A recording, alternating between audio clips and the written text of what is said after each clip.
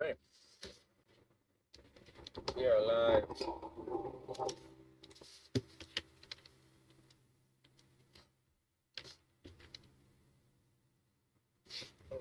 We gotta get going on the games, man. I've been doing games.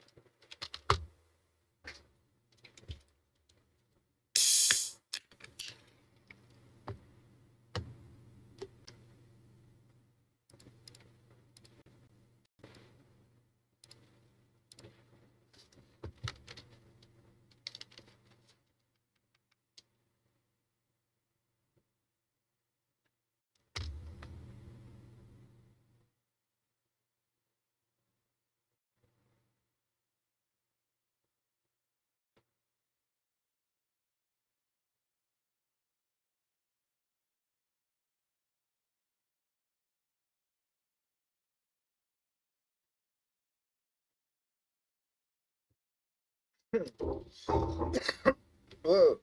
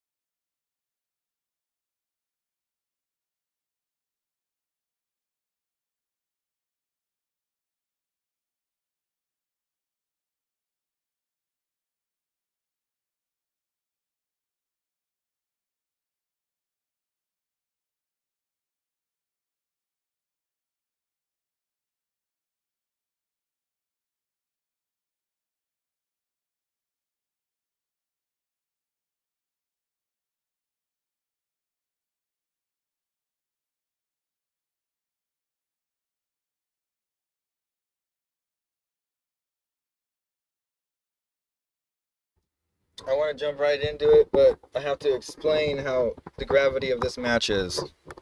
So, the last two times I jumped on Fortnite, I already had a crown, and I kept that crown, and got a crown royale. So I believe I'm at 9 now, and I kind of want to keep that trend going. So I just need to be focused, and I believe I might be able to do it. Although I do know how rare that is. So let's just see what we could do. I'm probably going to have to do an update. I haven't played in a little bit, but if I don't, then we're going to be rocking and rolling here soon.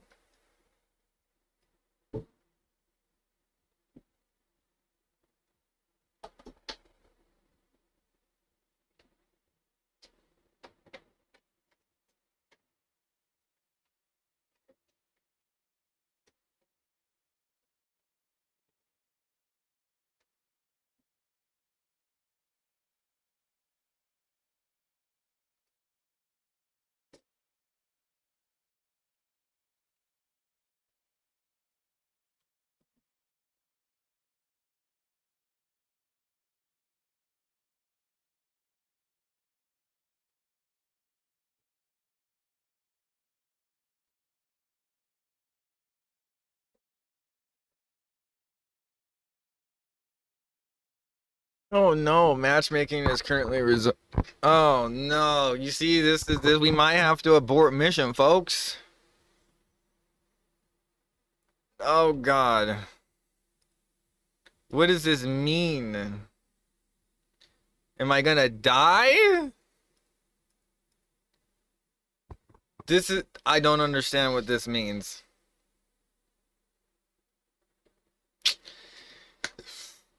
Yeah. Okay, so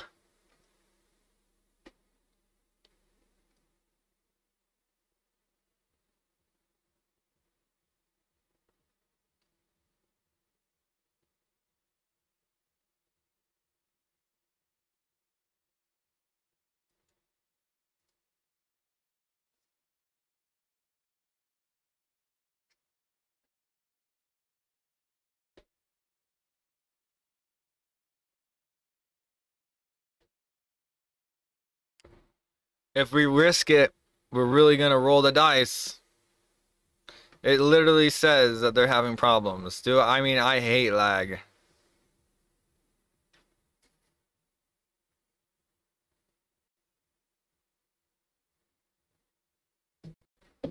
We could just play some 76 for a little, see if it fixes itself and come back on. I mean, I'm not particularly tied. I just have to undo everything I just did for my keyboard and mouse. Rip.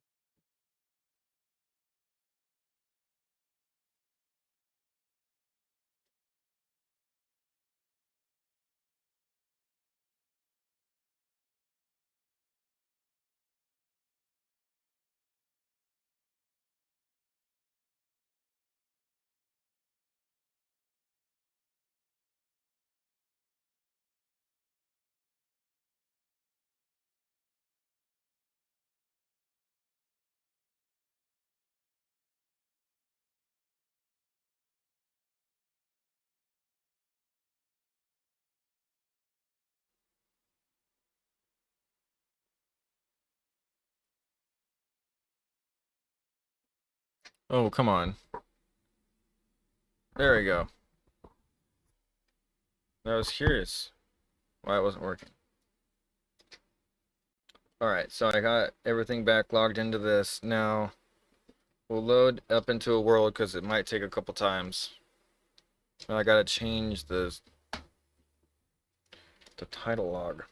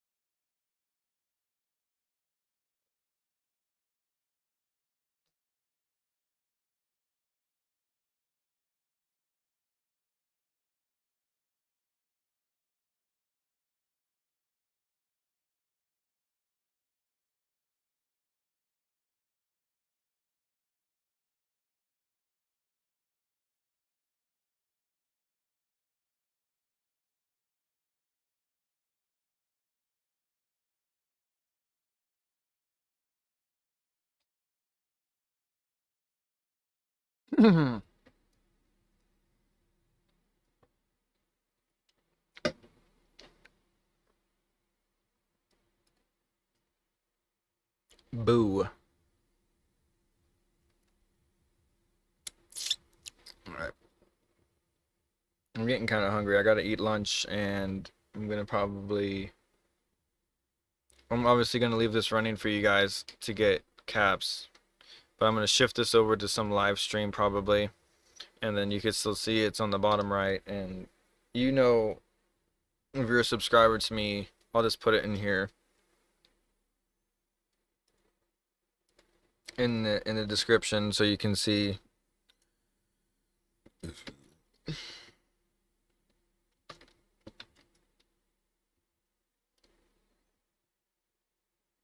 That's my Xbox gamer tag.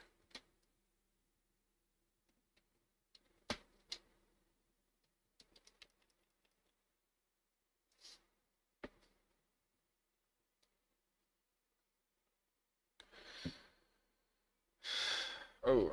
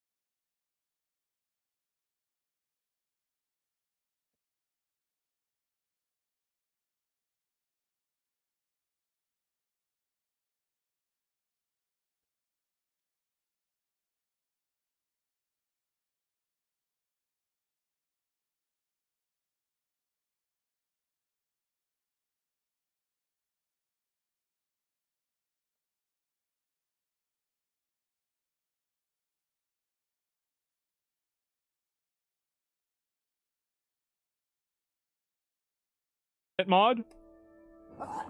What are you doing? That is the worst fake seizure I have ever seen. Knock it off. Oh, you're having a seizure. I want to make sure you're okay. Breathe. Breathe.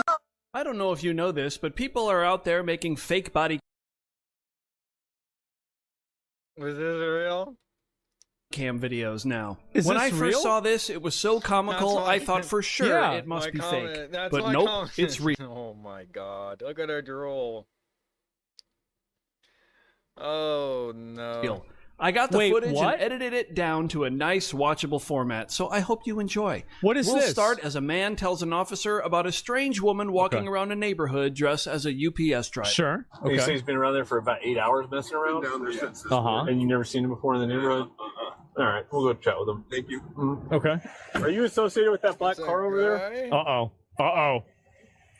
Because we got Uh-oh. a suspicious person call. You live around here? 1 second. I gotta get some snacks.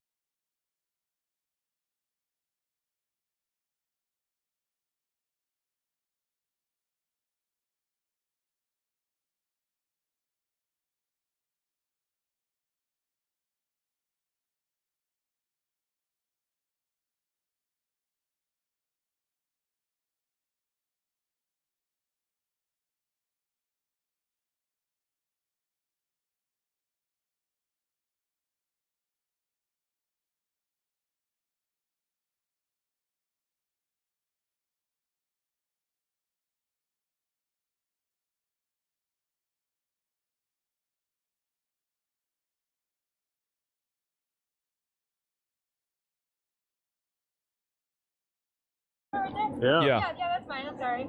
Okay. Do you live around here? No, I'm going door to door. I'm doing the photography thing. Door to door. How long have you been parked over there? Like 30 minutes. You haven't been parked there for 8 hours? No, not at all.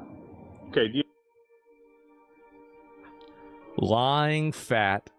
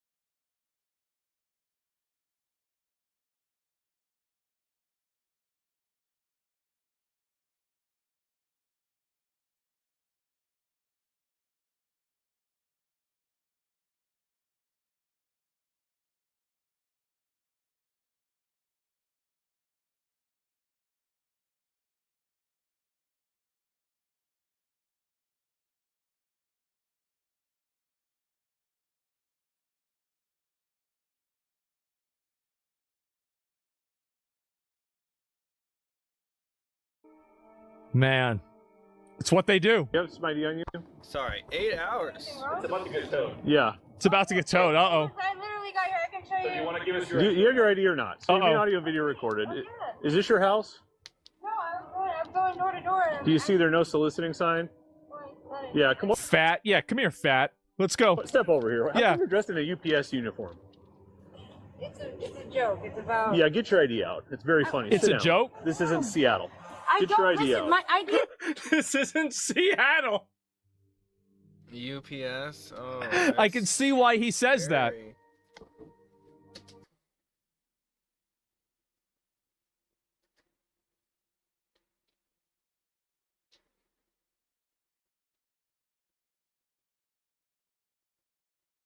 Sorry guys, I keep walking away. It's 4:20, okay? Don't hate me.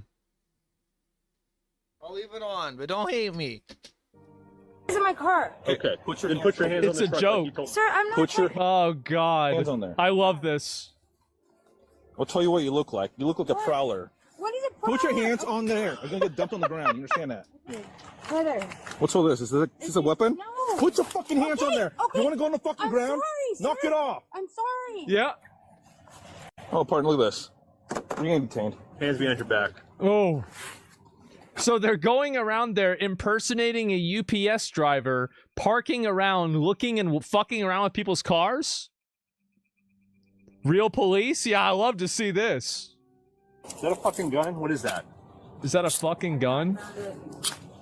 Are you a felon? No. Yes. I didn't know that. No, yes. Man. I guess she missed the detour for the ICE protests, right? Apparently this is from a while ago. Oh, look at that. Felon in possession of a firearm. Oh, look at that. Bro.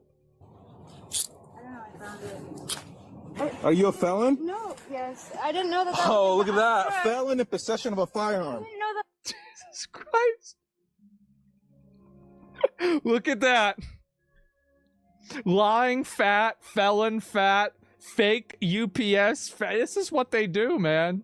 It is. That was like a real gun. I've never seen a gun that small. Oh, I didn't know it was a real gun. Oh, okay. That makes a lot of sense. Sure. I just found it, sir. I just found the gun. What are you doing?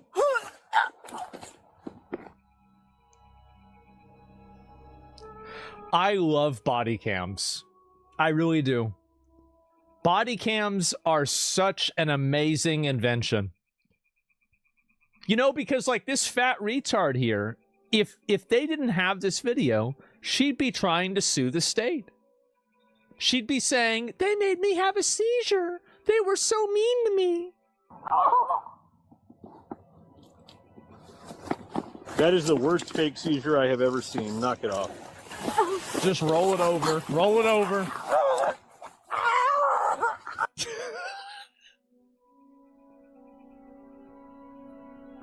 Jesus Christ. Snap out of it. You're having a seizure. I want to make sure you're okay. Breathe. Breathe. Oh, Stop pretending to have a you seizure. don't have a seizure. Oh, wow. I can't.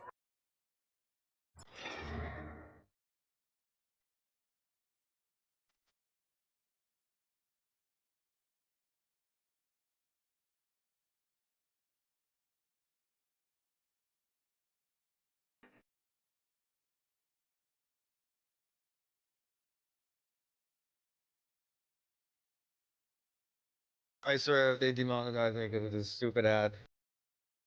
Hey.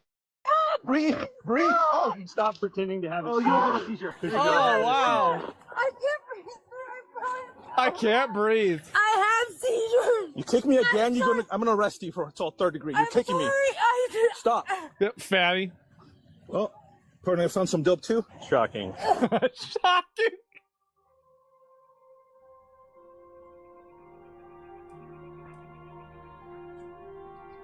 It's like catching a treasure goblin.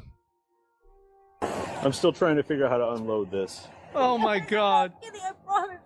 What's the problem with you? I can't breathe. Well, now. What's the problem with Take you? some slow, deep breaths. Take some. They don't even give a fuck. I love this. Did you get a good frisk? Make sure she's... No, I'm still working on it because I don't want to get poked or stuck or shot. Okay. I know. Not that. Then what is it? Snap out of it. What is I'm it? trying to. What's the matter? Hey, partner, I think we should need Narcan. Looks like she's playing dead now. That's a good point. I think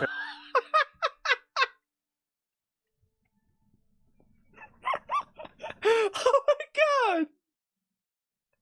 Now it's playing dead? This is insane. These guys are Chads? Yes. Can you imagine this? You've got all the loot goblin stuff. It's out there. I have Narcan in the back. I Oh, missed you're not it. dead. No. Not that. Then what is it? What is it? Snap out of it. What is it? Snap out. Trying to. What's the matter? Hey, partner, I think we should need Narcan. Looks like she's playing dead now. That's Oh a my good point. God. I think I have Narcan in the back. Oh, you're not dead? Now you can speak, okay? Oh, wow. As soon as I said they were going to put Narcon on her, she's like, oh. So are you going to stop being stupid or what? So do you need this Narcan or not? No, sir. So I won't No, sir. No, you don't. Okay. waste my life-saving medical supplies on this bullshit. So do you need this Narcan or not? No, sir. So I won't waste my life-saving medical supplies on this bullshit. This is how they all need to be treated. It is. This is the world I want to live in, gentlemen. This is amazing. Oh my God. I don't know where the heck you Sir, think you are. I didn't- We're not in okay. Seattle. Just let me... You're not. Look at that. Look at that thing. Oh my God. Wow. That's. I think, guys. I think we got ourselves a certified 2%er here. Talk. Let me talk. I found that, you guys. Like, I didn't know it was a real gun. I didn't know it was a real gun. So you have this fat retard that's parked her car there for 8 hours. She's walking around randomly, going to people's houses, wearing a fake UPS jacket as a felon, carrying a gun, and also has drugs. And lies about, oh, and then fakes a seizure. Can you imagine having to deal with this shit? It's like the cops are like adult daycare. They are. Is this hog wrangling? Yep. I did 11 years in prison. And you think I should be like, wow, you did 11 years in prison. That's Wait, she did 11 years in prison? That's it? Why'd they let her out? amazing. That's great. That's great. Obviously, 11 years wasn't long enough for you to learn. This is the first time that she's ever been held accountable. I guess probably the second time, because she went to jail for 11 years. This is the second time she's ever been held accountable for something in her life. Oh. Oh no. Oh God. Listen, you have the right to remain silent. Anything you say can be used against you. Oh, in court. You God. have the- I don't want to talk to you. You pissed me the fuck off. You had a gun. You're a felon. You're faking stuff.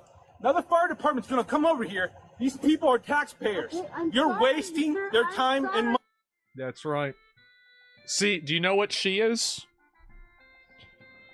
A future battery. That's right. You're looking at a future battery. Money. I don't want to go back So to how about you prison. talk Yep. to my partner? Be honest. Uh-huh. With your rights of mind. So let's start with question one. You don't live here. Why are you walking around on people's houses dressed like a UPS driver? I went to go check out and see what the burnt house looked like. What the never- burnt house I looked was like? just looking at the burnt house. You were looking at the burnt house, then why were you at the other house? Like, I mean, how can somebody be so stupid? Really? I didn't break in. I Did didn't. you were going into the burnt house? I didn't go in. Why I, did, I is it didn't your check house? No, I Was just it heard your about house? it. They said it was super fried, and I just wanted to look at it. I was super How long have fried. you been here? Literally, I promise you, like hour and a half tops. Okay. And wait, I thought she was only there for a half hour. Wait, what's this? What's going on here? Oh man, I think that she's lying. She's just making up a bunch of bullshit. So the people that said you've been here for 8 hours are lying to me. I promise on everything. Like I'm not gonna lie to you again. Where'd you get the UPS costume? My friend had it. Why are She you used to wearing wear it? that. I just feel like people won't like look at me. I just wanted to So see to the house. conceal your presence in the neighborhood, you're dressed like a UPS driver. I love how they just immediately figure this thing out. It's like just 20 minutes probably. Like, okay, yeah, I get it. Yeah, immediately figure it out. Yeah, but I So what wasn't are you trying doing to that you're not steal supposed to be anything. doing if you need to dress in a disguise? Well, I just didn't want it to draw any attention when I was looking at the house. Where did you get this gun?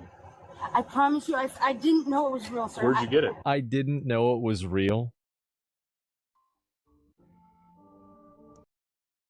Now, as a Star Trek fan myself, I've actually played Star Trek Fleet Command a couple of times over the years, either alone or with my live stream community. Star Trek Fleet Command is a strategy MMO for desktop and mobile, and you can download it for free.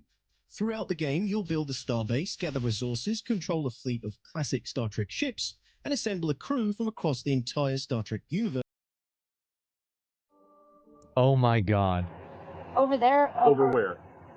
By Brady Park. I Oh, she found it on the ground. did not know that that was real, sir. Okay. I'm a felon. Oh, there's a bullet. There's a bullet in the gun. Of course, there's a bullet in the gun. It's real. It's loaded. Wow. So why are you carrying it around on you? What a shocker, huh? I was just gonna sell it or something. I thought it was like an ivory antique or something. I didn't even know how to open it. You thought it was ivory?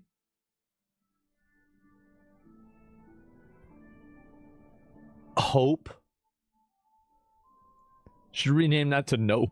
So here's the problem we have, okay, is you're in a neighborhood you don't live in, dressed in disguise, with a loaded gun in your pocket, wearing gloves, with a face mask on, dressed like a UPS driver. Oh my god. What the fuck are you doing? What the fuck are you doing? I don't know. I'm bored. I don't have any You're friends. bored? I'm bored? It looks like you're fixing to kidnap I somebody. wasn't, sir. I promise. Oh, now she's crying? I just don't know. Good. Are you the owner of the burnt down house? Yes. Yep. We've gotten stolen from a couple of Fatty is stealing. What a surprise. It's what they do. and I was here last time. Yep. And my purse was on the thing. That's the person that knocked down our camera and saying that. Wait. Let me move it up. So the person knocked down this woman's camera? What the fuck? House? Yes. Okay. And we've gotten stolen from a Capadena was here last time. And The fat knocked down the camera. That's the person that. Did she say she was a felon? Yeah. Our camera and same bag, everything. Okay. Did she go into the house today? Right there. She go inside? Not inside. We didn't see that, but look at what you did. Okay. I already searched through most of this. This is burglar's tools. Yeah. You want to just tow the car to the precinct for a warrant? for a I'll warrant. take her down to the jail. And then see what we can figure out. All right. Man. What a fucking retard. In Albion, no matter where you go or what you do, your mount will accompany you on your journey. Perhaps you'll pick the ox, a merchant's best friend. It can carry anything you throw at it. Anything. Okay, maybe not that much. Or the fearless armored horse. It doesn't mind riding even into certain death. And in case you want to cosplay as the ultimate edgelord, we've got just the right mount for you. Perhaps you prefer a more peaceful life, that of a gatherer. This deer will help you haul your resources. Just look at these strong legs. If you're unfortunate enough to encounter this beast, honestly, just run. Or go with a cat like everyone else. It's cute, I get it. Whatever your style or what you do in the game, Albion Online has the right companion for you.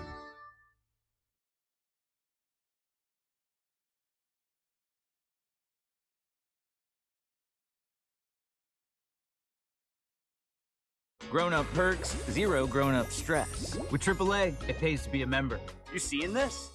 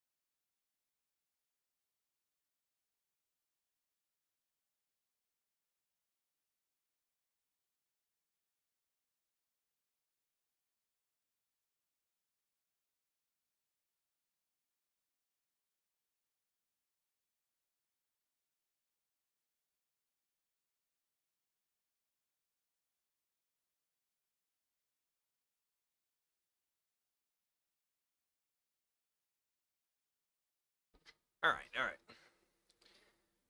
I'm done. Let's see. That was. I gotta say that was pretty crazy. So she robbed somebody and like, and then was trying to say she was looking at houses. That's in this. Wow. Already in jail for 10 years prior. That's so bad. This is where Tim Walz's office is. They're coming for him, and they're also coming for Ilhan Omar. Watch this. Secretary Kristi Noem must resign or face impeachment. Oh, who's this weirdo? He sprayed her with something. These people need to be taught. I don't know. That they can't do this is weird. The very weird situation. There are people who say that this was staged to help her appear as if she's a victim of the Trump administration, which is why the rioters. Mobs are now taking over Minnesota, storming the offices of elected officials. Look at this. This is where Tim Walz's office is. They're coming for him, and they're also coming for Ilhan Omar. Watch this. Secretary Kristi Noem must resign or face impeachment.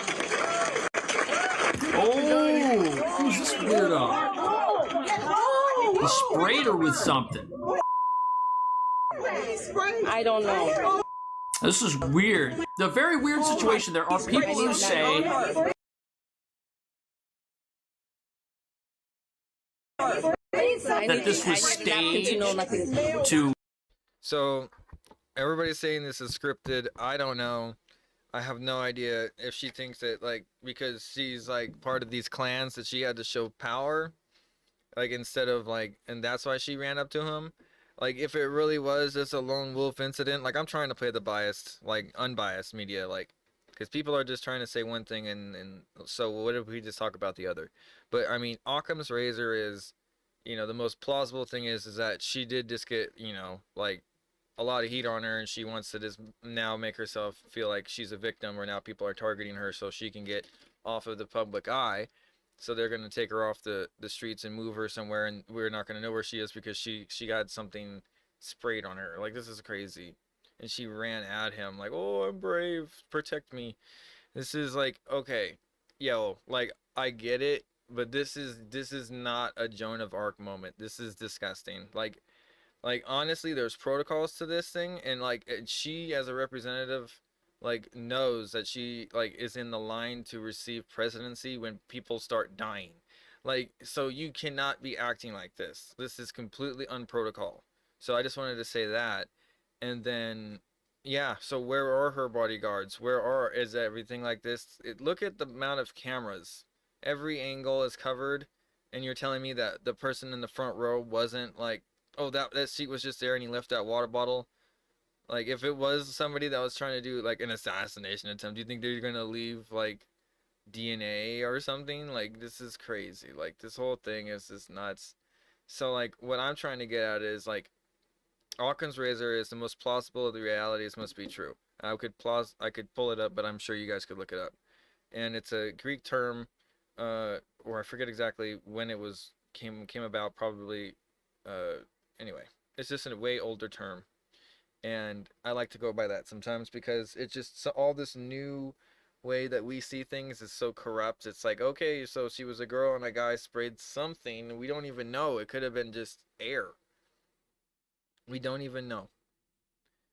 But there was no, like, camera running up to her. Like, it just, I mean, nothing, like, it was just this guy, but he's now kind of like, he's just trying to block a bullet, but there was no bullet. So what does he do? He doesn't know what he's doing. It's just kind of weird to me. Help her appear as if she's a victim of the Trump administration, which is why the rioters are out there.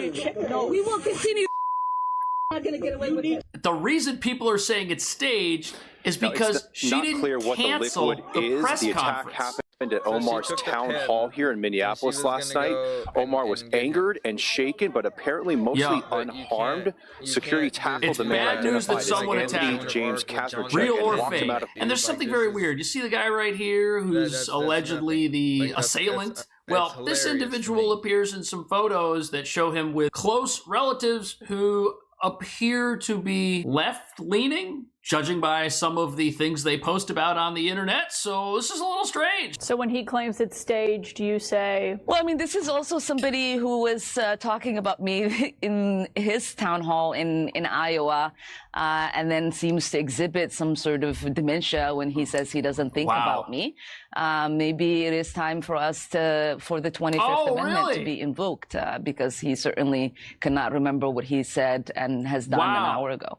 So Ilhan Omar says that if anyone thinks about her, they have some sort of obsession with her. They are a demented person. Meanwhile, she's become one of the best success stories ever in America, worth $30 million after just 4 years. We're all thinking about her right now, and we all want to know her secrets. So in Minnesota, imagine being able to build an app with your name on it, just by thinking about it.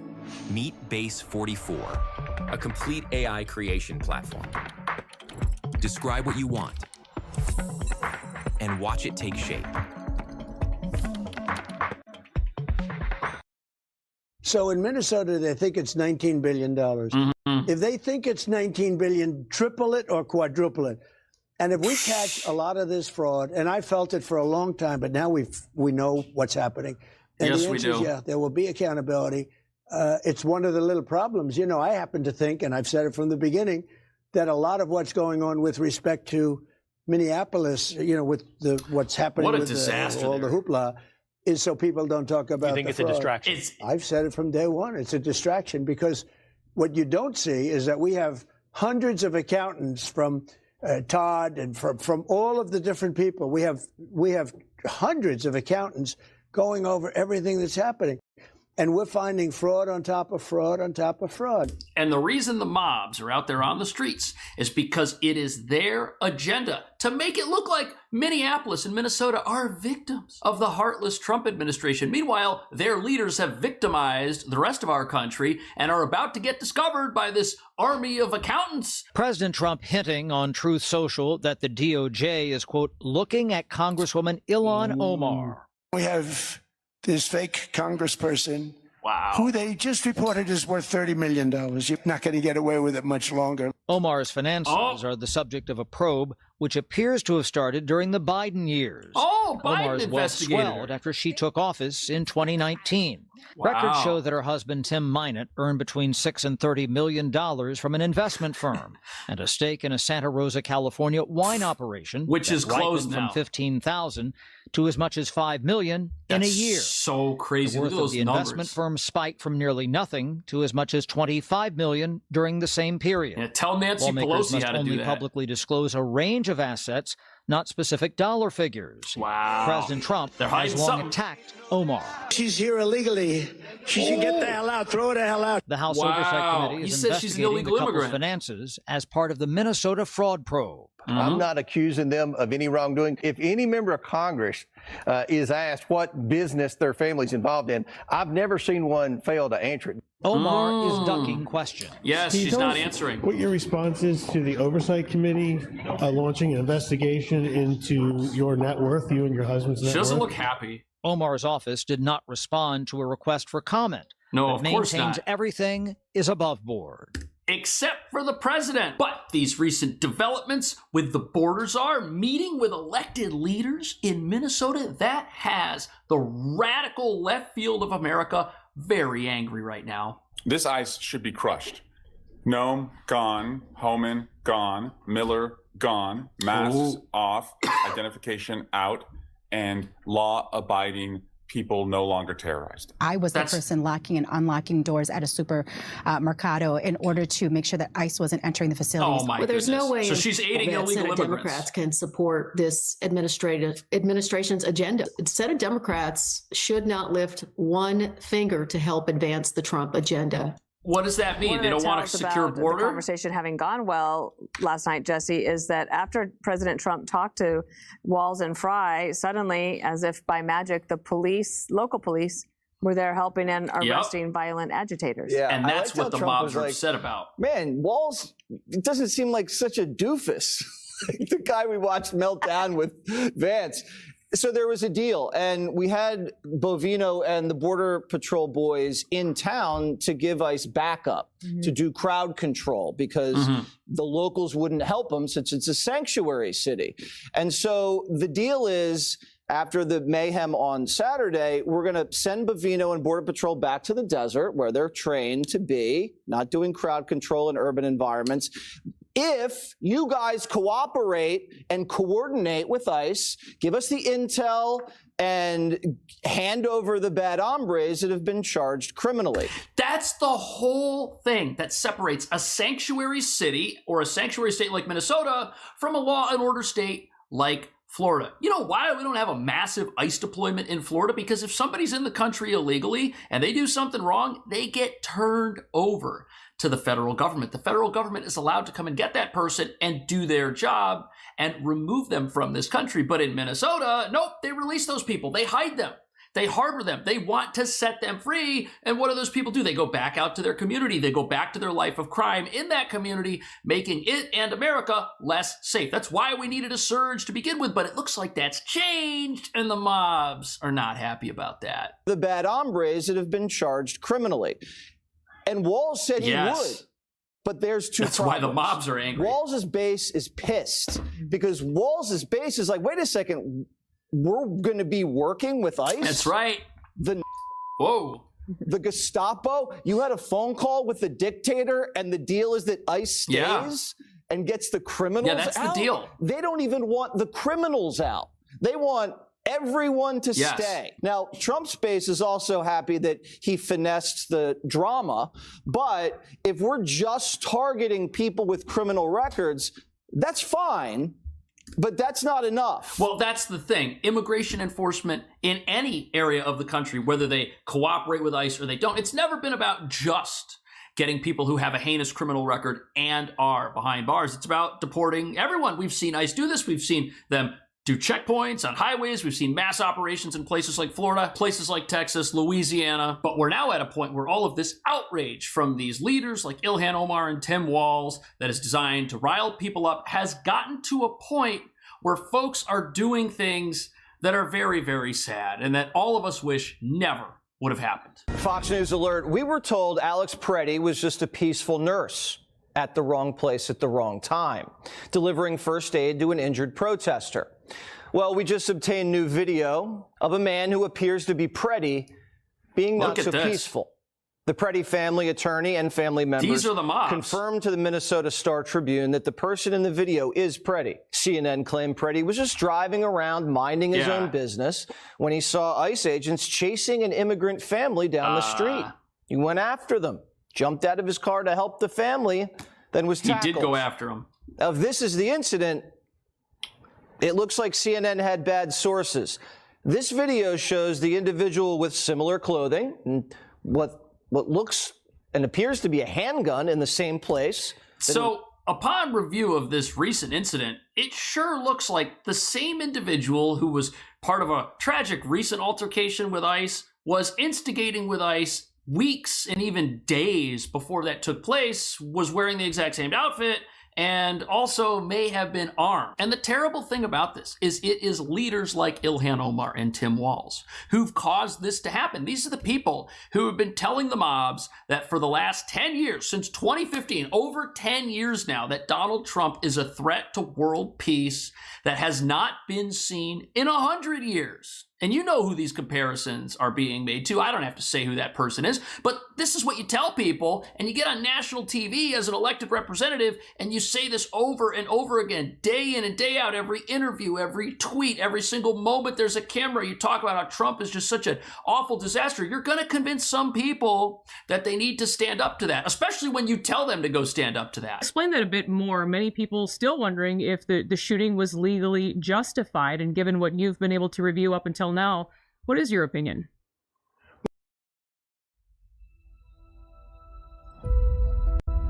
EVE Online is a vast universe, alive with the unrelenting activity and combined history of its players.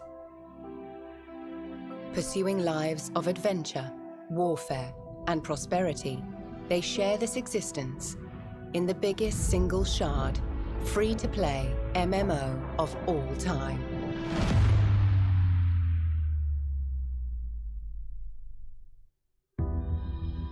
Set 21,000 years in the future, Eve takes place in a distant cluster of over 7,000 star systems known as New Eden. It is a rich and diverse universe featuring densely populated havens of relative safety governed by 4 great empires. Hostile. Well, Sorry, the folks. legal question is, did the officers who shot Alex Preddy have a reasonable, not necessarily correct, but a reasonable perception that he was presenting as an imminent, unlawful, deadly force threat? And that's presumed to be the case. A prosecutor would have to disprove that proposition beyond any reasonable doubt. So it's a very high burden to overcome If they want to that jail the justification. ICE agents. And what evidence did these officers have? Well, the moment Alex Preddy interfered with the arrest of the woman in the white coat, gets shoved by his CBP officer, he makes contact with that officer. The moment he makes contact with that officer, he's just committed a federal felony good for 8 years in a federal penitentiary. That's why they were seeking to make his arrest, because they saw him commit a forcible felony against a fellow officer. Then he's non-compliant with arrest. He's fighting them. Then they discover he has a gun on his person. They take that gun. There's cries of gun, gun, gun. The officers call to each other. He's still non-compliant. That's the thing. They discovered that this man was armed. After they discovered that, he continued to engage in combat with them. And then he reaches to where that item was on his person and comes back with something in his hand. And Alex Preddy's right hand comes from his waistline with a black object in his hand. That combination of facts is going to get you shot 999 times out of 1,000 by law enforcement, and justifiably so. You know, a lot of times people have an altercation with the police and they approach the police with a weapon, which is something like a knife. And the officers tell them to drop the knife and they refuse to do it. And things go a similar way to this. So any weapon is a threat to law enforcement. Any weapon that could harm law enforcement, they have to take seriously. They don't know how you're going to use it. And when they encounter somebody who is armed and is violent, how do they know what number of weapons or devices that could harm those officers that individual has? How do they know he only had one weapon? They're making all these perceptions, all these decisions in a violent, chaotic melee caused by Alex Preddy. They have to make all these decisions in a split second because that's how quick someone can use a weapon against you. And those decisions, again, they don't have to be correct. The law of self-defense does not require us to make perfect decisions. It requires us to make reasoned decisions, meaning you're applying your powers of reason to the facts presented to you. That's where we've got a big problem, because we've got these elected officials, these Governor Wallses, these Ilhan Omars that are out there telling their supporters that Donald Trump is the worst thing to ever happen to America and the right thing to do is to stop him before it's too late. What is that doing to people like this gentleman who were out there on the street combating with federal agents? They're absorbing all of this and acting upon it. The fault of this lies with the people who promote it and will not tell folks to, hey, leave police alone. Let them do their job. You have the right to protest in America. You do. Let me say that again. You have the right to protest in America. But we're not watching a protest. You do not have the right to protest violence. That's right. Thank you. And in fact, violence, as you protest, undermines the morality of the thing that you're protesting over. Right. Let me say that again. Violence, if you choose violence when you protest, that undermines the morality of the movement that you say your movement is based upon. That's why they say ICE attacked him first. You know who else understood that? Dr. King. Right. King understood. He wasn't violent. Gandhi understood it. Mandela understood. Minneapolis doesn't understand that. Violently protesting, not protesting, but violently protesting undermines the morality that you say your cause is built upon. It's also dangerous. It's dangerous as it's dangerous and it's stupid. It's a civil war. It's 12 pieces, 12-piece bucket of stupid. It is. Because when you protest violently, when you interfere with a cop, right, or an Don't ICE do officer, that. That's illegal. It's not going to end well. That's the thing that a lot of people don't understand. They want the right to interfere with law enforcement, but that is illegal. They want the right to put their hands on a federal agent. That's a felony, right? So these people that say, oh, we're law-abiding, peaceful protesters, but they're out there breaking the law, committing felonies, they're not law-abiding. They're not peaceful. They're crossing a line. Under the best of circumstances, these officers are trying to enforce federal law. And the people with respect to whom they're trying to enforce federal law are, in most cases, I'm not going to say all cases, but in most cases are criminals. Not criminals because they're here illegally. Well, that is a crime. Though that, too, is a violation of our law, but criminals because they have violated other laws, in many cases felonies. And those ICE officials, those cops are scared. They're scared. Yeah. They're dealing with someone who could be armed, someone who could be dangerous. Yep.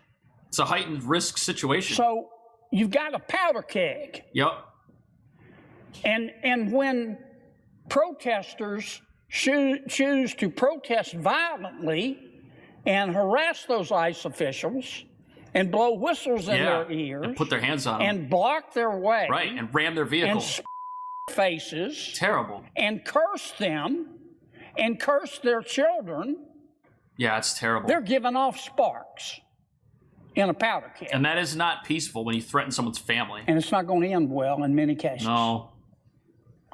And I lost $500,000 trying to get into Bitcoin mining right after getting engaged to my wife. It was one of the hardest lessons of my life, but it showed me exactly what was broken in this industry and what responsible investors actually need. If you're exploring ways to accumulate Bitcoin exposure without unnecessary risk or technical stress, this will be worth your time. If you're like most investors exploring Bitcoin, you see the long-term potential, but you also see the risks. Maybe you looked into mining before and you walked away because it seemed too complex or too easy to get burned. And that hesitation totally makes sense. There's too many operations that promise cheap power and high returns while ignoring what really matters: the uptime, the environment, and the operational quality. And I learned that lesson firsthand. Right after getting engaged, my wife and I lost more than $500,000 with a bad mining operator. It was so painful, but it showed us exactly what needed to change in the industry. We built Abundant Mines for investors who value trust, transparency, and accountability. What if you could own miners that are producing Bitcoin every day without touching a wire or worrying about maintenance? Well, that's what we've built, a fully managed, white glove way to participate in Bitcoin mining without the chaos. I combined my background in systems engineering, data centers, and real estate to create Abundant Mines, now serving hundreds of clients across the US and abroad. And here's what sets us apart. We prioritize uptime first. Our facilities have historically maintained over 98%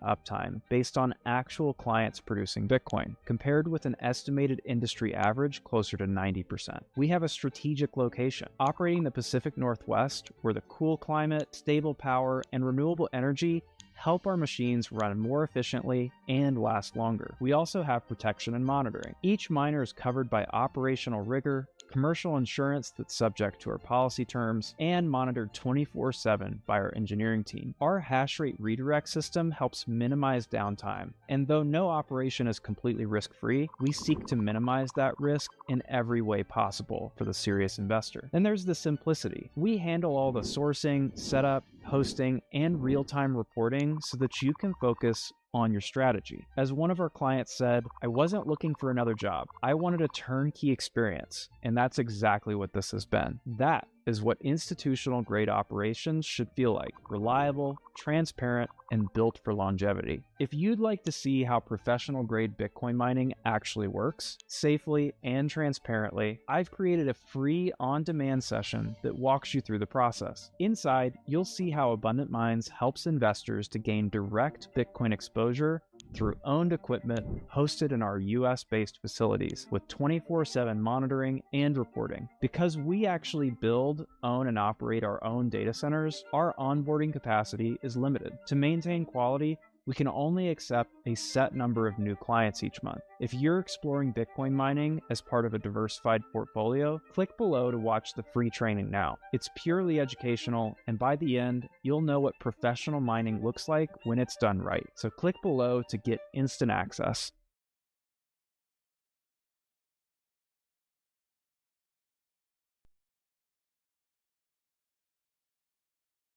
Okay, if there's one AI site builder you need to meet, it's this dope tech from Wix. Now, this whole flow is a conversation, so your words actually build your website. I'm going for a store, and after a free-flowing conversation, I get this detailed site brief. And just like that, my first draft is ready. Now, that's dope. Next, you can really get in there and style it your way. Here's the fun part. You can regenerate this whole thing over and over, or you can tweak something specific, like your layout. Let me describe what I had in mind. Yeah, that's fire. If there was ever a time to speak life into your dreams, it's right now using the Wix AI website builder.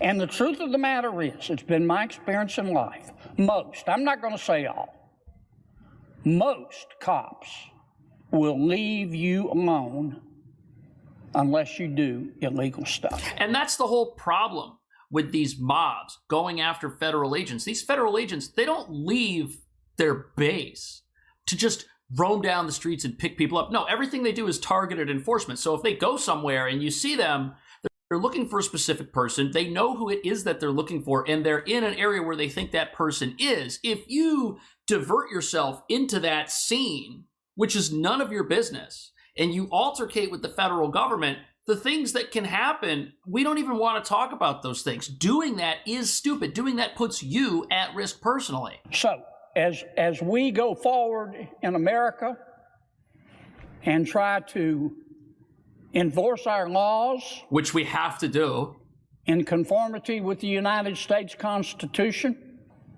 as we go forward together in America, and while we're respecting people's constitutional rights, we respect our law enforcement officials who are doing a very difficult job.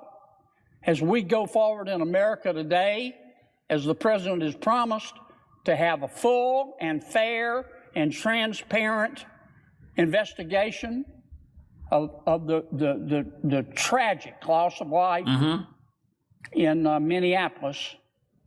I hope we can keep those three things that I think all of us can agree upon. I do too. What do you think? Are these mobs totally out of control? Have their leaders lost control of the mob? And is the mob now its own entity out there wreaking destruction, going after Governor Walz, going after Ilhan Omar? And what does that mean for this whole uprising apparatus that has been created by the left in this country? Thanks for watching. I will see you in the next video. Design the perfect voice for your brand with 11 Labs. Change the way you record podcasts, voiceovers, and branded content with the #1 AI-powered voice generating technology. Stop searching for the perfect voice and stop wasting time re-recording take after take. Try 11 Labs for free and start elevating your content today.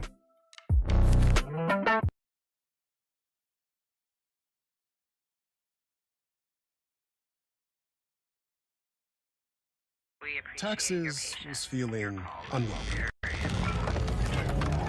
Now Taxes is an open door to new TurboTax stores. Meet our experts. They do your taxes, so you can walk out with confidence. Now this is Taxes.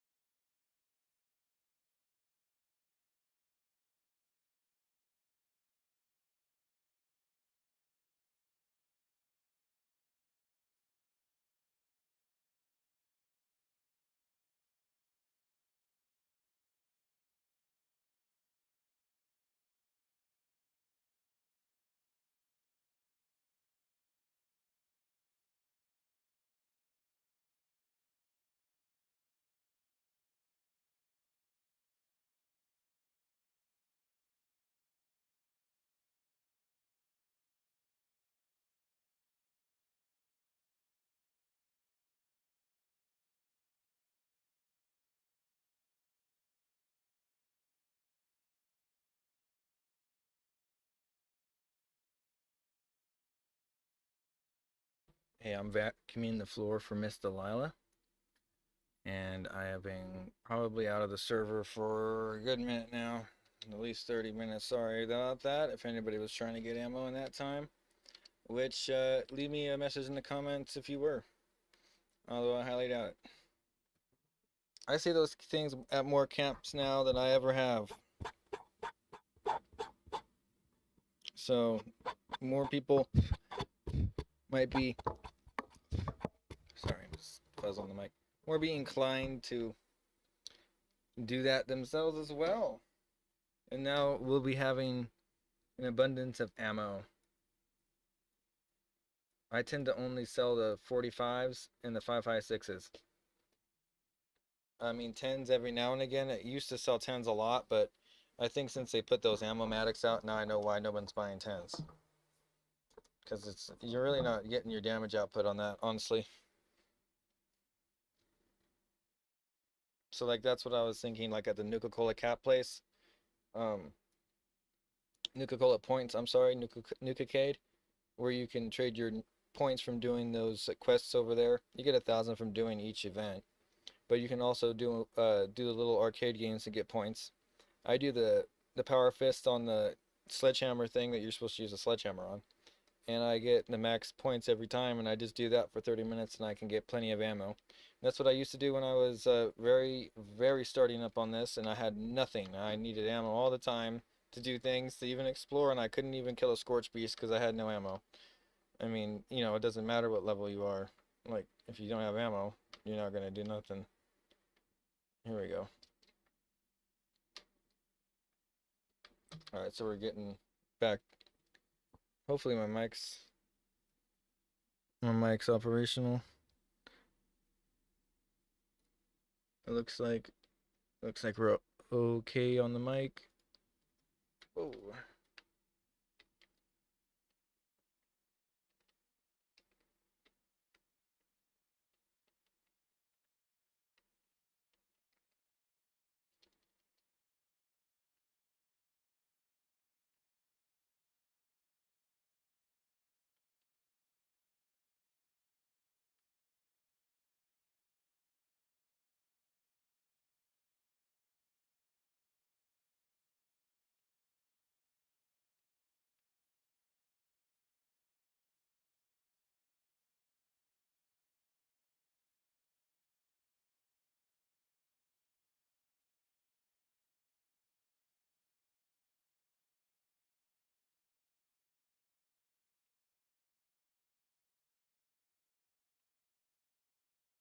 There goes those guys. That's...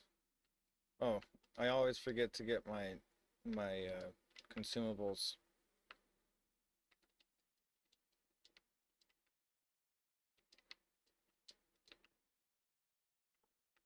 I have to hide the nuclear waste. Although I like to give Easter eggs. If you can find it, you can take it. I used to lock all these. Now since I'm like a high enough level, I don't really need caps like that. I'm just letting everybody use my caps. Like if you come here, if you're new, you want to get all these purified water, you can go to the place up there at White Springs and get some blueprints or something, you know? And you do that a couple times, you'll be set.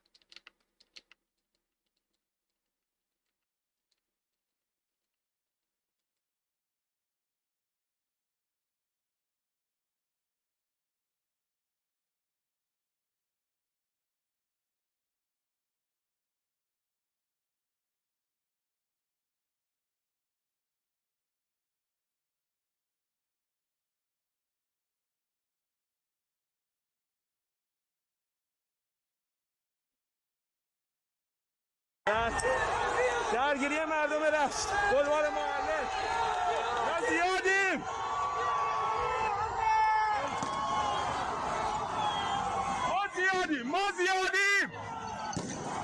ما پیروزیم جاوید شو Iran has officially rejected the US nuclear deal, and the response is already in the air. Over the last 12 hours, a massive armada of US military assets have begun flooding into the Middle East. We are talking about electronic warfare planes, radiation detection aircrafts, and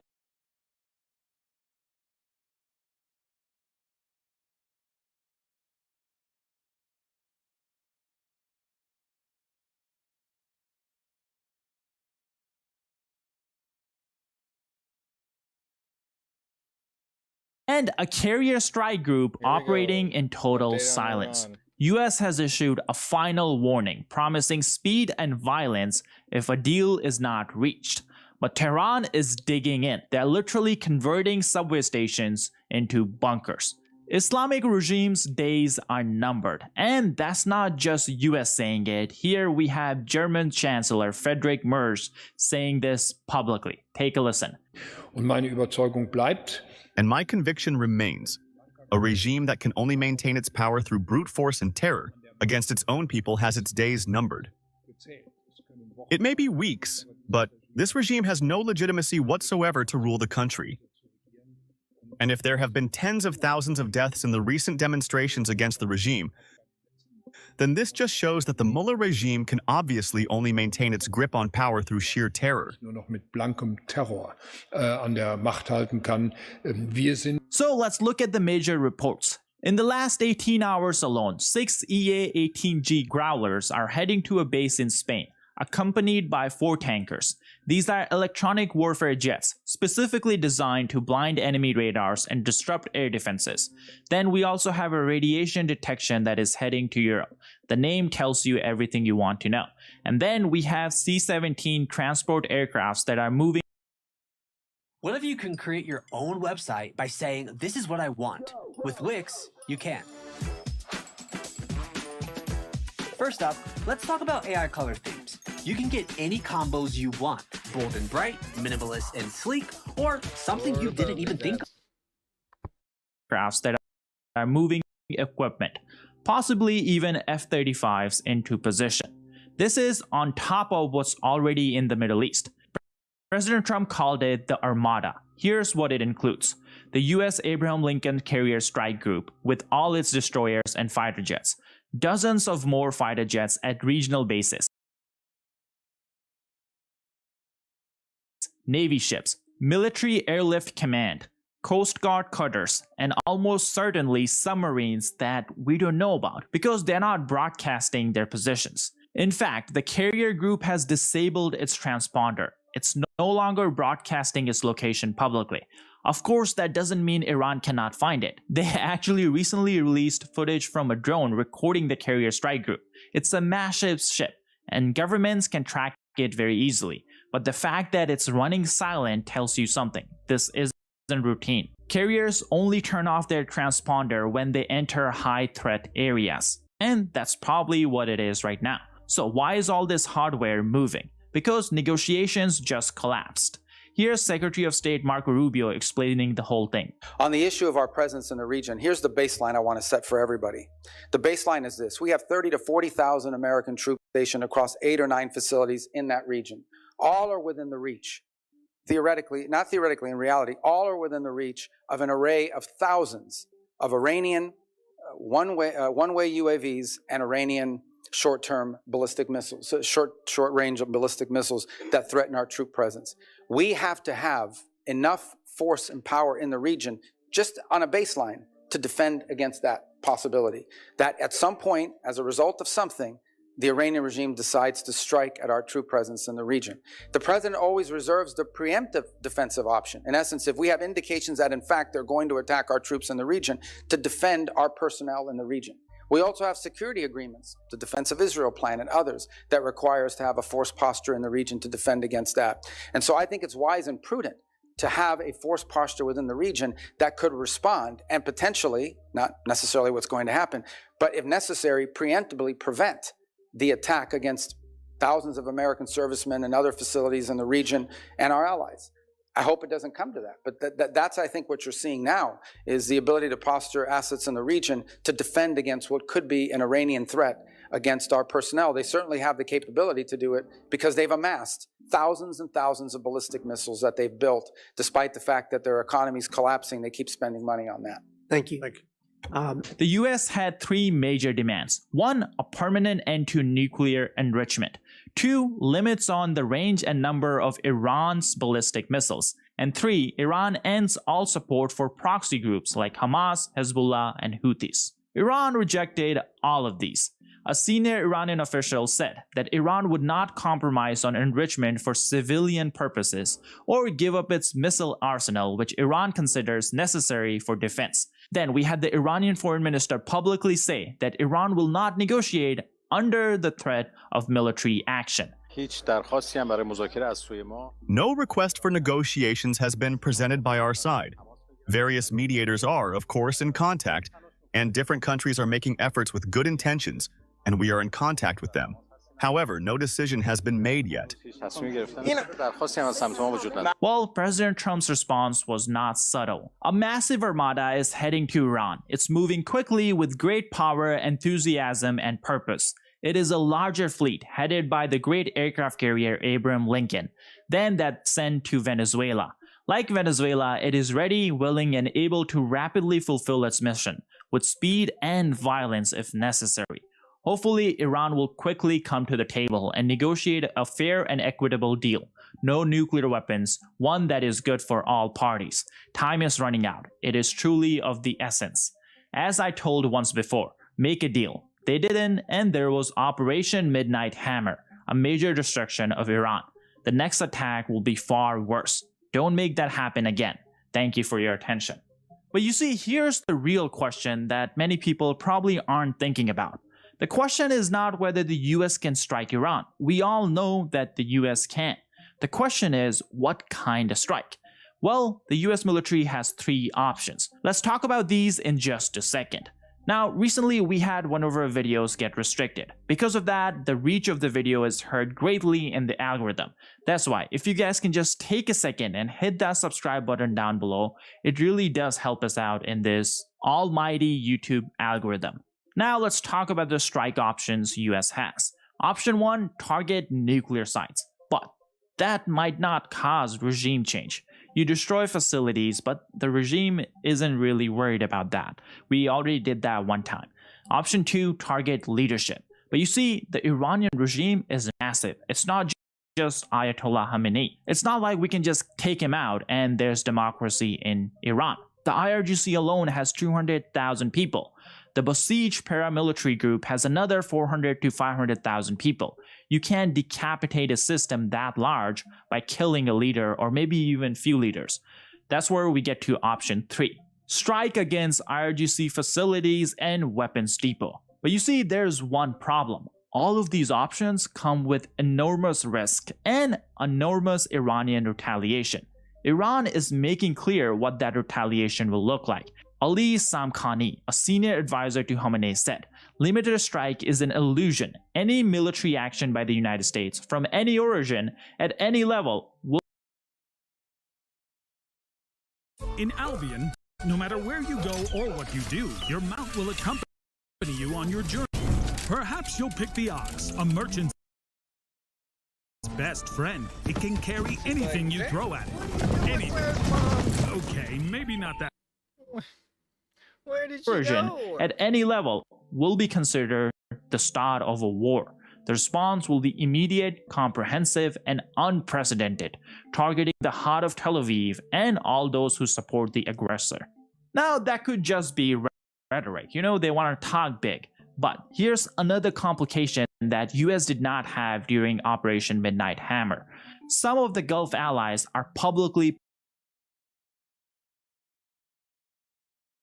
pushing back against the strike. Saudi Arabia and the UAE have both said that they will not allow the US to use their airspace for military operations against Iran. This is significant because before Operation Midnight Hammer, we did not have statements like these. Arab countries did not publicly refuse cooperation. If US respects these demands, it makes the strike harder to execute safely. Longer flight paths, more exposure, more complexity. Now, of course, this is not to say that US cannot carry out the strike without access to these countries' Gulf airspace. B-2 bombers last time flew from Missouri all the way to Tehran. But it does mean the operation becomes more difficult and regional politics becomes messier. Now, as if this wasn't bad enough, we have Turkish foreign minister very publicly saying that US should not be striking Iran at all. It's important to remember that Turkey is part of NATO. So this statement was definitely shocking, at least for me. Take a listen. It's wrong. It's wrong to attack on Iran. It's wrong to start the war again. Iran is ready to negotiate on nuclear file again. Once you start, my advice always to the American friends, close the files one by one with Iran's. Start with nuclear, close it, then the other. So do not get it as a package. Yeah, I mean, if you put them as a package, all of them, it will be very difficult for our Iranian friends to digest and to really process it and to go through this. And sometimes it might seem humiliating, for them. It will be very difficult to explain to not only themselves, but to the leadership. So they said, be careful what you wish for, because you just might get it. If we can make things, better tolerated, I think it will help. Now, on top of this, Iran is also trying to show us what they will do. The spokesperson for Iran's foreign ministry posted this picture, which looks like a very old school type of photography. Well, in the picture, we can see the Strait of Hormuz overlooking Iran. The message is clear. If war comes, they will shut down the strait, or at least they will try to. And that has huge implications. 20% of the world's oil passes through that choke point every single day. If it closes, even temporarily, oil prices spike globally. Western economies feel it immediately, and if history is any proof, we know high prices create chaos in democracies. That's Iran's leverage. At least that's what they want the world to believe. They cannot match the US military, but they can hurt the global economy. Now, on top of all this back and forth, inside Iran, something unusual is happening. The regime is preparing its population for a war in ways we haven't seen before. Local reports say Khamenei left Tehran and traveled to Qom, one of the holiest cities in Shia Islam. This is a typical spiritual journey made before major decisions. Now, I'm not an expert in Shia Islam, so I'm just going off of what people are saying online. When supreme leader makes a pilgrimage before a potential war, people notice. Then, we also have the mayor of Tehran announcing that metro stations and underground parking lots will be converted into bunkers. Residents of major cities are being told to prepare their escape routes and stay ready. It's important to point out that this did not happen before the 12-day war with Israel. The regime didn't publicly prepare civilians like these, but that could be because they were not expecting a war. It was a complete surprise. This time it's possible that they genuinely expect a massive strike. Or they're manufacturing a foreign threat, or at least trying to, upsell the threat to rally support after massacring tens of thousands of their own people. Maybe it's a mixture of both. The crackdown was brutal, and of course, that doesn't mean that they're not preparing for war. And speaking of crackdown, after 20 days of total blackout, the internet in Iran is slowly coming back online. It's not full access, heavy filtering is still in place, and only whitelisted sites are available for most people. But for those who know how to bypass restrictions, more footage is finally getting out. Footage that people recorded during the massacre but couldn't share until now. One of those videos is from Majid Farnia, a 46-year-old Iranian. On January 8th, before going out to protest, he recorded a message to be released if something happened to him. This was that message. I'm recording this video. I'm going to the demonstrations, not for my own sake, but for our children, for the future generation, so that they know. Maybe we haven't done enough for them. Maybe we should have taken steps forward sooner. But for freedom, one must make sacrifices. Better late than never. To my dad and my mom. Are you sure your tax expert is right for you? Switch to TurboTax Full Service. You'll be matched with a TurboTax expert and get real-time updates on their progress. And you get your best outcome guaranteed. Switch to TurboTax Full Service.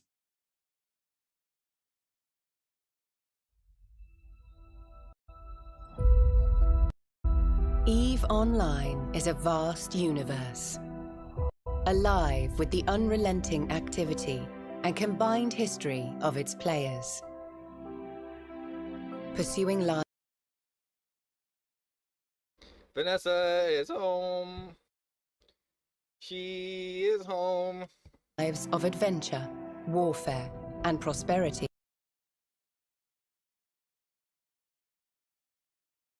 Maybe we haven't done enough for them. Maybe we should have taken steps forward sooner. But for freedom, one must make sacrifices. Better late than never. To my dad and my mom, I love you so much. I don't know what is going to happen. To my brother, to my sister, I love you so much, so much. Long live the Shah. Then he was murdered by the Islamic Republic that day. We are also hearing from a doctor still inside Tehran who made a very brave decision to speak publicly about what happened in hospitals during those 2 nights, January 8th and January 9th. It's important to point out that he's risking his life to expose how the regime operated, and he's still inside Iran. Take a listen. Pressure was put on nurses and doctors to clear out the emergency department. In other words, any patient who was there, whether they had clear medical indications or not, was told to be discharged. They wanted the emergency ward emptied for security forces who had been injured. We know the security forces have made incursions into hospitals. Here in western Iran, medical staff tried to prevent them from entering the regional hospital. Patients cower as the authorities search the ward for injured protesters. And Dr. Ramanirad shared more details passed to him by his colleagues. In some cases, patients were removed from ventilators and other medical equipment. They said, let them die, they have no rights, they are against the Islamic system, and they deserve to die.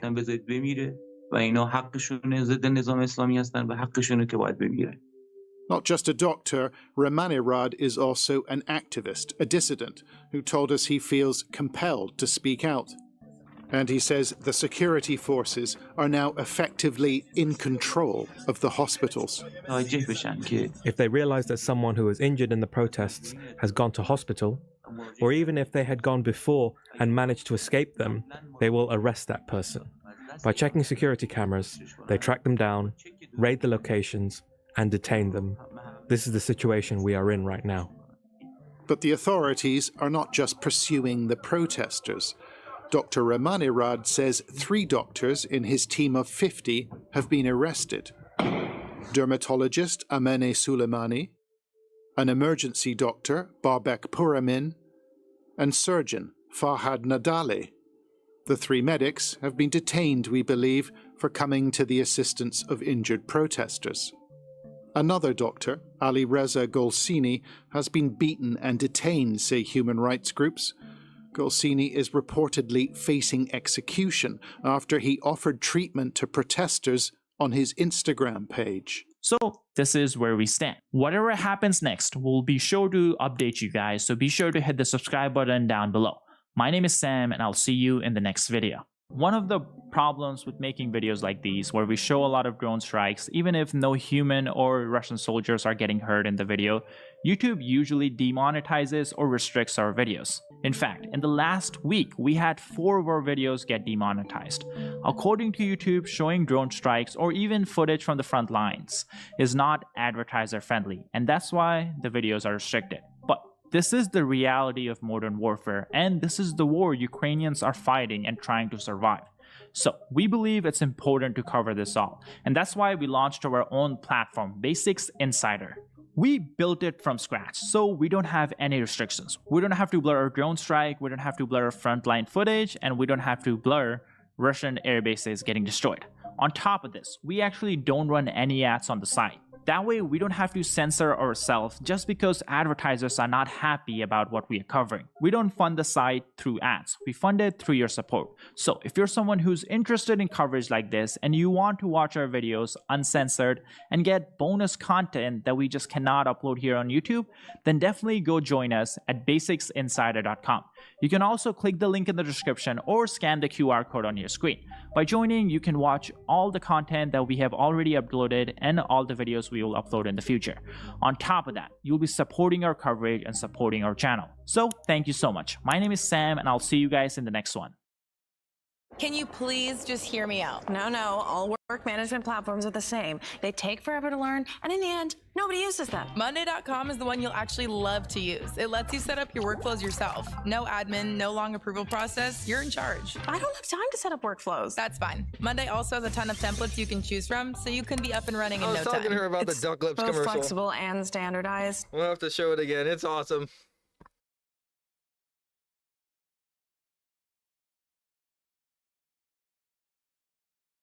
So I'm vacuuming this room now. And if I leave the mic on, you could at least hear the shop vac running. But that's kind of like, it's kind of overkill.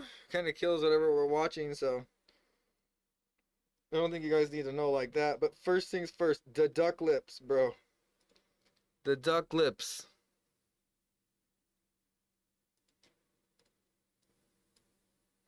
If you don't know the duck lips,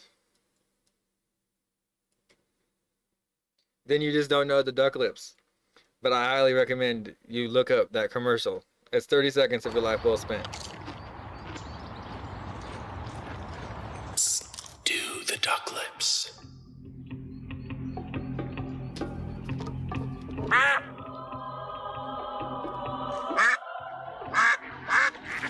Whoa. Speak of this day, my love. Okay. Dill pickle, Edward. Once you pop, the pop don't stop. Farewell, commoners. Speak of this day, my love. I always say that now.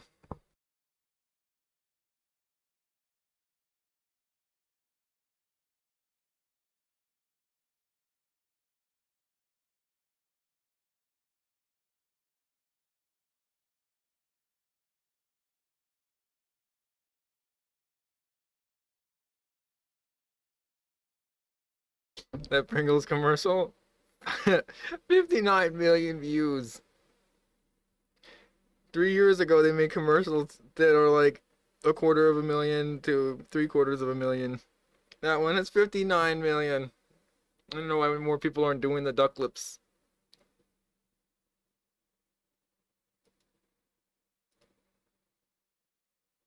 It's pretty silly, but I honestly thought that it was kind of funny. When I first saw that, I was like, dude, he's getting taken away by ducks. They gave him a crown and everything. I couldn't believe it. I thought I was seeing things, okay? I really thought I was hallucinating. I'm like, this can't be real CGI. What is happening? Wow.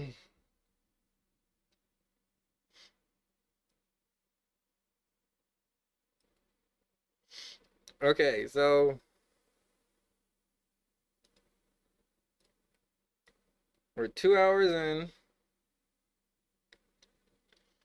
I need to come up with some more news fast so I can finish vacuuming, so I can continue the night, cook, cleaning now, and I need to cook, and then we'll get into some light gaming today because we did a lot of research into the Tesla files yesterday, guys. I don't know if you guys were with me, because I was too into it. I had no idea who was chiming in on the viewership at all. But we got 14 views as soon as I closed it, so I assume somebody watched it. And I hope more do watch it. So I'm assuming this stuff is new, but I haven't seen it, so we're just gonna play it. Because this will add up by the time I'm done with these two things. And maybe we'll do the Israel.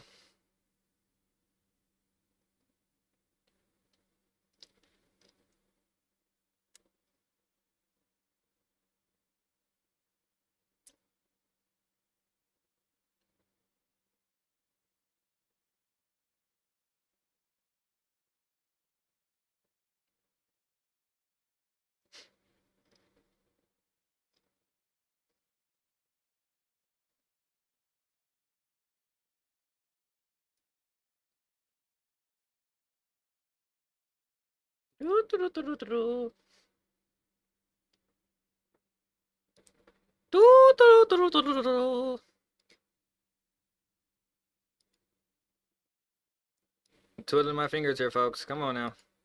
We got through the entire app before it loaded. Come on, guys. I'm running Ethernet. There shouldn't be any problem. This new news we're hearing from people. There has to be bent pins because I got this because the guy threw it. Apparently, I don't even know how it's still working, but it had to be because he had to redo his hard drive as a solid state drive. So I guess he was told that he could do that and not break his PC, and the screen broke, so that was it, and he wanted a new one. So anyway, so I got a free solid state, 1 terabyte. Pentium Dell, and we're streaming on that right now. It's kind of crazy how I got a Windows 8 in it and we're doing all this.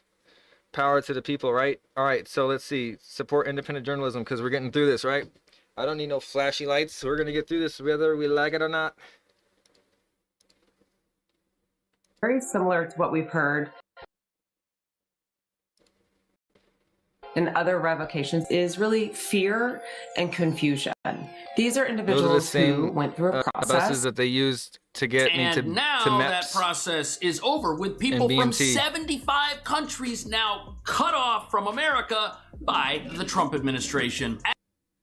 Very similar to what we've heard in other revocations is really fear and confusion. These are individuals who went through a process. And now that process is over, with people from 75 countries now cut off from America by the Trump administration. As of this week, all immigrant visa processing for a staggering list of nations from Russia to Iran to Brazil and Somalia has been frozen. But that's not all. This crackdown also includes the spouses of legal U.S. residents who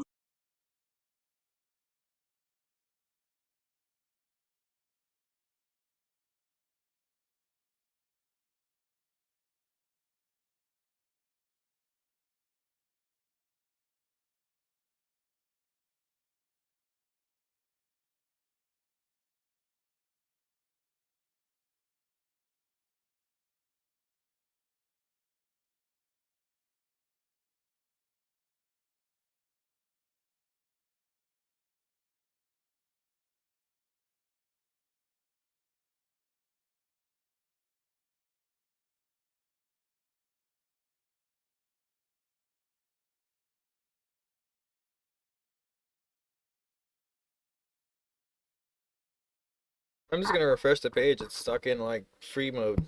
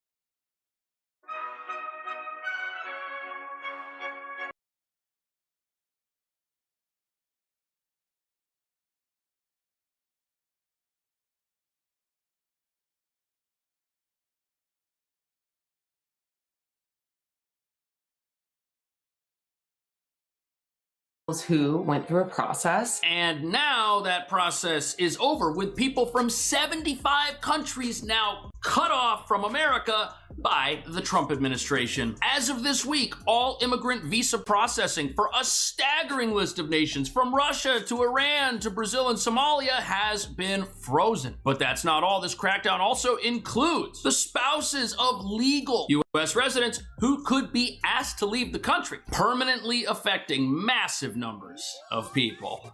This pause on visas that kicks in on the 21st is explained as a way to save money and end any draw on American public resources, including medical treatments. There will be 75 countries affected. So far, the list includes Somalia, Russia, Afghanistan, Brazil, Iran, Iraq, Egypt, Nigeria, Thailand. Do you know what percentage of Somali-headed households in Minnesota are on food stamps? No. 54%. Do you know what that number is for native Minnesota-headed households? Well, It's 7%. There's a big difference between 54% and 7%, is there not? Excuse me, sir, could I? The U.S. is going to be much more selective about who it lets into the country. And the fundamental legal reasoning here is it's already on the books. It's rooted in existing law under federal immigration rules. Visas can already be denied if someone is likely to become what's called a public charge, meaning dependent on government benefits. It is causing massive panic for family members. This is going to be spouses of U.S. citizens, children. Americans voted in a landslide to uphold the sovereignty of this country. Americans, by overwhelming majorities, just oppose refugee resettlement in principle. So the public is behind this. Join the gym, do dry January, save money. Enough of these resolutions that don't make it to February. Printify gives you a resolution that actually pays. Your own online store. Start your business now. Design products people actually buy on TikTok, Amazon, and beyond. No inventory, no upfront costs. We fulfill, you keep the products. Start today with Printify. The Islamic regime is committing one of the worst crimes against humanity. The numbers they have told you are lies. They say 12,000 people were killed. This is completely false. They have killed more than 30,000 people. There will be no more talks with you. We will no longer ask you to join the people. I swear on every inch of Iran's soil, what we will do to you will be recorded in the history of Iran. We will show you soon. We will show no mercy. We will show you a death you could never have imagined. We thank everyone outside Iran for being our voice. We see you. May we all see you in Iran soon. Long live Iran.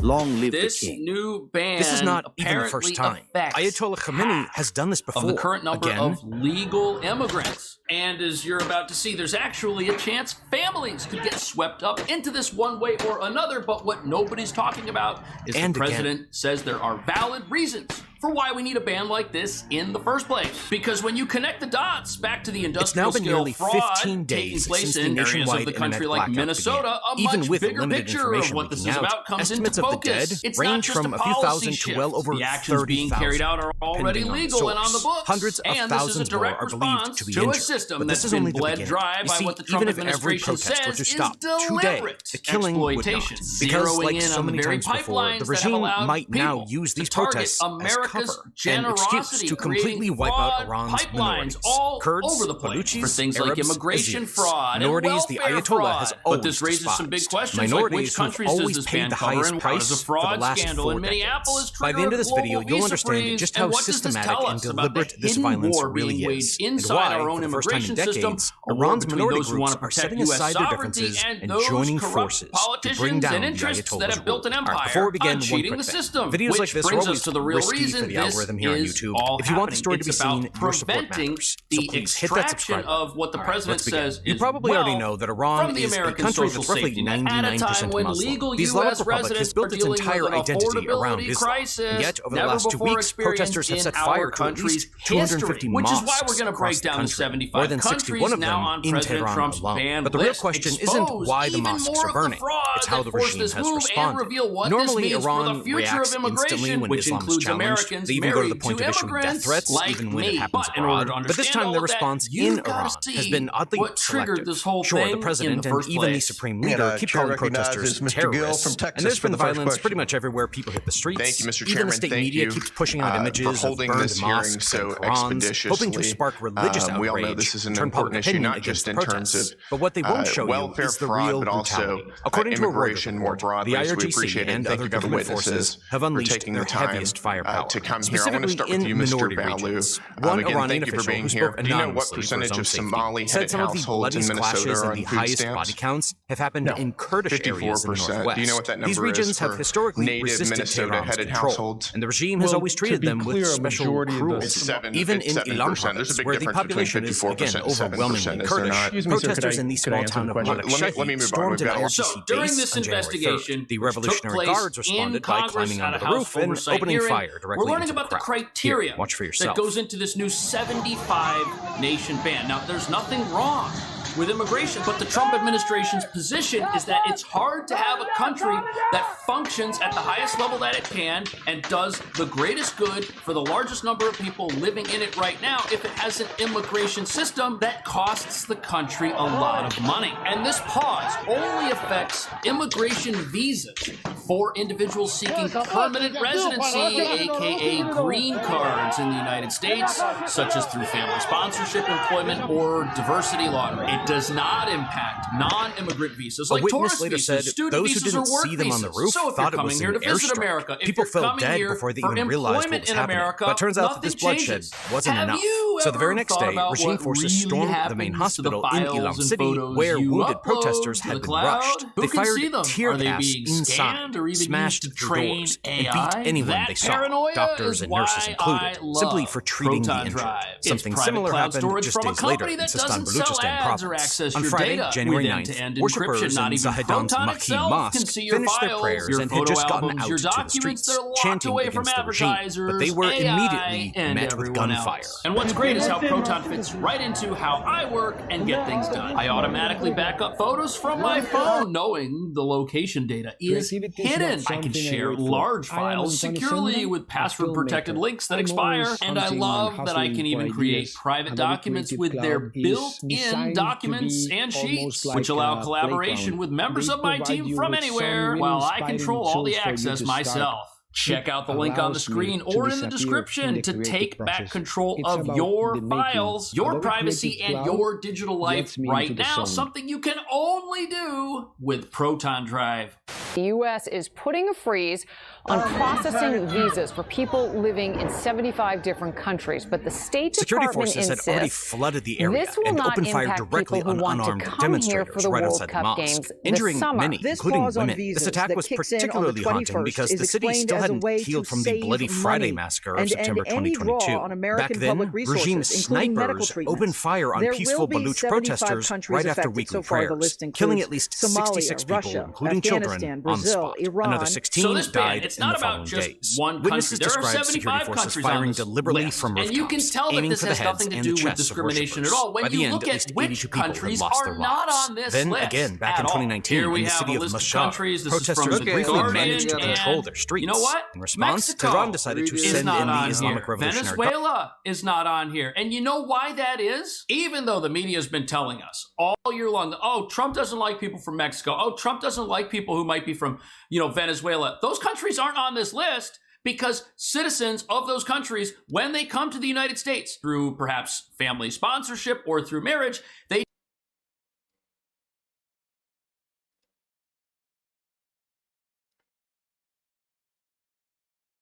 This new news we're hearing from people very similar to what we've heard in other revocations is really fear and confusion. These are individuals who went through a process. And now that process is over with people from 75 countries now cut off from America by the Trump administration. As of this week, all immigrant visa processing for a staggering list of nations from Russia to Iran to Brazil and Somalia has been frozen. But that's not all. This crackdown also includes the spouses of legal U.S. residents who could be asked to leave the country, permanently affecting massive numbers of people.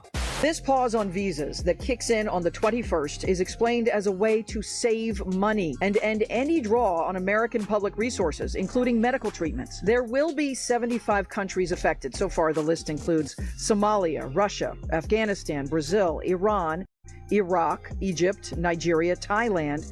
Do you know what percentage of Somali-headed households in Minnesota are on food stamps? No. 54%. Do you know what that number is for native Minnesota-headed households? Well, to be... It's 7%. There's a big difference between 54% and 7%, is there not? Excuse me, sir, could I... The U.S. is going to be much more selective about who it lets into the country. And the fundamental legal reasoning here is it's already on the books. It's rooted in existing law under federal immigration rules. Visas can already be denied if someone is likely to become what's called a public charge, meaning dependent on government benefits. It is causing massive panic for family members. This is going to be spouses of U.S. citizens, children. Americans voted in a landslide to uphold the sovereignty of this country. Americans, by overwhelming majorities, just opposed refugee resettlement in principle. So the public is behind this.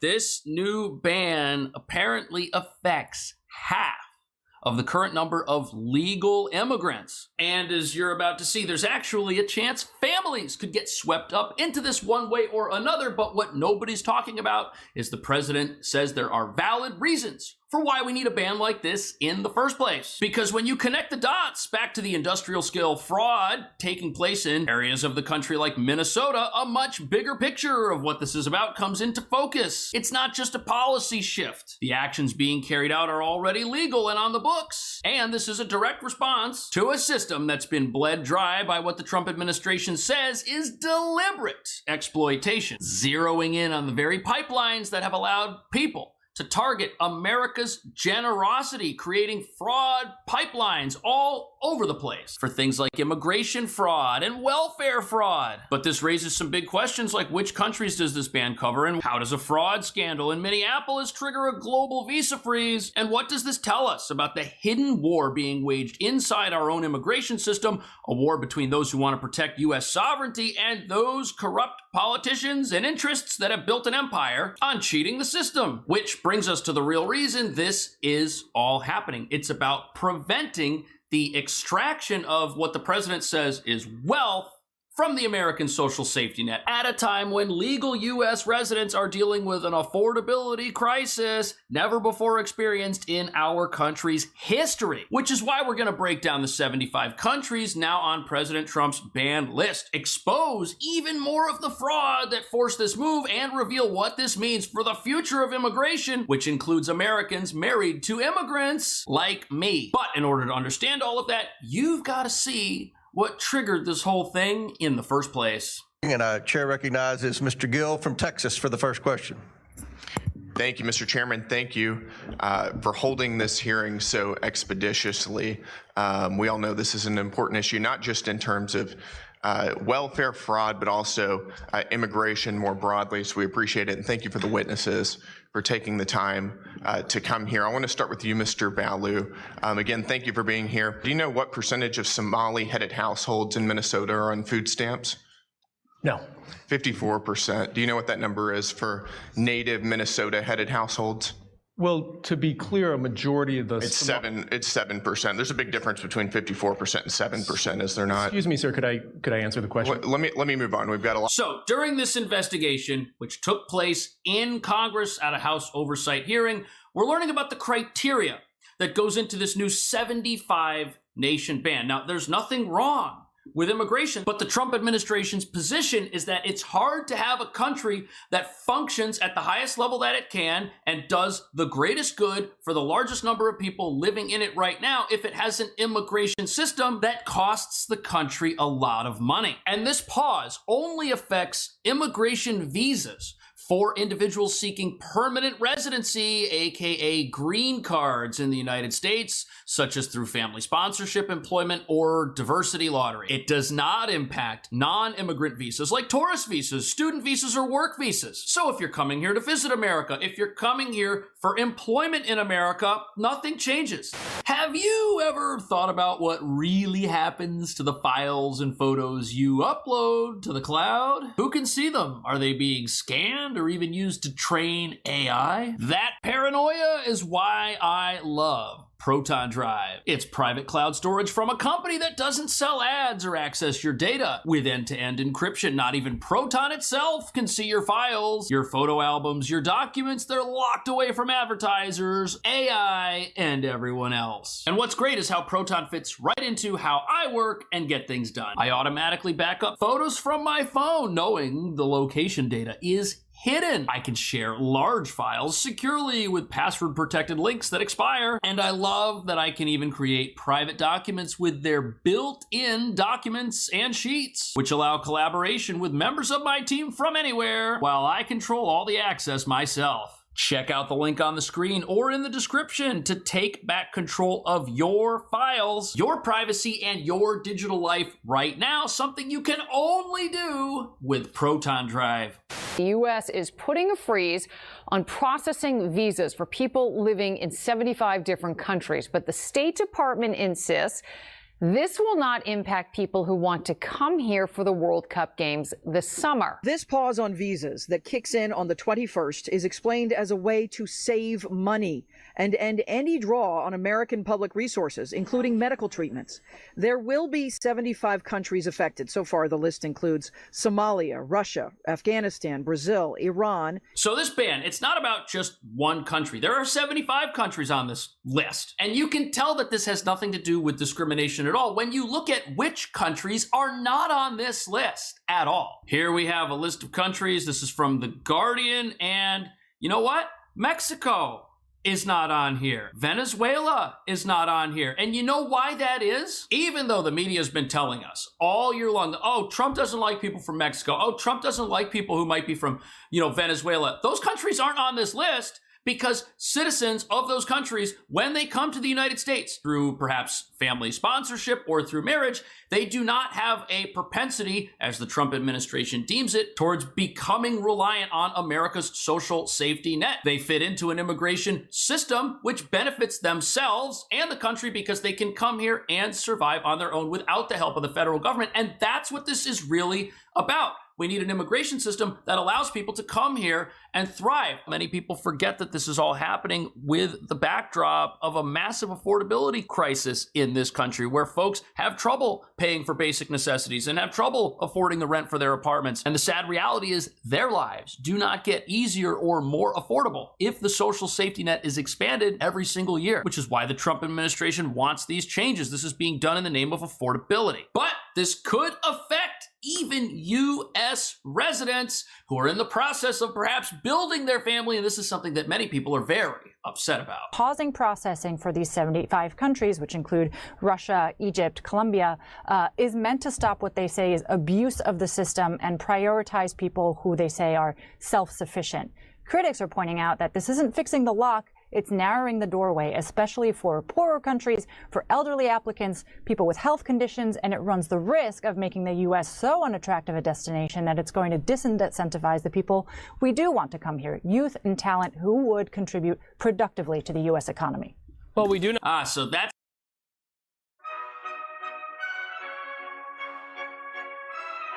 Hi, I'm Ryan Reynolds, and welcome to my mountain television software demo stunt. Let's be clear, there's a full medical team. Milk, that ad, more real time. I got it. When's it gonna melt out? About 10 or 15 minutes. How long's it been? You got ice cubes? I've never had an experience like that. Did I get the lines for you? You got the lines perfectly. I'm so sorry. Today, we'll learn why Mountain is the hardest working software in television by demonstrating how brands, big and small, are using it to transform their marketing. Of course, that sounds like it could be pretty boring. So I thought, what if someone ate a Carolina Reaper right before doing the demo? I thought I was here to promote my small business using Mountain's platform. Oh, you are. You are, but we also like to see you eat the peppers. Only because I love you. Love you too, Steve-O.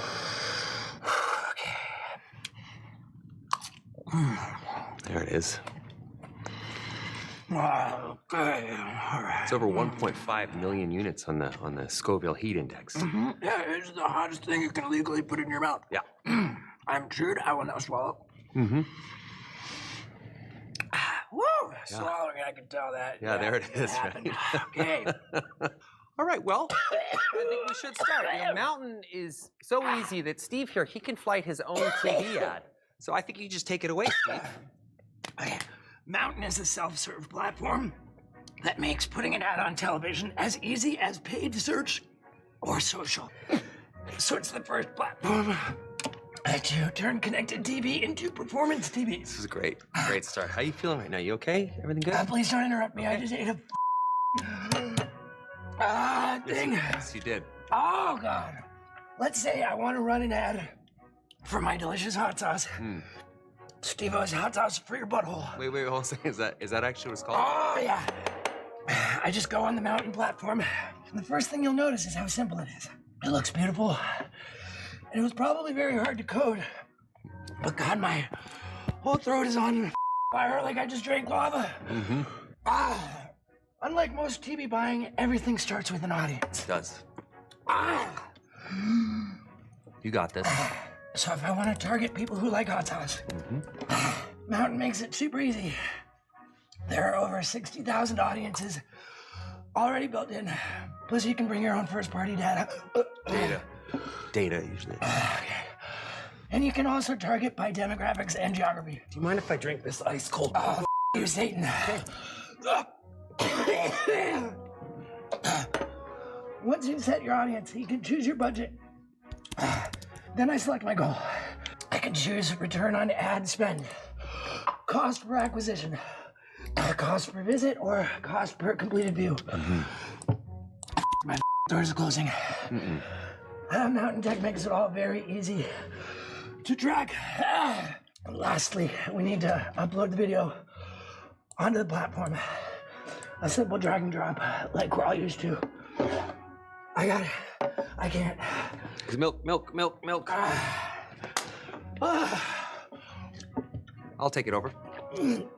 Mountain System automatically routes the videos through networks to get them approved. And in many cases, your ads can be running on TV within hours. And as it's running, you can see how your ad or ads are performing in real time. Now see, the Mountain System automatically optimizes. So if one ad is performing better in certain places, it'll automatically serve that ad more in that area. Honestly, Mountain makes literally everything about running an ad on TV simpler and more effective. But it does absolutely nothing for the burning hot sun in his mouth. It's my throat. Great job, Steve-O. Big round of applause for Steve-O, ladies and gentlemen. That's your Mountain demo right there. All right, let's go to take two.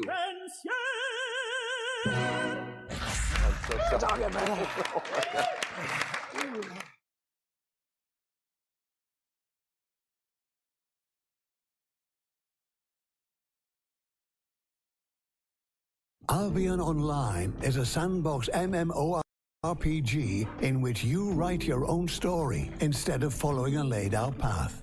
Explore a vast open world. Everything you do has an impact on Albion's player-driven economy. Every piece of equipment is crafted by players from resources gathered by players. The equipment you wear defines who you are. Switching from knight to magician is as easy as swapping your armor and weapon, or be a combination of the two. Venture deep inside dungeons and discover wealth and danger in equal measure. Relax by retreating to your personal island, where you can build a home, grow crops, and raise animals.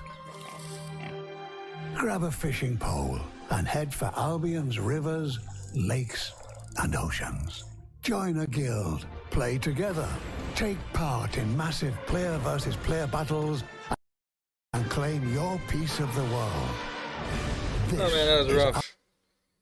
So that's the key word here, productively. And this could even apply to legal residents, as the agenda now is not to have an immigration system that creates excess public charges. And while these rules are still evolving, there is debate over whether green card applicants who in the future try to renew their status could be denied if they begin collecting government benefits, which would make them a public charge. Internal memos suggest that immigration officers no longer have to consider just cash-based assistance when determining who might become a public charge or not. Even receiving something like Obamacare could mean that you do not get a green card in the near future if you're here today on some sort of temporary visa and you're applying for long-term legal permanent status. And for people trying to build their family, if they've got a spouse who they might be married to and that person is trying to get a green card or become legalized, that process might not work out if they are collecting Medicaid. If their children have health coverage, which is government sponsored in some manner. This also includes things like Section 8 housing, SNAP, food stamps, EBT. And if you're in California and you get these benefits from your state, that too could disqualify you, as these are public benefits. And now the public is being charged to help sustain your life here in this country. Yeah, it's all in furtherance of this America First immigration policy, which is broadly predicated on restricting immigration overall, reducing the number of people who are allowed to enter, being more selective about the kinds of people who can enter, emphasizing, again, self-sufficiency, penalizing countries whose visitors may have overstayed in the past.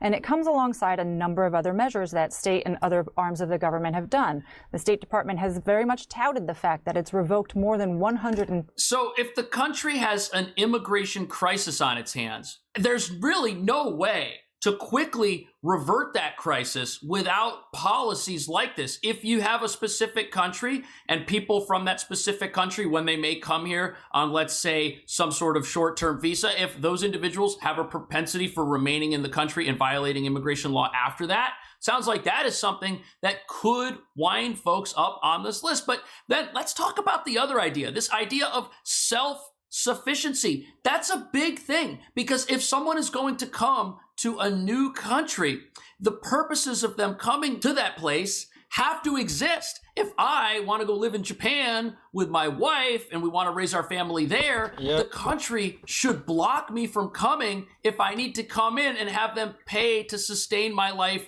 completely. Because if they don't do that, they don't have an immigration system that benefits the Japanese people. You see what I'm saying? I have to be able to go there.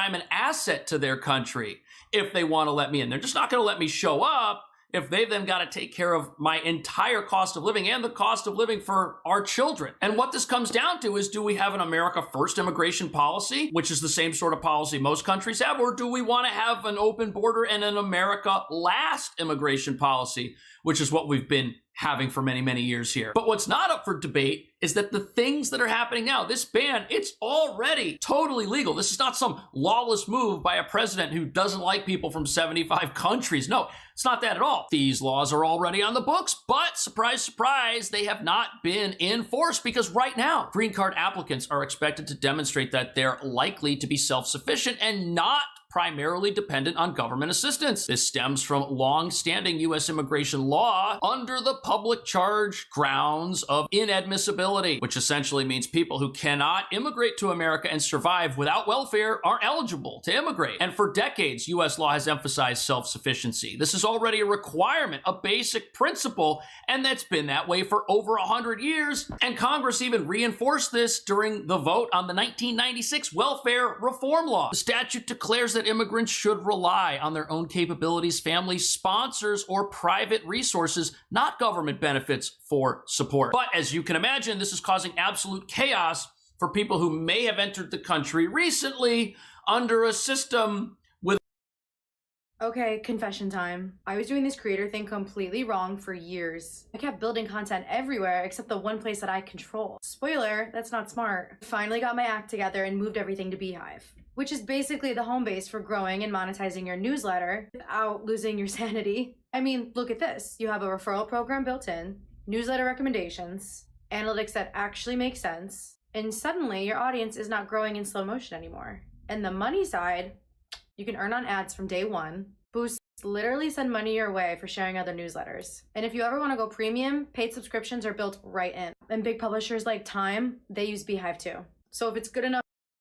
with a very different attitude towards self-sufficiency. Coaches, athletes, or soccer fans coming this summer for the World Cup, they are not affected. It is causing massive panic for family members. This is going to be spouses of U.S. citizens, children. Immigrant attorney Veronica Cardenas says for days now her office has been getting phone calls, and now they know why.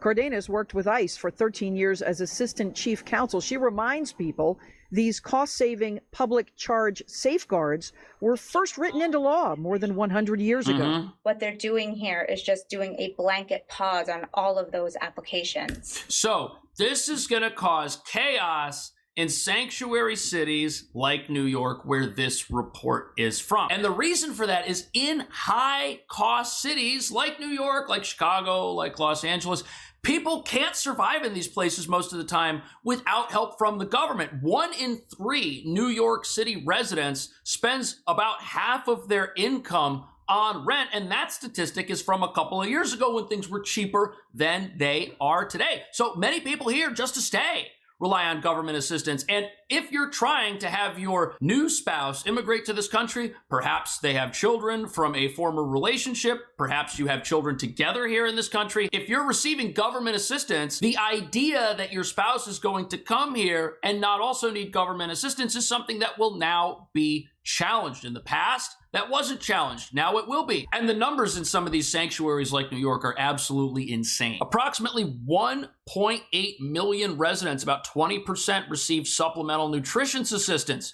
Over 3.9 million residents in New York City are enrolled in Medicaid or Medicaid-like coverage, which represents roughly 3 out of 5 city residents. Plus, the city provides cash assistance to over 585,000 residents as of early 2025. Those are all public benefits. Receiving those makes you a public charge. Now, if you're a legal U.S. resident, the country has this idea that we should take care of the less fortunate, which we do, but America doesn't have unlimited money. And the Trump administration says, look, we want to take care of Americans, we want to take care of legal residents, but if we have a system that allows more folks to come to this country who also need access to that safety net, there will be less money for people who are already here and are already struggling with an affordability crisis. Department, quote, the Trump administration is bringing an end to the abuse of America's immigration system by those who would extract wealth from the American people.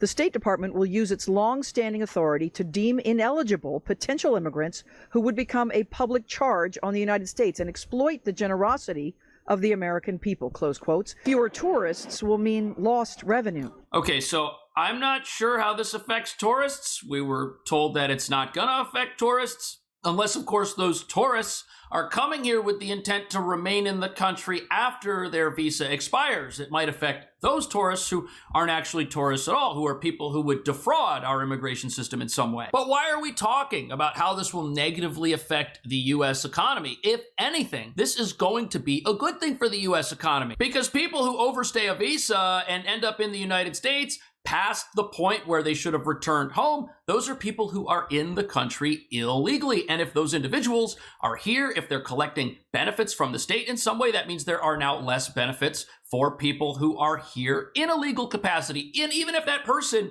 is here in the country illegally and they're working and they're providing for their own selves on their own, they're not collecting any sort of government benefit, they can't have a job in our economy that can also go to somebody who's here legally. You see, once a job is gone, it's gone. And now somebody who's here legally has less employment opportunity. And if that person is able to pay rent and get an apartment, they've taken an apartment and they've taken a job away from somebody who is legally entitled to have access to those things as a legitimate member of the country's economy. You see how this works? And what this means is that in the near future, it's going to be easier for people who are here legally and need to be a public charge because their situation warrants it. It's going to be easier for them to apply for various government programs and get approved. There will be less friction for somebody who's down and out to apply for Section 8 housing and have a place to live. And with America suffering from one of the largest affordability crises in its history, with many people tapped out coast to coast, this is going to be a good thing for those who are here legitimately, need help,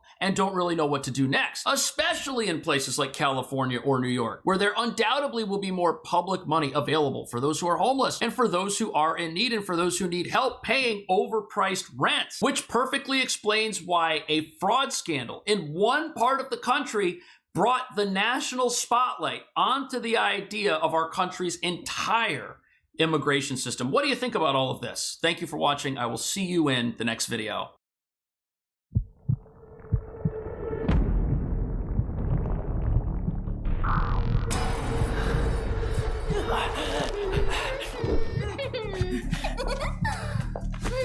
Oh, you poor little thing.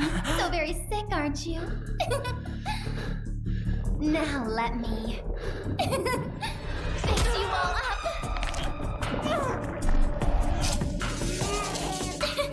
A snip here and a snip there.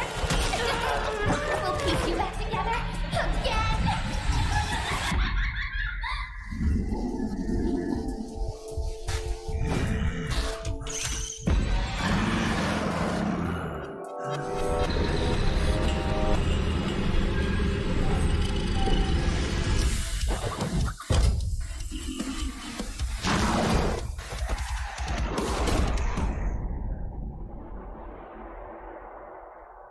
Merhaba herkese, ben Flower. Bugün size mükemmel bir oyundan bahsedeceğim. Bu oyunun yeni sezonu ayın 15'inde geliyor arkadaşlar. Bu oyun Torchlight Infinite. Bu oyun gerçekten süper bir oyun. Neden süper bir oyun diyorum? Çünkü oyunda herhangi bir sorunla karşılaşmıyorum. Her şey çok akışkan, her şey olması gerektiği gibi. Yani ne hata, ne server issue, ne bug, ne herhangi bir şey yok yani. Oyun oynarken o kadar rahat hissediyorum ki herhangi bir şey olacağını düşünmüyorum. Serverlarım çok rahat, buglarım yok. Oynamak istediğim her şeyi oynayabiliyorum. Ve gerçekten free to play. Tabii ki de endgame kısmında belli başlı ödemeler yapmanız gerekiyor eğer oyunu çok derin oynamak isterseniz. Onun dışında oyunu şu an indirip 40-50 saatinizi çok güzel bir şekilde geçirebilirsiniz. Beğenirseniz de devam edebilirsiniz. Tabii ki de bu oyun nasıl oynanıyor, nasıl ediyor, ne yapacağız bu oyunda falan bilmiyorsanız da kanalıma gidip Torchlight yazıp aratırsanız kanalımın içerisinde bir başlangıç rehberi, oyun rehberi mevcut. Onu izleyebilirsiniz. Hala güncel. Herhangi bir şey değişmedi onda. Onu izledikten sonra oyunu daha iyi anlayacaksınız. Şimdi oyunun temel hatlarından bir bahsedeyim sizlere. Yenilikler arkadaşlar çok düzenli bir şekilde geliyor. 3 ila 4 ay arasında bir aralıkta geliyor. Yani 3,5 ayda ortalama diyebiliriz buna. En son 2,5 ay önce falan gelmişti. 3. ayımıza tam giriyoruz ve yenilik geliyor arkadaşlar. 15'inde başlayacağını söyledik. Free bir şekilde oynayabilirsiniz. Yani 40-50 saatiniz gerçekten sizin için burada çok güzel bir şekilde geçecek. Ona emin olabilirsiniz. Çünkü endgame sistemi çok güzel. Cross platform olması mükemmel. Neden diyeceksiniz? Siz bir telefonunuzu indirip bu oyunu oynuyorsunuz ve bilgisayardan da girip aynı oyunu oynayabiliyorsunuz ve bu oyun gerçekten çok derin ve telefonda da her şeyi yapabiliyorsunuz açıkçası. Bir de bir konu daha var. Türkçe dil desteği. Şu an Türkiye'de bana sponsor oldukları için teşekkür ediyorum. Ve Türkiye kısmında da birçok şeyi ben yönetiyorum. Yani yönetiyorum derken tabii ki de öyle bir şey değil. Kitle olarak yani çok fazla content creator yok burada. Ondan dolayı son dönemlerde yani son 2 sezonda gerçekten Türkiye'nin bu oyunu sevdiği yönünde de bana feedbackler geldi yönetim tarafından. Önümüzdeki günlerde birazcık daha artarsa Türkçe dil desteğini dile getirip Türkçe dil desteği de büyük bir ihtimalle oyuna ekleteceğiz. Çünkü onlar için zor bir şey değil. Sadece bizim birazcık daha oyuncu tarafında yoğunlaşmamız lazım. Birazcık daha oyuncu lazım açıkçası. Sonuç olarak şirket içinde bu bir ek masraf. Onu da karşılamak için bir takım oyuncu ihtiyacı doğuyor burada. Burada da bizim birazcık daha oyunu oynamamız gerekiyor. Mekanik endgame bolluğu gerçekten çok fazla. İnanılmaz bir oyun bu konuda. Her sezon bir tane yeni karakter, bir tane yeni lig mekaniği ekleniyor ve lig mekaniği gerçekten ödüllendirme olarak süper oluyor. Yani süper oluyor derken diğerleriyle tabii ki de dengeli oluyor bu arada. Bir şey çok verirken diğeri az veriyor gibi denge yok kesinlikle.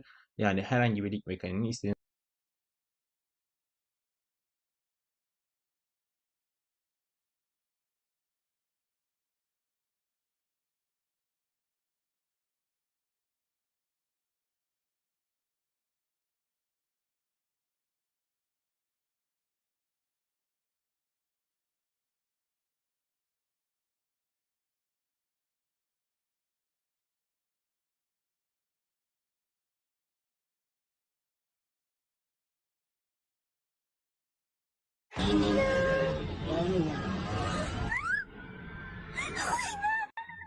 The Islamic regime is committing one of the worst crimes against humanity.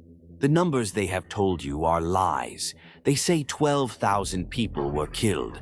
This is completely false. They have killed more than 30,000 people. There will be no more talks with you. We will no longer ask you to join the people. I swear on every inch of Iran's soil, what we will do to you will be recorded in the history of Iran. We will show you soon. We will show no mercy. We will show you a death you could never have imagined. We thank everyone outside Iran for being our voice. We see you. May we all see you in Iran soon. Long live Iran. Long live the king. This is not even the first time. Ayatollah Khamenei has done this before. Again.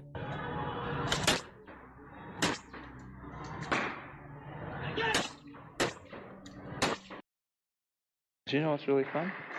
Making a website on Wix. Hey, we're How Ridiculous, 3 childhood friends and digital content creators that do epic stuff from Perth, Australia. We've got about 50 million followers. We're in the billions of views, and we're a small team. We always felt like our content was all about entertainment and being fun, but there was also this, sort of professional business side. One of the things that we knew was basically essential was getting our own website, so people would actually see a proper official group who mean business and who can deliver. And we now get unbelievable opportunities to do things like film balloon popping races with Manchester City. I don't know all the things that we're going to get to do in the next year or 5 years, but if we can do this as a job, anything's possible.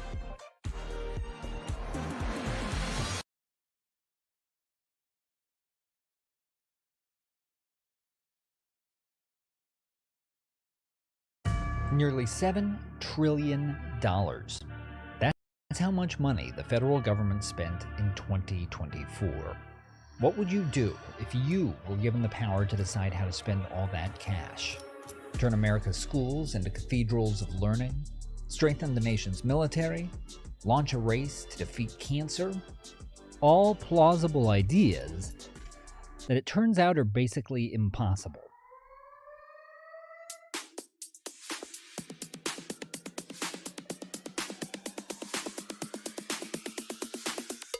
Where do our tax dollars actually go? It's a question Americans often ask, usually when 3 lanes have been shut down but there are no construction workers anywhere.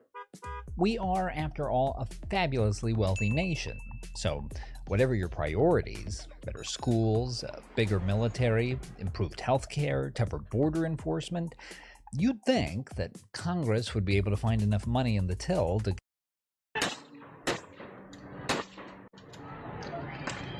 And again.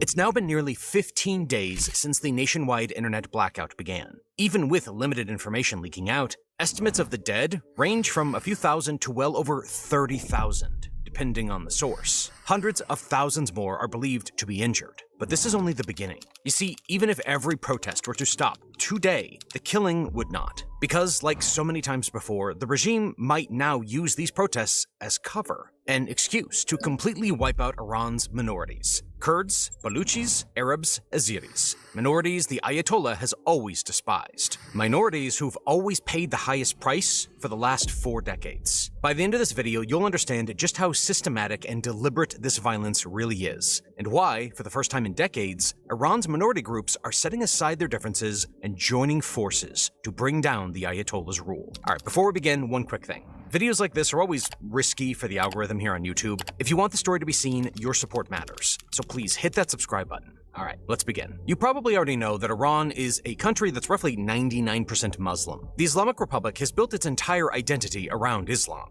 And yet, over the last 2 weeks, protesters have set fire to at least 250 mosques across the country, more than 61 of them in Tehran alone. But the real question isn't why the mosques are burning, it's how the regime has responded. Normally, Iran reacts instantly when Islam is challenged. They even go to the point of issuing death threats, even when it happens abroad. But this time, their response in Iran has been oddly selective. Sure, the president and even the supreme leader keep calling protesters terrorists, and there's been violence pretty much everywhere people hit the streets. Even the state media keeps pushing out images of burned mosques and Qurans, hoping to spark religious outrage and turn public opinion against the protests. But what they won't show you is the real brutality. According to a Reuters report, the IRGC and other government forces have unleashed their heaviest firepower, specifically in minority regions. One Iranian official who spoke anonymously for his own safety said some of the bloodiest clashes and the highest body counts have happened in Kurdish areas in the northwest. These regions have historically resisted Tehran's control, and the regime has always treated them with special cruelty. Even in Ilam province, where the population is again overwhelmingly Kurdish, protesters in the small town of Malakshahi stormed an IRGC base on January 3rd. The Revolutionary Guards responded by climbing onto the roof and opening fire directly into the crowd. Here, watch for yourself.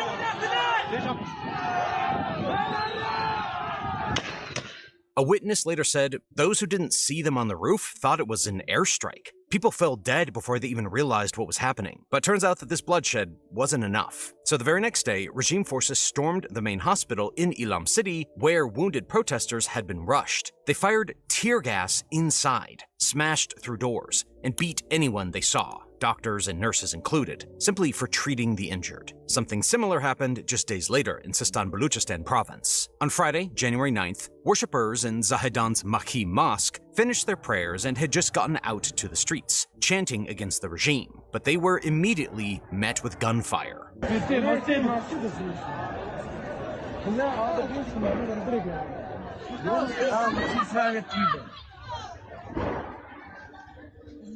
Security forces had already flooded the area and opened fire directly on unarmed demonstrators right outside the mosque, injuring many, including women. This attack was particularly haunting because the city still hadn't healed from the Bloody Friday massacre of September 2022. Back then, regime snipers opened fire on peaceful Baluch protesters right after weekly prayers, killing at least 66 people, including children, on the spot. Another 16 died in the following days. Witnesses described security forces firing deliberately from rooftops, aiming for the heads and the chests of worshippers. By the end, at least 82 people had lost their lives. Then, again, back in 2019, in the city of Mashhad, protesters briefly managed to control their streets. In response, Tehran decided to send in the Islamic Revolutionary Guard Corps with armored vehicles and heavy weapons. Over the next 4 days, the IRGC ruthlessly mowed down dozens of protesters with machine guns mounted on trucks. Later, official reports leaked that 148 people.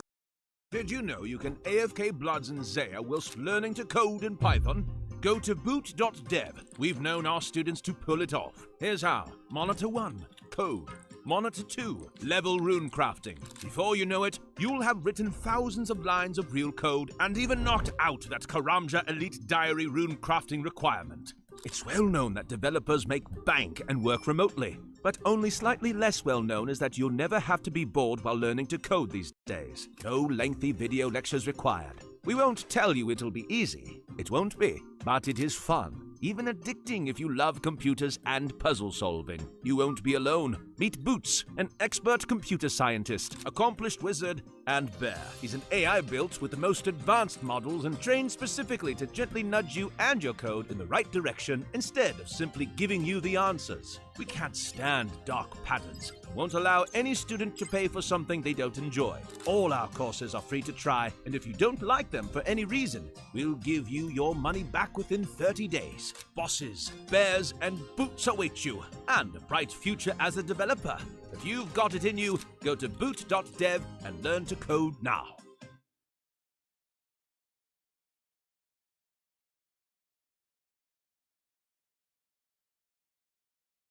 If you saw the news, but Fox News is claiming President Trump is declining in the polls. And President Trump responded, says Fox News polls can't be trusted. So now, Newsmax is conducting its own poll on President Trump's job performance. It takes just a minute to vote, so let us know if you think President Trump is doing a good job. We at Newsmax want to know your opinion. Again, the QR code's there, as well as the website. Make your voice heard and vote today.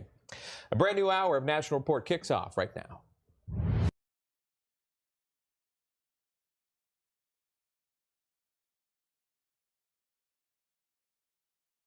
48 people were slaughtered across Mashhad and its suburbs in under a week. But keep this in mind. These are just the major incidents that managed to leak out. What the world almost never sees are the hundreds of smaller crackdowns that happen quietly, far from cameras and international media. Every single time protesters begin to threaten the regime's authority, Ayatollah Khamenei falls back on the same old script.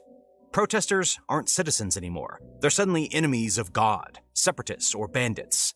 It's how the regime gives itself religious and legal cover to kill. And it looks like he's sticking to this exact tactic again in 2026. In fact, Iranians have seen this pattern for decades now. When the Persian-majority cities of central Iran rebel, the response is usually controlled with riot police, tear gas, batons, arrests, and sometimes even live fire. I know this sounds brutal, but it's nothing compared to what happens elsewhere. When the Kurds in Javanrud or the Baluch in Zahedan protest, the regime goes all out with armored personnel carriers and machine guns. Entire neighborhoods are sealed off. Over the years, thousands of Kurdish, Baluchi, Arab, and other minority civilians have been killed in these localized crackdowns. Imagine living under a government that constantly searches for religious or security excuses just to justify shooting into crowds, into your homes, into neighborhoods where your children live. If that happened repeatedly, year after year, you'd probably pick up a weapon too. And that's exactly what many minorities, especially the Kurds, have done. That's why armed movements emerged in these regions long before today's protests. And that's why Kurdish and other minority populations are taking a lead in the ongoing 2026 protests. But why does Khamenei's regime target minorities with such ferocity? To understand this, you'll have to look at history first. You see, Iran is often thought of as a Persian nation, but in reality, it's way more diverse than most people realize. Persians only make up about 51% of the population. Turkic Azeris are about 24%, making them Iran's largest minority. Kurds are roughly 8 to 17%, mostly concentrated in the west. Arabs, primarily living in the oil-rich southwest, represent about 3%, and Baluchis down in the southeastern districts make up another 2%. And that's just scratching the surface. You've also got Lurs, Turkmen, Kashki Turks, Gilaks, Mazandaranis. Altogether, nearly half of Iran's 93 million people belong to various non-Persian minorities. These communities have lived in their own regions for centuries, speaking their own languages and often practicing their own religions. For example, most Kurdish and Baluchis are Sunni Muslims, not Shia like the Persian ruling elite, and many Turkmen are Sunni as well. But in the early 20th century, Iran's monarchy launched an aggressive nation-building project. The goal was to create a centralized Persian Shia state, and ethnic diversity was treated as a problem to be managed, not a reality to be respected. Minority languages were banned from schools, local cultures were sidelined. Expressions of non-Persian identity were increasingly framed as disloyal or even dangerous. When the Shah was overthrown in 1979, many minority groups believed things might finally change. Kurds, Arabs, Baluch, and Turkmen had actively supported the revolution in many areas.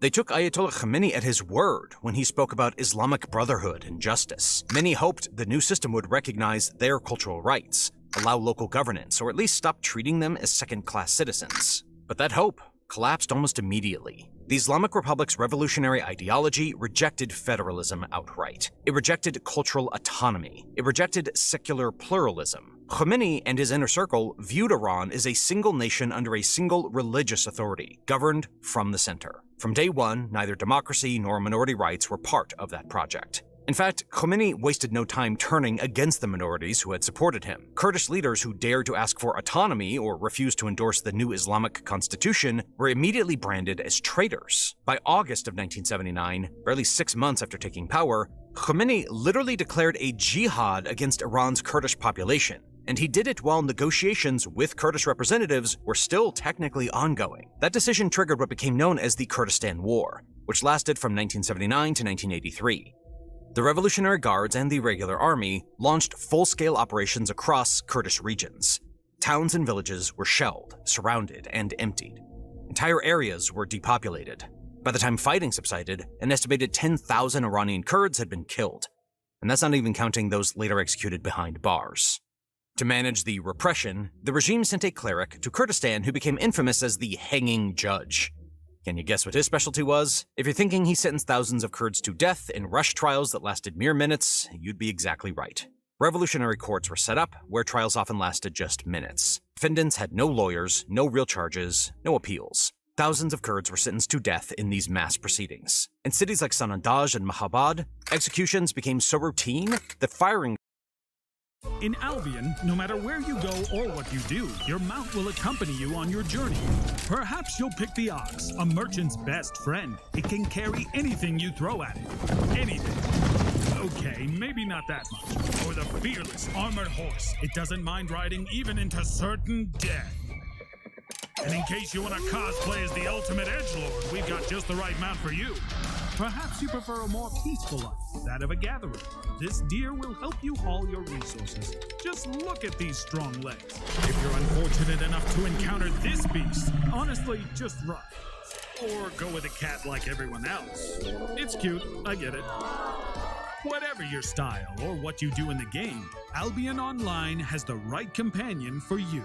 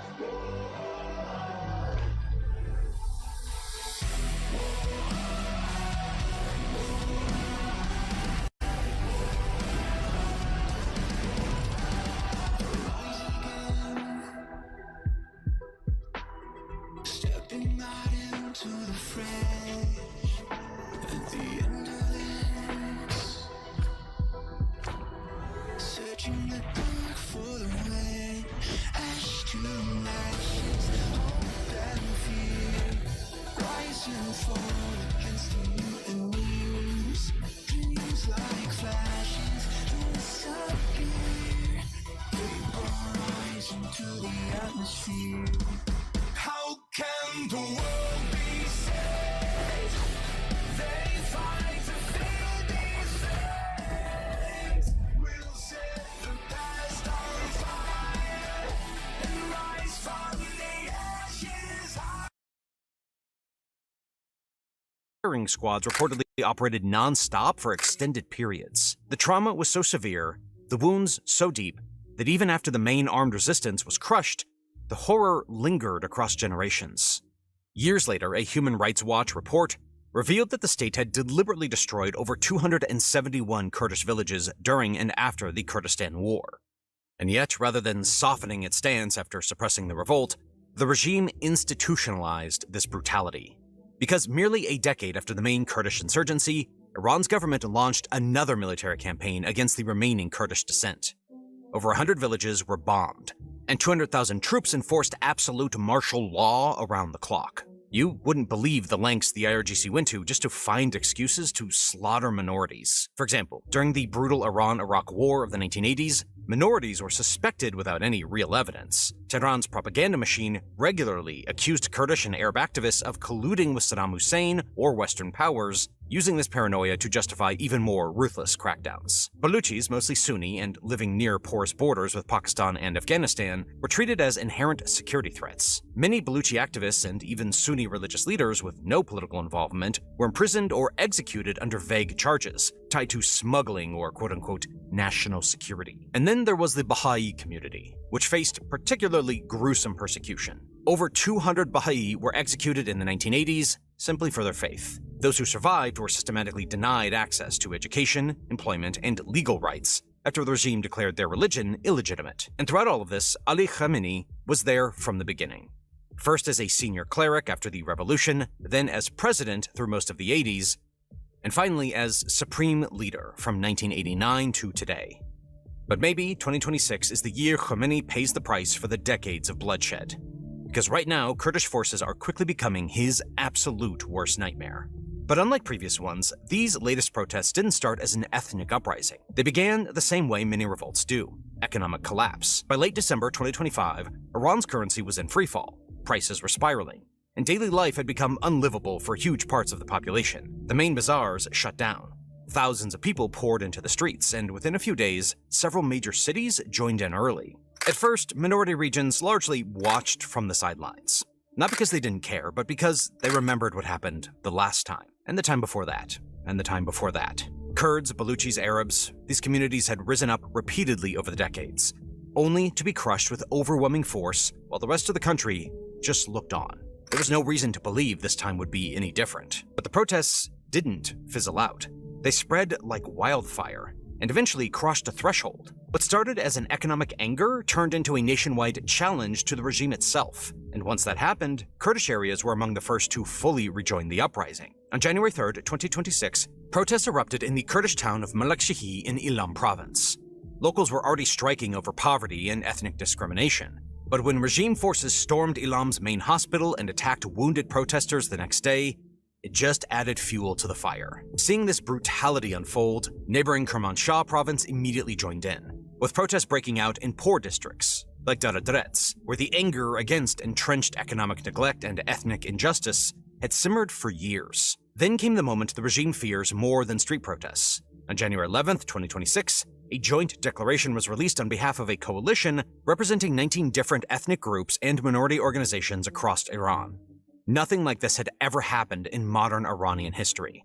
Not under the monarchy, not after the revolution.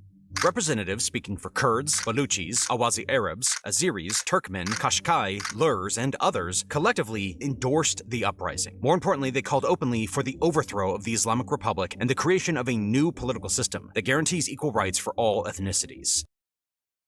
Hi everyone, it's Rax. Torchlight Infinite just dropped kind of a bomb of a new update that they're having for their new season on January 15th. Full disclosure, they sponsored me to watch the announcement, but I wanted to make a video going through all the changes that they're making in case you're looking for another ARPG to play while you wait for the other releases. I think this is going to be pretty sick and probably the biggest update that they've ever dropped. I have my normal huge Word document where I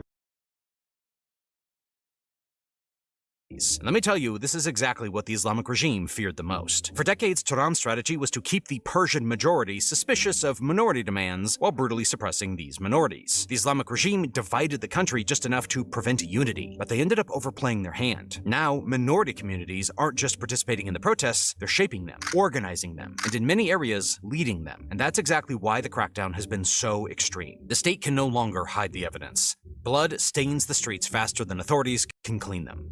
Morgues are overwhelmed. Bodies spill outside, sealed in black bags, stacked in rows, or stored in refrigerated trucks because there's nowhere else to put them.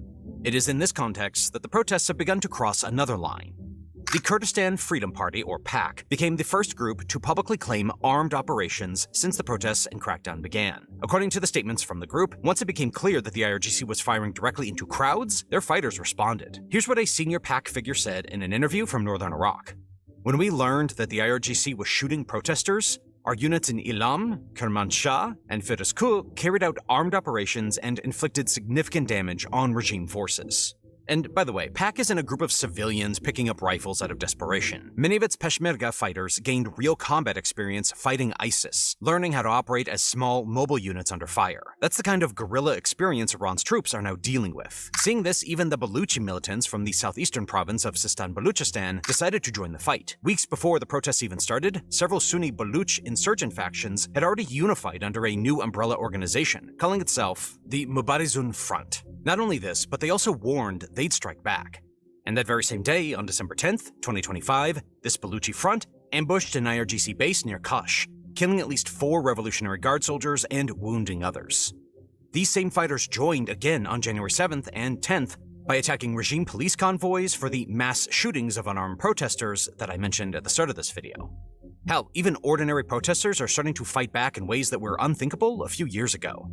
In the western city of Ilam, for instance, an IRGC colonel was reportedly beaten to death by an angry crowd on January 12th.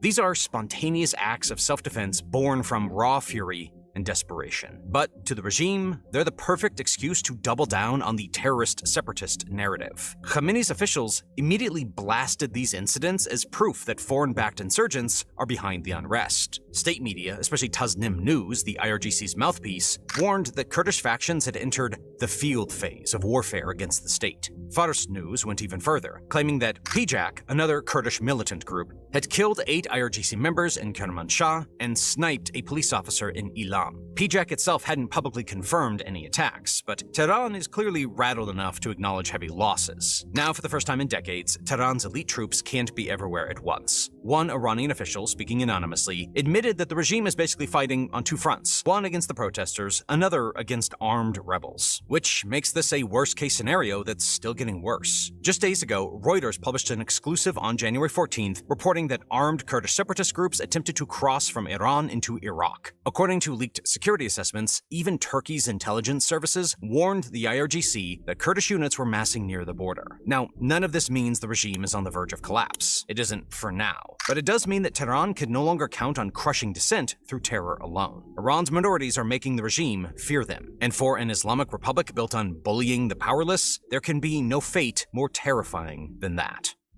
One of the problems with making videos like these, where we show a lot of drone strikes, even if no human or Russian soldiers are getting hurt in the video, YouTube usually demonetizes or restricts our videos. In fact, in the last week, we had 4 of our videos get demonetized. According to YouTube, showing drone strikes or even footage from the front lines is not advertiser friendly, and that's why the videos are restricted. But this is the reality of modern warfare, and this is the war Ukrainians are fighting and trying to survive. So we believe it's important to cover this all, and that's why we launched our own platform, Basics Insider. We built it from scratch, so we don't have any restrictions. We don't have to blur our drone strike, we don't have to blur frontline footage, and we don't have to blur Russian air bases getting destroyed. On top of this, we actually don't run any ads on the site. That way, we don't have to censor ourselves just because advertisers are not happy about what we are covering. We don't fund the site through ads. We fund it through your support. So if you're someone who's interested in coverage like this and you want to watch our videos uncensored and get bonus content that we just cannot upload here on YouTube, then definitely go join us at basicsinsider.com. You can also click the link in the description or scan the QR code on your screen. By joining, you can watch all the content that we have already uploaded and all the videos we will upload in the future. On top of that, you'll be supporting our coverage and supporting our channel. So thank you so much. My name is Sam, and I'll see you guys in the next one. Why waste another summer not loving your body? With Base 44, we turned that question into a successful business. 80 Summers is a premium swimwear brand made to help women feel good about themselves. We got an opportunity for a pop-up, and we needed a POS fast. Every system we looked at was too complex or didn't offer what we needed. I spent one evening working on Base. By morning, we had a customized solution that actually worked. Looking at the customer, starting to approach the cashier, and then seeing it work. Everything was selling out so fast, and Base made it possible.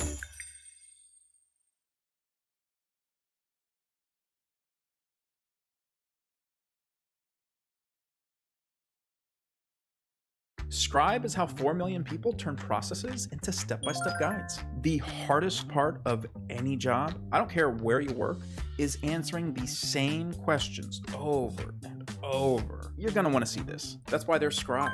Go to scribehow.com, click Capture, do the task once, and Scribe will create a step-by-step guide you can share automatically. You ever walk someone through a giant process and know they'll forget half of it?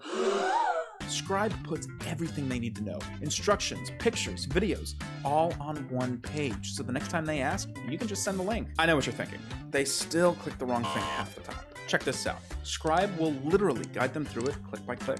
Warning, they're gonna think you're a genius and ask you how you did it. Just say Scribe. Scribe instantly turns any workflow into a step-by-step guide, so you never have to explain it again. Go to scribehow.com and try it for free.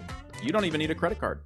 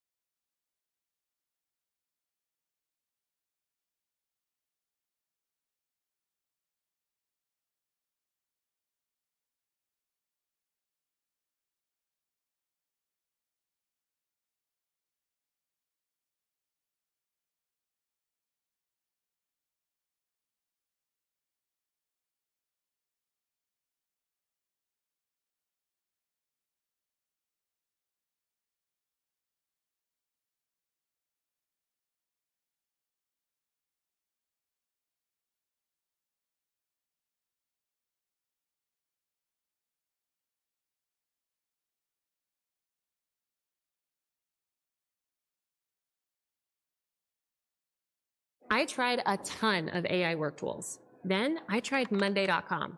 Game over. Monday.com is... What's going on? Oh my God, get out of here! Get out of here! Hey everyone, run for the hills! It's Fatzilla! Boy, you look fabulous! Oh my God! He's gonna blow!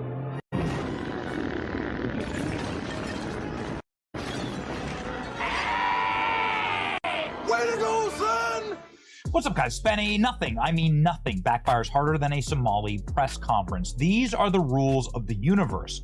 Every single time a Somali fraudster gets up in front of the media, they end up doing more damage to themselves, and it ends in absolute hilarity and viral dragging that goes on for days. Like one of these scumbag daycare manager kids, this guy, who said that his daycare was robbed and the burglars stole his employment records and the charts that they used to check in all of the non-existent kids. That's what happened. And we should all feel sorry for him and keep giving him more federal tax dollars so he can buy more $3,000 pairs of designer glasses that he's wearing right here. Did the fraud pay for your glasses? Yeah, pretty expensive pair of glasses. Glasses I'm wearing right here cost about $50. How about the Minnesota mom, quote unquote, who panics after saying fraud is bad in her script? Unable to work or go to school. I understand. Fraud is bad. Oh my. Oh, I'm so sorry. You said fraud is bad. You're not allowed to say that. Fraud is actually good in your community. What a mistake. She couldn't even keep speaking and had to run away. And all of the liberal white women surrounding her and her 5-carat diamond ring were very sympathetic. You can see right here. Look at that. Oh, look at you like a Chick-fil-A sandwich. Anyway, here we go. They're clapping for her. And everybody deserves a round of applause for these incredible acting jobs that they're all doing. This is Nasra Ahmed, who alleges that she was kidnapped by ICE and that they called her naughty words and that they hurt her, leading to this gigantic, comically gigantic bandage prop that's falling off of her head here. Careful who your heroes are, because Nasra went viral for all the wrong reasons. When people started listening to some of the words that she was saying and said, that don't make any sense, right? So I'm Somali. I'm proud to be Somali. So is this... to me, being Somali isn't just eating bananas with rice. Please inform us. What is being Somali? Tell us more, Nasra. You know, people don't really see, like, you know, it's you know, people don't think, oh, you can eat bananas with rice, but that's what it's like to be Somali and American. It's like that combination of banana and rice, but you're gonna get what I mean. Are we? Are we gonna get it? You know, Nasra is gonna have an amazing time thinking about bananas and rice. Maybe she'll be able to eat bananas and rice because Nasra Ahmed was just arrested. That's right. Let's read from Pam Bondi. I am on the ground in Minneapolis today. Federal agents have arrested 16 Minneapolis riders for assaulting federal law enforcement. We expect more arrests to come. People who have been resisting and impeding federal law enforcement will be arrested. Nothing will stop President Trump, Department of Justice, from enforcing the law. Here we go. These are the names of people arrested under 18 U.S. Code 111, assaulting, resisting, impeding certain federal employees. Nasra's on there. Please tell me we get a Nasra mugshot, please. Oh, no. We threaded the mugshot, so let's look. Okay. Guy with a mask, on brand. Dude with a broken arm, on brand. Okay, all right. Yep. Becky, on brand too. Let's keep going. We got, yeah, on brand here. Love the leg irons. Very good. Good look. Let's continue. Perfect, actually. Yeah, way to go. All right. And again, nice leg irons. Look at you. Look at you. You got yourself a rap album there, buckaroo. Let's keep going. Here's another Becky. Hello, Becky. Oh, no. Becky is crying. Oh, and there it is. Bananas and rice. Nasra. Got it. Where's the leg irons? Nasra. Oh, no. What are you going to be serving? And this dude, he was in leg irons. It's so funny. There you go. Look at that. They actually got her. They got her. Man, there'll be plenty of bananas in prison. I don't actually know. Nasra, what will be happening to you? But it doesn't look like you're going to be having a great time. You're going to jail, Becky. The internet is celebrating now. And Nasra Ahmed, bananas and rice, just got arrested. Maybe they'll have bananas and rice in jail. Video shows Nasra Ahmed spitting on federal agents. You can see here Nasra Ahmed deciding to spit up all over. Welcome to the next generation of website creation, Wix Harmony.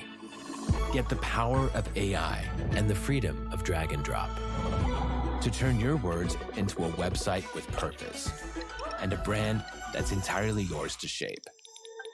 Work alongside Aria, your personal AI agent. Ask for anything from pages to sections, and there it is. Then flow naturally between instant generation and pixel-level control. Or just grab what you need and drop it into place. Your canvas adapts to your every action, so you never break focus. Turn prompts into unique visuals. Tweak them instantly. Expand. Push it further. And let it set your all vibe. Align your voice with the style you're going for. And craft a brand identity that's all yours. Generate advanced interactive elements to bring the world into your site and your business into the world. All on secure infrastructure, ready to scale as your business grows. A platform that's AI-driven, and you call the shots. Wix Harmony.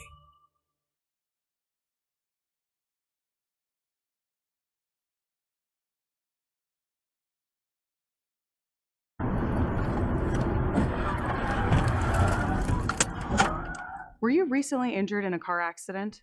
If so, you need to stop now and immediately call an experienced auto accident attorney. Look at this check for $237,000. Spit up all over federal agents, spitting on them one after another. You know, they all have body cameras, Nasra. You think the body cameras were being blocked by all the bananas and rice? Maybe she was spitting bananas and rice on them. Don't know. But OMFG, the bananas and rice girl, was just arrested for assaulting federal officers. Also, if you're spitting on them, which I hate to do this to you, but could you imagine that spitting on you? Ugh, It isn't just eating bananas with rice. Okay. Yeah. That's a federal offense. Ahmed, the woman known as bananas and rice, has been arrested. Oh, yes. Oh, yes. This is the sacred timeline. Infamous bananas and rice girl has been arrested for assaulting law enforcement. Bananas and rice girl. Oh, yes, it is. So exciting. Everyone's saying BAR, bananas and rice, girl mugshot. BAR, we got a nickname for her. And nothing's happens. Nothing ever happens. Well, they just arrested the bananas and rice chick. Wait, is that the bananas and rice girl? You cannot make this up. Not smiling anymore, huh? Take that, those flapping jowls. Take those flapping jowls and shut them up. Where's your bandage, Nasra? Where is it? Where'd it go? Where's that gigantic comical prop bandage? I don't understand. Where is it? I was told that all these horrible things happened to her. That's what she told me at this big press conference. Oh man, valedictorian of the Quality Leering Center. It's what happens when you inbreed, folks. IQ estimate 75. IQ 68 on display in all of its glory. Is this real? Oh man. Bananas and rice. Did she marry her? Yeah. Bro just waiting to leave the press conference. Oh no. That's why they call him. That's why they call her Jessie Somaliette. Got what I voted for again. Got what I voted for again award. Like, share, and subscribe. Bye. Man, that was so funny. You can't make this stuff up, folks.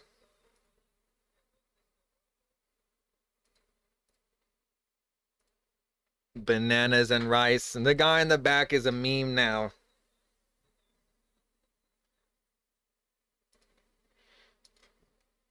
He's gonna be my sticker. I'm gonna put him in Discord.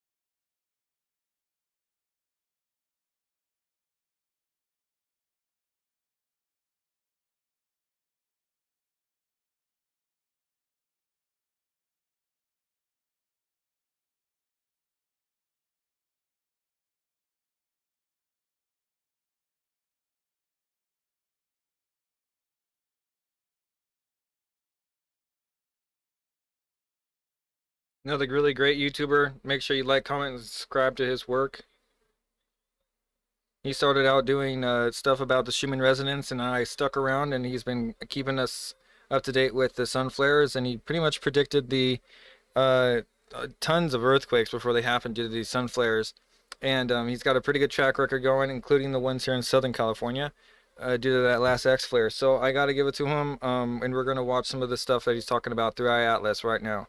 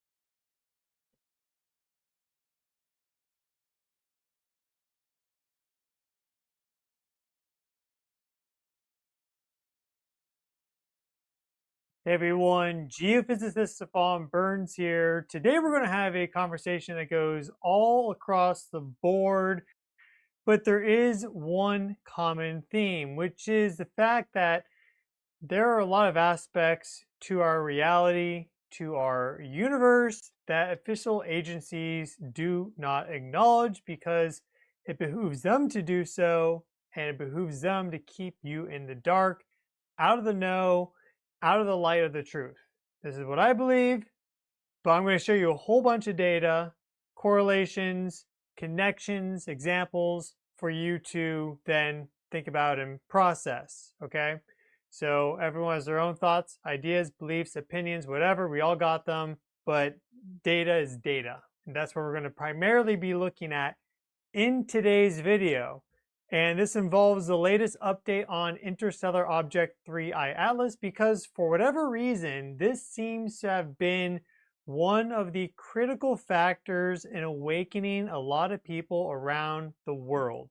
Because if you've been tracking this story, it just doesn't add up. Doesn't mean that it's, you know, a million aliens aboard that were going to invade our planet. That didn't happen, right? It's continuing to fly from outside the solar system, through our solar system, and it's continuing on. It has there's no data suggesting that it's going to turn around or anything like that. And if that was to be the case, it would require a tremendous amount of energy, all these things. So it appears to be a unique interstellar object, which is what I've said from day one. But the official stance from NASA is that it's a comet. And if you watch their press conference back in October, you know, they spent the first 5-10 minutes literally just saying comet, comet, comet, comet over and over and over. It was strangely, it was like bizarre. It was very strange. They thought that if they said it more and more, that it was going to make it true. And it has a lot of similar behaviors to comets from our solar system, but it's also quite a bit different. And space is a very vast, open, unexplored area. We don't know all the nuances of things outside of our solar system. We've only barely sampled interstellar space in situ with Voyager 1 and Voyager 2. So comets typically are these like fluffy aggregates of water ice and also, for example, like methane ice, CO2 ice, these compounds that have a very low density, and they're not, you know, because of their low density and size, they don't have much gravity. So when they come into the solar system, the solar radiation is able to volatilize a lot of those ices directly into gas, which then gets plasmified in space or ionized. But also a lot of it can shed off. And then there's sometimes a little bit of other materials, metals, minerals, iron, nickel, whatever, dust grain, silica, etc. But in general, they're these fluffy aggregates of ice. That's the typical definition of a comet. Grok code. Grok code. Grok code. Grok code. Grok code is not free. It's real. It's really happening. Grab what you can and go. I don't know what I'm gonna do now. I don't actually know how to do code.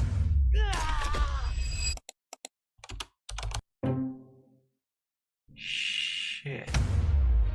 No, that can't be right. You're telling me I have to pay for cursor? What are we gonna do? What are we gonna do? Just scrap it. I'm going back to veterinarian school. You heard about Grok Code? Yeah, but I'm not worried about it. Why not? Because I know that with the open source freedom of Kilo code, the models may change, but my workflow doesn't.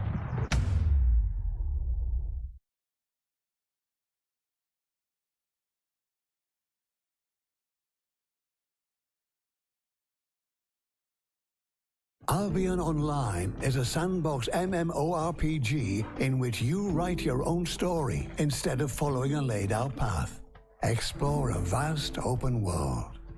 Everything you do has an impact on Albion's player-driven economy. Every piece of equipment is crafted by players from resources gathered by players. The equipment you wear defines who you are. Switching from knight to magician is as easy as swapping your armor and weapon, or be a combination of the two. Venture deep inside dungeons and discover wealth and danger in equal measure. Relax by retreating to your personal island, where you can build a home, grow crops, and raise animals. Who's to say that you can't have an interstellar object that's actually a remnant piece of an exploded planet that would have a much higher bulk density? Maybe it's magnetized, right? Perhaps it's even a chunk of, let's say, like some extrastellar material. Like we don't know. It's basically completely up in the air. And we had a chance, an opportunity to send the probe orbiting around Jupiter called Juno to intercept 3i Atlas, and they didn't do so. Now, that would be understandable if Juno had another 10 years of its mission of collecting data around Jupiter. Its mission ran out in September 2025.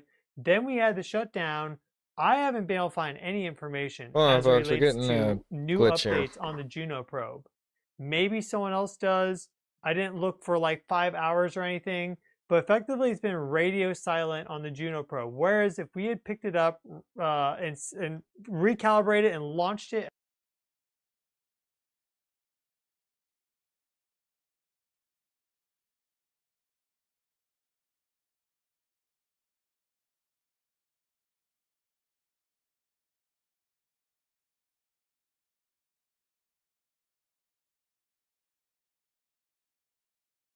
around Jupiter, its mission ran out in September 2025. Then we had the shutdown. I haven't been able to find any information as it relates to new updates on the Juno probe. Maybe someone else does. I didn't look for like 5 hours or anything. But effectively, it's been radio silent on the Juno probe. Whereas if we had picked it up and recalibrated and launched it as best we could to the expected orbit of 3i Atlas, we would have at least gone closer than just burning it up into the atmosphere of Jupiter. They said it didn't have enough fuel, but the thing is, with good photo observations of 3i Atlas, we could really get a better understanding of what it is. The closer you get, the better that's going to be. So here's another thing, is that when it was first detected, 3i Atlas, back July 1st, we had some Hubble imagery that was taken quickly afterwards. And then there was this long lull period where Hubble never looked at it. James Webb only really looked at it once during this time frame as well, before perihelion, October 29th. We had the shutdown in October before perihelion. All of a sudden, the government shut down for more than a month. NASA's supposedly not doing anything, though they were doing all of these social media posts and everything. But they weren't giving us the up-to-date imagery on 3i Atlas. That was bizarre. Now, Hubble is taking a bunch of up-to-date photos of 3i Atlas. It's like every single week now. So they've increased their frequency of observation of interstellar object 3i Atlas. And rightly so. I'm glad that they've done that because it allows us to get some good information across time. Scribe is how you stop explaining the same thing over and over at work. Watch this. It'll change your life. Raise your hand if you told your boss how to do the same thing more than once. Thought so. That's why there's Scribe. Go to scribehow.com, click capture, do the task once, and Scribe will create a step-by-step guide you can share automatically. You ever walk someone through a giant process and know they'll forget half of it? Scribe puts everything they need to know, instructions, pictures, videos, all on one page. So the next time they ask, you can just send the link. I know what you're thinking. They still click the wrong thing half the time. Check this out. Scribe will Bumpy road literally right guide now. them through it, click by Lots click. of glitches.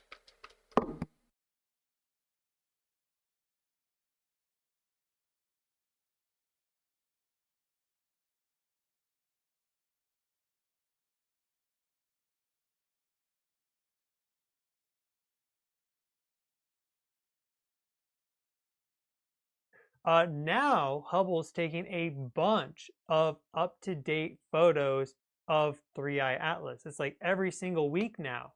So they've increased their frequency of observation of interstellar object 3i Atlas, and rightly so. I'm glad that they've done that because it allows us to get some good information across time. But why weren't they doing that before? That early observational data is also very important. This is the third ever interstellar object observed, the fastest by far, 2 times faster than 2i Borsov, which was roughly 32 kilometers per second, which was faster than Oumuamua, the first one in 2017. We should be looking at this thing. So I processed the data from yesterday. Yesterday was a very special day as it relates to 3i Atlas. We can see that right here because we had a very rare opposition alignment with 3i Atlas, where you have the Sun, the Earth, and 3i Atlas in a line, and the deviation off of that was only 0.69 degrees. So incredibly low deviation. So low that we've only seen that with one other comet, at least according to Avi Loeb. He wrote a blog post, I don't know, today, a few days ago, whatever, saying that there's one other comet that had such an alignment. And that allows us to look at it from a unique perspective. Let me show you the alignment here. But this is much more than 3i Atlas because, you know, they're not really telling us everything about this thing clearly, or at least they're not wanting to acknowledge the fact that it's different than their playbook. But we also see that with space weather. We had this historic planetary alignment, as I've been talking about for more than a year now, right? Going from early January to right about now. It's starting to break apart, but still very active, as you can see. This is set for today, 23rd of January. Here's that alignment. So we've been talking about this for like a year, saying we're going to have something big come. We had a gigantic solar storm hit us just a few days ago. We had a very long duration G4 to G5 minus geomagnetic storm, and it would have been the strongest solar storm at least since 1989 if the magnetic field configuration was negative instead of positive, because the magnetic field shock was tremendously strong, 90 nanotesla. Normally it's like for a strong solar storm impact, like an extreme to severe to extreme, it's like 40 or 50 nanotesla. That's like a huge solar storm impact. This was 90. There's some estimates that that was comparable to the Carrington event in terms of its magnetic field strength. Velocity was less than Carrington because this transit time from Sun to Earth was about 30 hours. Carrington was about 16 hours maximum. I think it was right around that 16-hour range. So the Carrington event came in very fast. It came in very strong with this magnetic field. And it's also assumed that it came in with a negative polarity connecting to Earth's field. This one was not as fast, but it did come in with a very strong magnetic field. It came in with a positive magnetic field. If it had been negative, it almost undoubtedly, certainly, absolutely guarantee would have been the strongest storm at least since 1989 with Quebec when they had power grid outages. Something that's interesting. Greg, we need to talk. No time, got sales calls to summarize. You really need to switch to Monday CRM. It has built-in AI that summarizes calls for you, suggests next steps, and updates the follow-up so you don't have to worry about that stuff. Worry? Who's worried? My CRM is the best. Greg, you're stress eating an entire rotisserie chicken. I'm not stress eating.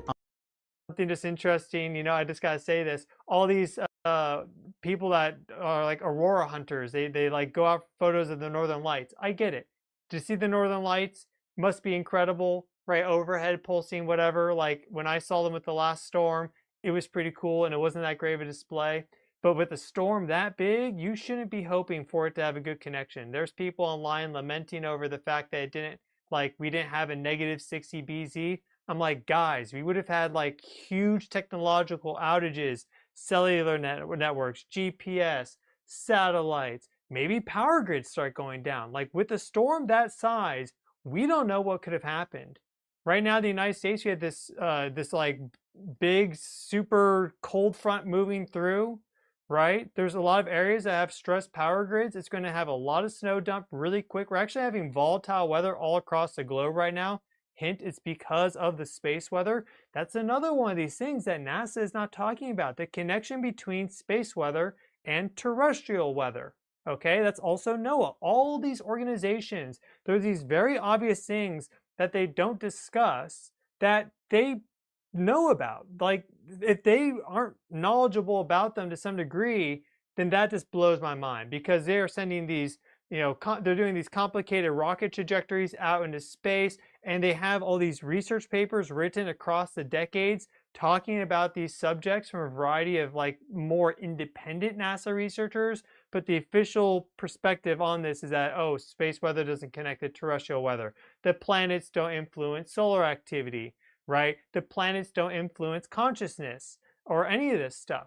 So there is a lot that's being hidden that is not being addressed, and that's what we're going to get into in today's video. So here's the alignment for today for 3i Atlas, and as you see, it's in that full moon position where it's on the other side of the Earth, and that means that A, it's going to be very, very bright. It's about 2.36 astronomical units away from the Earth at this moment in time. But also there's been this whole saga about there being a sunward facing tail slash jet, and that is, you know, highly anomalous or bizarre. And well, today, and well, more precisely yesterday, because again, I can show you this, more precisely, yesterday is when we had the least amount of deviation with the oppositional line being only 0.69 degrees. And we're in this zone here where it's below 2 degrees right now, going all the way till about the end of January, about, let's say, the 27th of January. So today, yesterday, tomorrow, we're all basically, are all very much closely aligned with this opposition vector between the Sun, Earth, and 3i Atlas. So I processed the data for 3i Atlas for yesterday, dropped by Hubble, because again, they've been releasing more and more data sets for 3i Atlas. They dropped 6 different images. They had the raw images, and then they had these CTE corrected images, and then flat fielded and drizzle, and like there's all these weird acronyms and terms and things that they do. I basically took the final calibrated images from Hubble, which corrects for some of these sensor malfunctions over time and some of this drift and everything. Without getting into it, I took those 6 images, I processed them, I stacked them, and this is a false color composite, meaning that I took the black and white imagery of 3i Atlas, which I can show you really quick, because it comes in grayscale. The raw data just comes in black and white. I took the black and white data and added some color to it so we could better understand what we're looking at. But here is effectively, and then I also rotated into position. I did all the things. It took quite some time. First time doing it, but I think I did it pretty good, but I can't guarantee that there are no errors with this. So just in general, you know, keep that in mind. But it was a pretty, once, you know, I'm very diligent with these things. So this is the raw imagery. This shows the coma, and then this is with the rotational gradient filter applied to it, so we can better see these jets coming off of it. And if we go back, those are here in white and also in red. So, you know, part of that is a deficiency. The other part is where it's more activated. And so the brightness, for example, if we do go back, this is where the jet is, where it's bright, okay? Because we're looking at bright pixels here. Imagine being able to build an app with your name on it, just by thinking about it. Meet Base 44, a complete AI creation platform. Describe what you want. So so these would be the jets right here. And then we see the coma extending out like this. this is a sunward direction. Technically, that vector is 0.69 degrees, but in reality, it's actually going straight out to you, the viewer, you right there. Yeah, hello and welcome, everyone. I'm your host, Stefan Burns. If you are new here, we cover what's happening with the Earth energetically. We also look at what's happening with our star, the sun, solar activity, planetary resonances, space weather, interstellar and cosmic forces. But we also talk about a lot of the forces here on Earth. And for example, we're going to be talking about the price of silver today, because that's connected, believe it or not, to a whole bunch of unique planetary energies. And we're having right now the price of silver go crazy, just hit $100 per ounce. And this is another one of those things that those in power don't want you to know, that you can use the planets to better understand what's going to kind of roll out in the future and to be prepared, because they would rather have you poor and destitute than, you know, abundant and empowered. So a lot to talk about today. But effectively, because of this oppositional alignment with 3i Atlas today, if that sunward facing tail, you know, exists, it should be pointing at us directly like this, because it's sunward facing, and right now the sun's directly behind us. What we see is that we still have it off to the side, whatever this thing is. If we look at this data from the 7th of January, this time processed by Tony Scarmato, he's been processing all this Hubble data. That's another thing. They're obligated to release this data because that's just any public organization for the United States has to release their data, but they don't always do that. I worked on a project for the USGS, the East Bay Seismic Project, and I was interested in looking at that data, and that never got released as far as I know. Maybe like the final product, but they're supposed to release the raw data and everything, but they kept that like under wraps for a while. And that was about the Hayward Fault and more. I don't know why they would. It's probably just, you know, a lot of work on their desk. But I was waiting years to get my hands on it because I helped volunteer for that, and I thought that was cool. I wanted to see it. Anyways, they do release all the data as they take it with Hubble, but they haven't been processing it. You know, but it's there, so we can process it. So Tony's been processing a lot of this. Here we see it on the 7th. If we go back to the 22nd now, so this is before we had this oppositional alignment. We go back here, looks effectively the same. You know, I layered in the jet, so this is a dual composite image, but we see that hasn't disappeared like you would expect it to. Because at this moment in time, if you have an anti-sunward tail that's being pushed by the sun directly behind 3i Atlas in the direction of its movement, effectively, not 100%, but right now kind of, and then a sunward facing thing, you should just see a circle, but we don't. So this is showing that it's not just, it's not this sunward facing tail that we've been told about. It's actually probably an anti-velocity tail. So it's some material that's moving off of interstellar object 3i Atlas in the opposite direction of its travel. Let's look again at the sky live.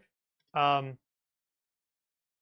here's the sky live. And again, this is set for today, but let's go back now to the 7th of January, which is when we had that for that other image by Tony.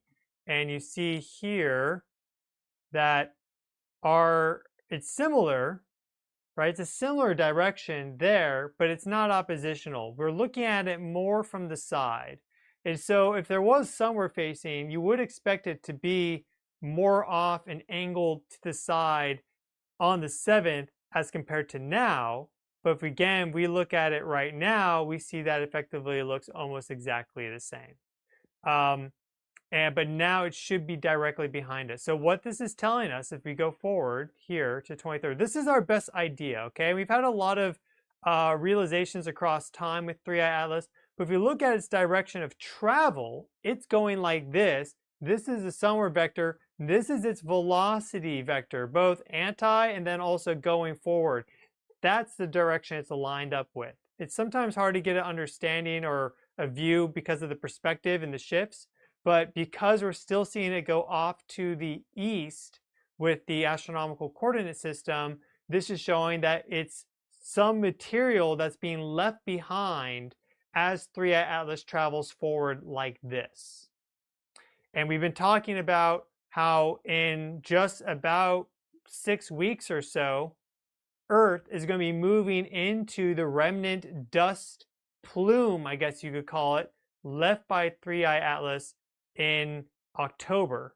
Because we see, if we go all the way back here, here is September, end of September.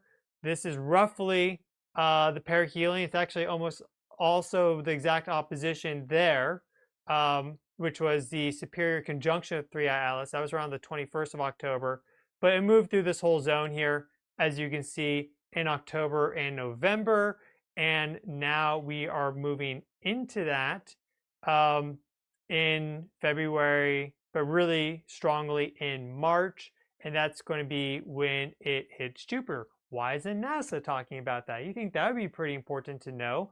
There is evidence from the past that when we moved into the plume or tail of a comet, that it can cause some serious problems here on Earth. I'll have to link this in the video description when the video is done, but there's a good article on SSGEOS by Frank Hugerbeets on some dynamics about that relating to comets, and how the official story is that these 3 comets are different comets, but he calculated the orbital periods, and we passed through the tail of one, and right around that time frame is when we had the Black Death like roll through Europe. So, you know, there's just so many things that for some reason they don't want to address. So, like, they don't want to maybe freak us out. Well, it's like the truth, we should be able to prepare for this stuff as things are happening. Doesn't mean that everyone's clueless just because, you know, a large organization which may be in the know isn't telling the public. Some of us can figure it out and, you know, tell others, but it doesn't help that official organizations. It's like the food pyramid. They're like, you know, put the least healthy foods at the top and eat the most of them, and then they want to eat the least amount of healthy food. So it's all backwards, folks. So that's the latest on 3i Atlas. This data processing shows that this is not a sunward facing tail. And we're kind of coming to some conclusions around this.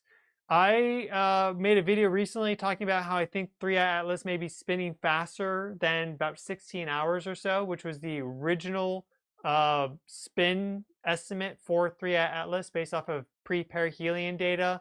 And that was because of these jets in general in an astrophysical environment. To create jets, you need a magnetized central rotating body, and that can produce these tightly collimated jets going out. Then Avi Loeb came out with a paper recently along with Tony Scarmato. The two of them worked together and they calculated a new rotation period of about 7 hours or so. Again, I don't know if that number is right or wrong. I think it's difficult to get these numbers based off of the fact that this coma is so opaque. We really can't see the nucleus, but we know that asteroids have been measured now with a spin period of less than 2 minutes. And it's easy to measure that for an asteroid because it doesn't have a coma, right? It's just an asteroid. Why don't they talk about plasma in space? It's always gas and dust, right? They're never talking about plasma. There's all these things. There's so many oddities. So it just kind of gets bizarre. Now, if we go back to today, roughly, but let's actually go back about a week before today. Here, if Bitcoin ever reaches $1 million, the difference between 90% and 98% uptime could amount to hundreds of thousands of dollars a month in missed Bitcoin. And that's why here to the planetary alignment, okay, here's our planetary alignment. And let me reset the camera. Okay, again, we've been talking about this for a long time, about how we're going to get all the planets to align. Venus, Mars, Mercury, Earth, Jupiter, 3i Atlas is in there. Pluto's in there as well, right? There's Pluto in this alignment as well. Well, we just had this historic solar storm. So let's check out the coronagraph for that. Here is the coronagraph imagery for the past 7 days. And we see all the planets here. We have Mercury moving in quickly, superior conjunction. There's Mars, there's Venus, okay? At the beginning, you'll see this big coronal mass ejection right there. All that particle snow, that's the high energy relativistic ions hitting the sensor. That triggered an S4 proton radiation storm on Earth. That is high energy particles like protons and alpha particles and electrons hitting Earth and charging up the atmosphere. And in general, after big geomagnetic storms and these sort of radiation storms, any sort of space weather that's significant, it makes the weather more volatile. So no surprise that we're seeing more volatile weather right now, not just in the United States and Russia and other places around the globe, but everywhere. Like, it's just overall making weather more volatile because the global electric circuit is charged up, okay? So that occurred, S4 proton radiation storm, the strongest since 2003. And if that had been more Earth direct, it probably would have been a record-breaking radiation storm because we didn't get hit by the full brunt of it. It went to the east solar coordinate system just by a little bit. But if it like launched off a day later, it probably would have been an S5 storm, which has never actually been observed. Okay, so this is the chronograph for the past week with the planets. We're talking about how this could happen, and I have a direct corollary here because here we have the chronograph going back to 2006 with the last time we had a very similar sequence to this, also Mars, Venus, Earth synodic cycle. But this time we have Mars going on the inside and Jupiter on the outside, whereas it's the opposite for this time. But we will see how, and also they don't talk about how comets affect the sun when they impact, but we'll see this solar activity start to build. And then right at the end, once these sunspots rotate past the limb, you'll see the first big explosions right here coming up. Boom, boom, we have some activity just like we had. And then it goes here, Earth direct, and then we get these solar explosions. There's the first one. And then the second one follows up right behind just a few days later. Boom, there it is. Okay, so we've been talking about that for months because I went and looked at the planetary geometry and I was like, when was the last time we had geometry like this? It's like, oh, it was 2006. Let me see what the space weather was like. Oh, we had 2 G4 storms back to back right after the sequence occurred. Let's look at the chronograph imagery. Oh, wow, look at that, right? And well, this is what happened. We have the chronograph imagery now for this time frame. The future has happened. It's now the past. And that's exactly what occurred. We've had this data. It's not, we don't need more and more data at this point. It's going to help, certainly, but we've known this for a while. This hasn't been a secret. So why hasn't it been acknowledged officially that planetary geometry affects solar activity? Because if the goal of NOAA is to forecast space weather, why aren't they using that in their forecasts? Instead, there's no official communication that this exists. If you talk about it online, a lot of people say that you're a complete wacko or a nutso or you're a pseudoscientist. Meanwhile, a year in advance, we were talking about this possibility being a distinct high probability, and it happened. Again, if it had been a negative polarity to a solar storm, it would have been very likely the strongest since 1989. I think it would have been stronger, but who knows? We don't know. We would have had to write it out and literally see. So I ordered 200 hand-forged knives to my dorm room and built a Wix website to sell them. I'm Noah Rosen. So they don't talk about that. This research goes back a long time. There's other people talking about it. We can go here, just do a simple Google search, or this isn't even Google, it's like DuckDuckGo. But you know, this just, do the planets affect solar activity, NASA?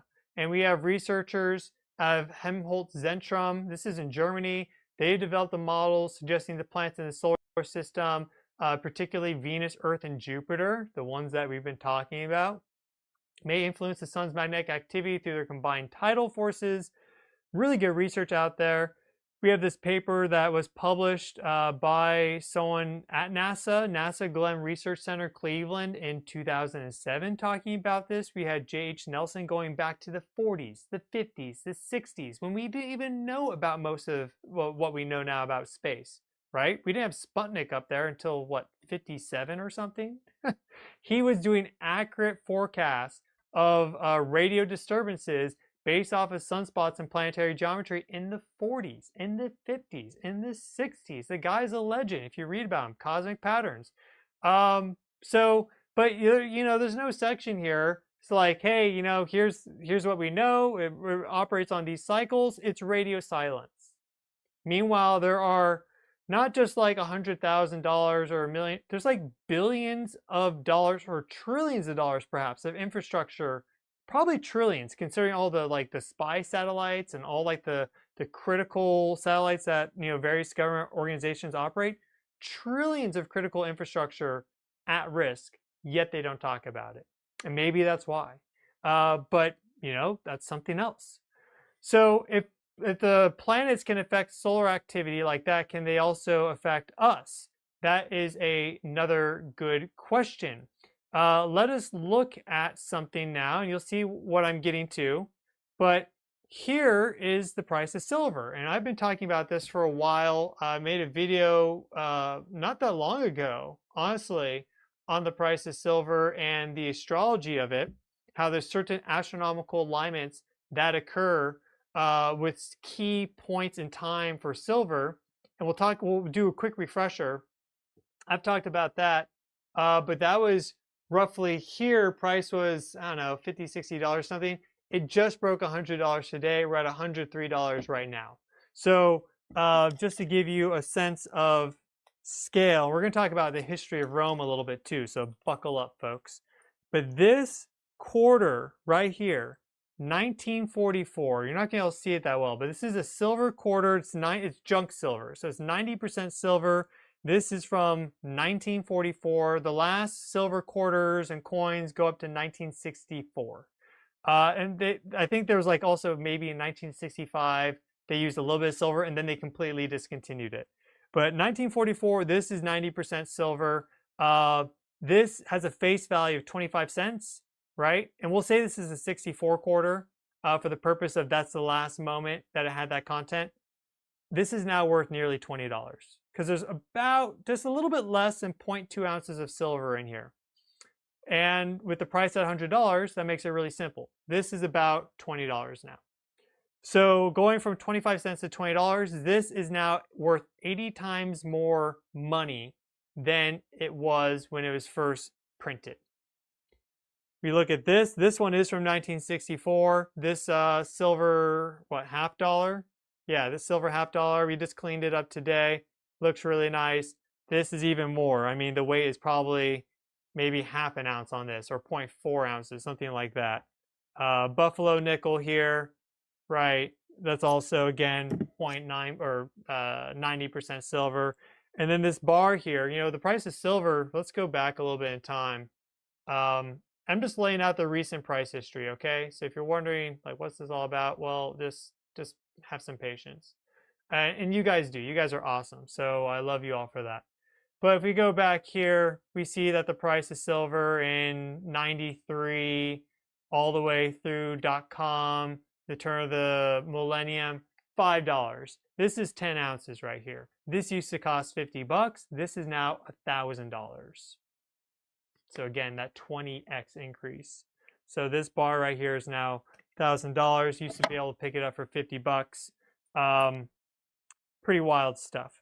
So what's the point of mentioning all this? Okay, well, we talked about how planetary alignments seem to influence solar activity. They also seem to have an influence over more mundane aspects of reality. Here we see our chart for silver. Let's change it to maybe 3 months to get a higher resolution look at this. We can kind of zoom out like this. All right. Right now in the sky, in the night sky, we have Saturn and Neptune going conjunct. And we can pull that up really quick. I want to show you this conjunction specifically so you can see what I'm talking about with our solar system viewer here. And Scribe is how 4 million people turn processes into step-by-step guides. The hardest part of any job, I don't care where you work, is answering the same questions over and over. You're going to want to see this. That's why there's Scribe. Go to scribehal.com. Click Capture, do the task once, and Scribe makes a step-by-step guide you can share automatically. You ever walk someone through a giant process and know they'll forget half of it? Well, Scribe puts everything they need to know, instructions, pictures, videos, all in one page. So the next time they ask, you can send them the link. I know what you're thinking, they still click the wrong thing half the time. Well, check this out. Scribe will literally guide them through it, click by click. Warning, they're going to think you're a genius and ask how you did it.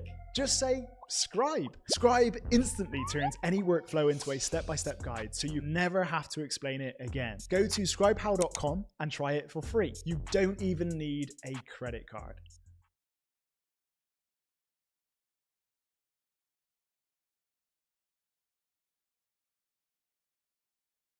What is going on, guys? In today's video I will show you the best builds tier list in Torchlight Infinite Season 11. So I will give you a quick overview of each hero version, then explain why it's placed where it is, what Season 11 changed for it, and how it actually performs in real gameplay. We'll start from the bottom and work all the way to the S tier, where the strongest and most popular builds live. And on top of that, if you're interested in trying the game out for free, then click my link in the description. So first up we have the C tier. Free Hand 1 just doesn't work with how the Season 11 flows. Rage generation feels slow and awkward, uptime is inconsistent, and the payoff for finally reaching your damage window is way too low. This season heavily rewards builds that either have consistent damage pressure or massive bursts on demand, and Rehan 1 has neither. You spend too much time preparing instead of actually dealing damage, which feels horrible while mapping, and even worse in boss fights. Defensive scaling also shifted towards the energy shield layering and the hybrid mitigation, and Rehan 1 does not interact well with those systems, so you end up feeling squishy without having the damage to justify it. Then Moto 1 is another build that simply got left behind. Minion survivability improvements in Season 11 helped some pet builds, but Moto 1 did not benefit enough. The minions are slow, their AI still feels unbearable, and single target damage is extremely weak unless you overinvest into gear. Their speed is too slow for modern mapping, and boss fights will feel like a grind instead of a power fantasy. So when we compare it to the stronger minion build like the Iris 2, then Moto 1 feels outdated and clunky. Next we have Bing, which sits in the C tier because Bing 2 exists. Season 11 massively improved explosive chaining, energy recovery and detonation speed, and Bing 2 benefits from all of that. Base Bing on the other hand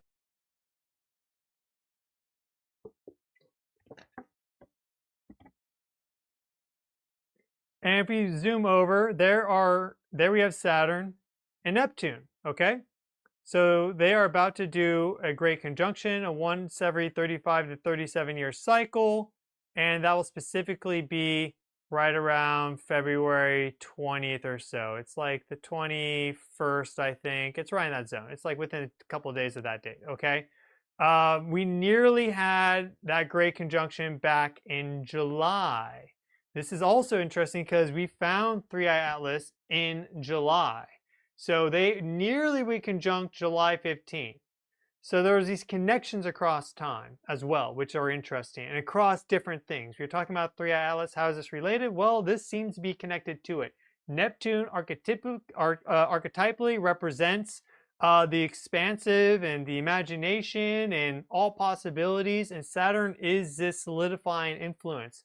So Neptune applying to Saturn will dissolve structures, but Saturn applying to Neptune will manifest things into reality, and they may be kind of wild, right? Like interstellar in nature, for example. We have this interstellar object flying through. So this is happening also in a very specific part of the sky, right? We see that this is happening in Pisces right here. And if we were to, I think I dragged the wrong way. If we were to use Western Tropical, this would actually be right around 0 degrees of Aries.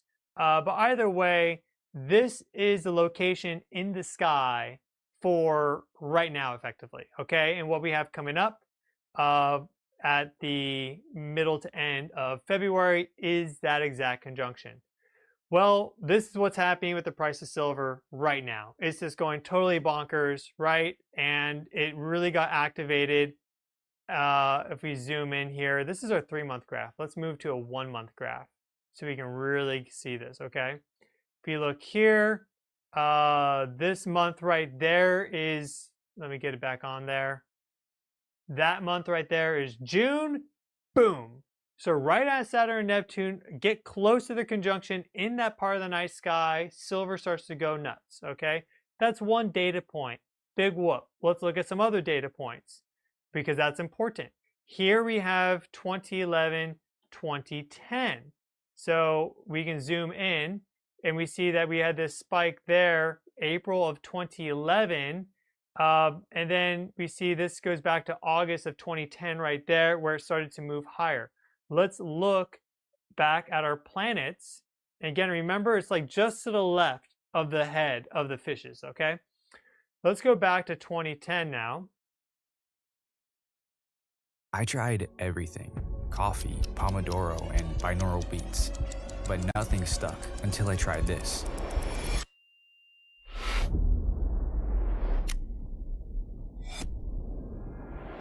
Brain FM is neuroscience-backed music designed to help people who struggle with focus. Instead of fighting distractions, your brain just enters flow. Try it for free and slip into effortless focus.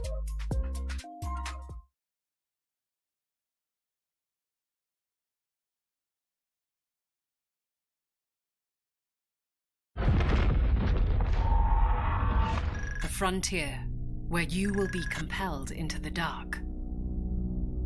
The frontier is vast. You'll cross countless systems, each one a test of judgment and resolve. Among them lie remnants of civilizations long gone. Shattered monuments, cryptic signals, forgotten machines. Some hold rare artifacts. Others hold warnings. Exploration demands foresight. What you bring and what you leave behind can decide whether you return at all. The more you discover, the more you understand. This is a living world, hostile, vast, and player-driven. Your discoveries will echo into the future. Awake eternally.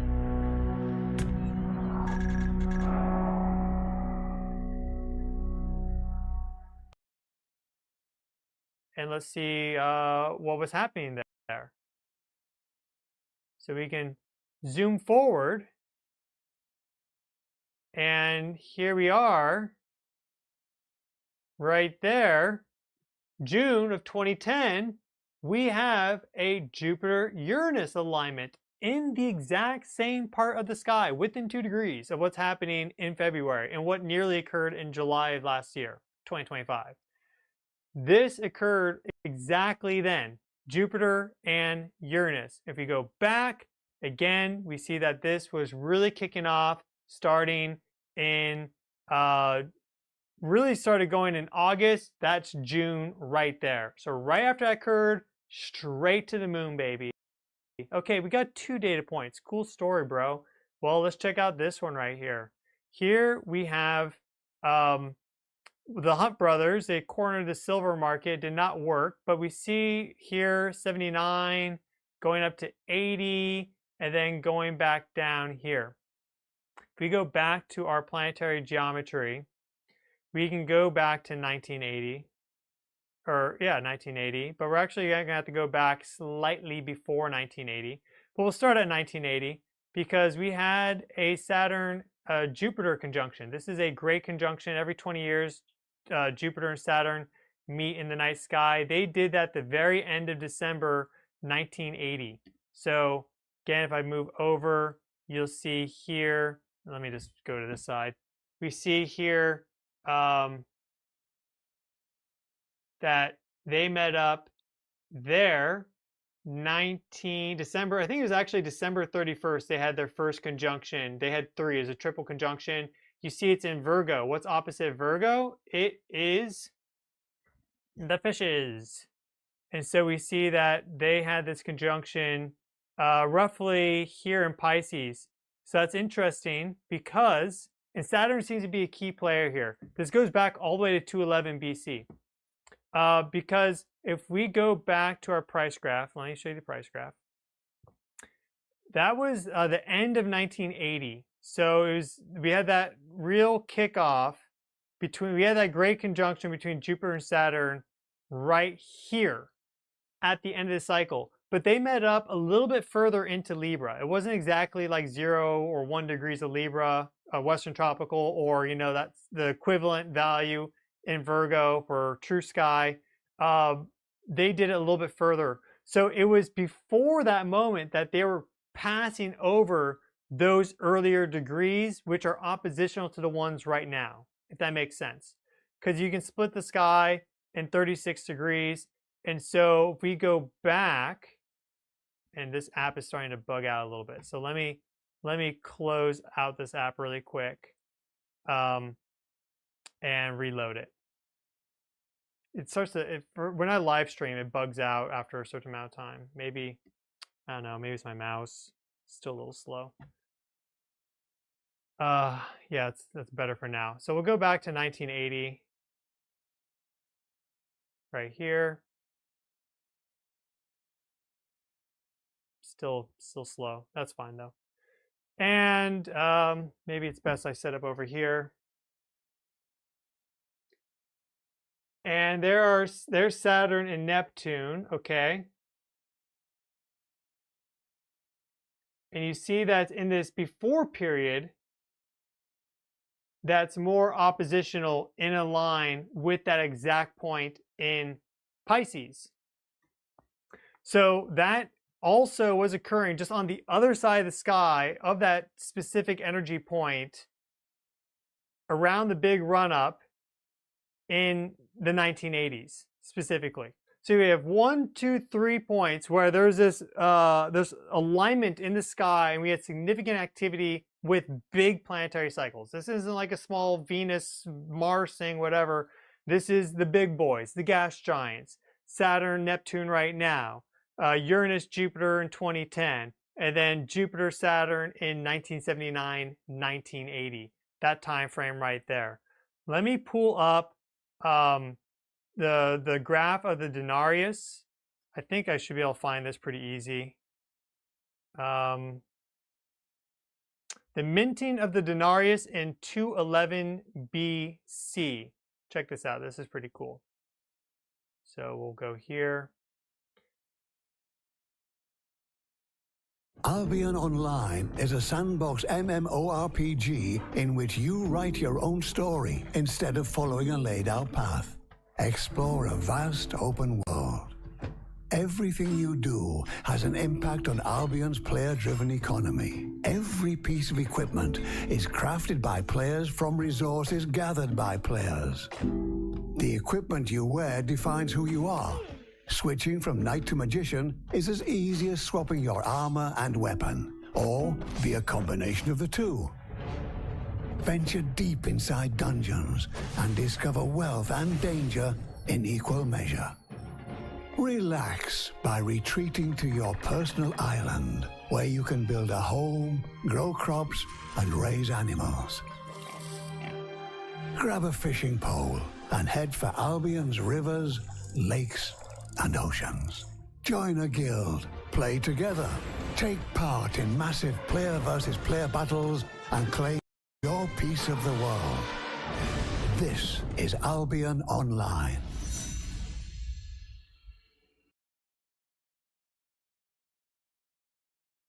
And so here we have a Western Tropical Astrology chart for the minting of denarius. And what I want to show you is just really one key thing. I went to look at the history of silver because I wanted to better understand it. So once you have this understanding that the planets affect things, you can do some research. I was like, okay, well, if we want to understand the history of silver, because I had this hunch that silver was going to do well, then I should look at really the first, really solid use of silver, or at least a really big momentous moment in time for silver, which was the minting of the first real silver coins in 211 BC by the Roman Republic. So we don't have the exact date for that, unfortunately. Ideally you have the exact date, the exact time, but I loaded up that time frame, 211, and I found that we had this Saturn Uranus opposition that year. And in fact, they went exact at 1 degree of Aries, which is right now this opposition or this conjunction between Saturn, Neptune, and Aries is occurring at 0 degrees. So within 1 degree of what's happening now, the minting of the denarius occurred. So I took that to be the chart of the minting of the denarius. Effectively, when the first silver coins were struck, we had this activation in the sky. Saturn and Uranus moved quite slowly, so this was very much active. May not, the first stamp may not have happened literally exactly at this minute on this day, but that was a super strong influence at that time, showing that there's this connection between silver and these very key points in our solar system, these specific angle directions, whatever.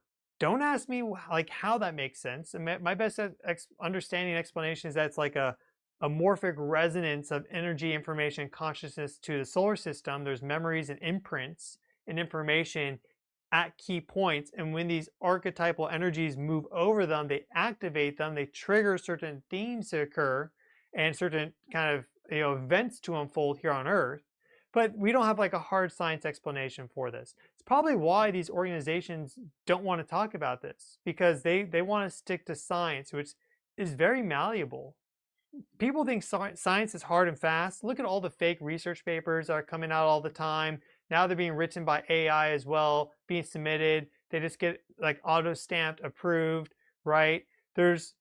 While it requires more of an open right brain, you have to kind of open up your senses to understand this stuff, because it's not so logical and precise. That's actually, when you're dissecting things down, you're losing the holism of reality, what actually exists. So, you can't, in that way, science is very malleable, and you can manipulate it easily, because you can take these very thin dissections and present that and then hide all the rest around it, and then, plead ignorant or whatever. But if you know this stuff, you know that there's an effect here. So here's the minting of the denarius. That's a pretty big moment. And we also had a Saturn-Neptune conjunction. Whoa. What's that? I just built a budgeting app in Base 44. Guys, Nina just built an app. Impossible. Nina can't code. Interesting. Can it generate reports? It can now. Nice. So you're saying we can all build apps now? Yeah. I'm on lunch. I gotta make a call. I'll be in my office. Just built an inventory tracker. Protein calculator. Book sharing app. A workflow manager that Tracks who still owes for the group lunch. Trash duty schedule. Since no one seems to care. Just built a I just created a goal tracking system. We built the same thing, didn't we? Yep. Can this thing manage content? Is the SOC 2 compliant? I want to animate this graph. Create a party planner. Profesor de Español. An inter-office dating app. For dogs.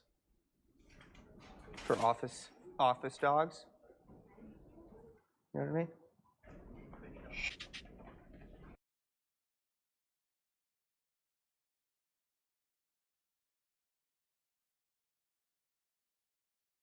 Scribe is how you stop explaining the same thing over and over at work. Watch this. It'll change your life. Raise your hand if you told your boss how to do the same thing more than once. Thought so.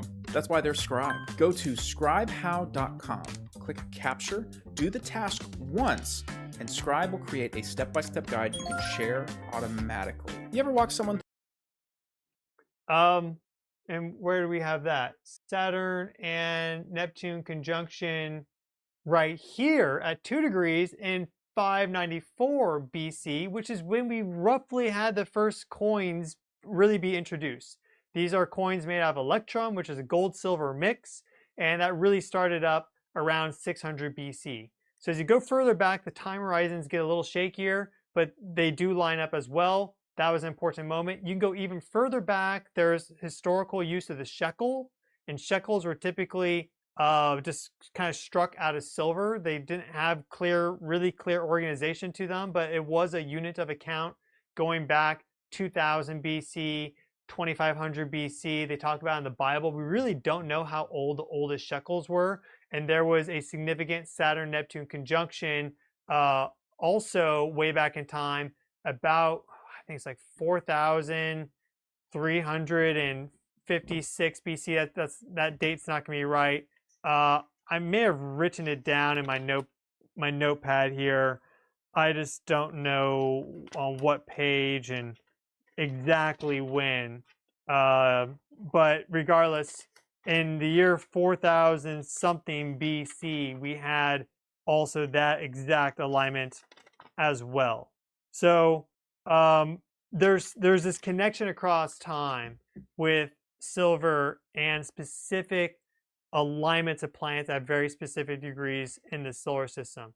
So the reason why I'm highlighting that is just to show you, right, if you go back to this, that if you knew that, it could have been very profitable for you. It probably still will be. I'm not a financial advisor, so just you have to do all your own research, whatever, but this is like a 50-year pattern, a 50-year formation that was made. This is signaling really the start of something completely new. And that's the astrology associated with this at 0 degrees of Aries, if you use Western Tropical, is that this is the birth of a whole new system. So let's talk a little bit about Rome once more, because here we see the fineness of early Roman imperial silver coins. The denarius back in 211 BC, it had a average silver content of 95 to 98%. And that stayed about the same, 95 to 98%, going all the way to about 64 to 68 AD, when all of a sudden it went down to 93.5%. At that moment in time, there were some massive revolts with the army. Emperors were beheaded. They re-raised the weight of it, but the empire was starting to get, thin, and they had all these wars and expansion, everything, so they needed their silver to stretch a little further, so they started to debase it. Back then, they debased their coins by just putting less silver in them. So you can see how it slid down here, and there were some attempts to restore it back up, but they were short-lived. Eventually, it went down to 50%, and then in 241 AD, it was at 48%. In 274 AD, it was 5%. So over the course of about 500 years, nearly 500 years, the denarius went from a silver content of, let's say 97%, because that's roughly in the middle of 95 to 98. From 211 BC, from 97% to 274 AD, 5%. Huge difference, okay?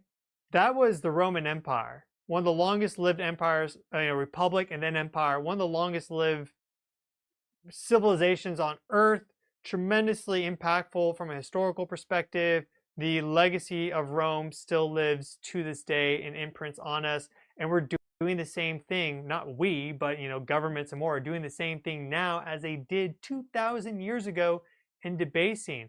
But look at how the empire collapsed, and as they did that, they had to debase more and more, and they weren't able to keep up. And one important factor to mention here is weather, right?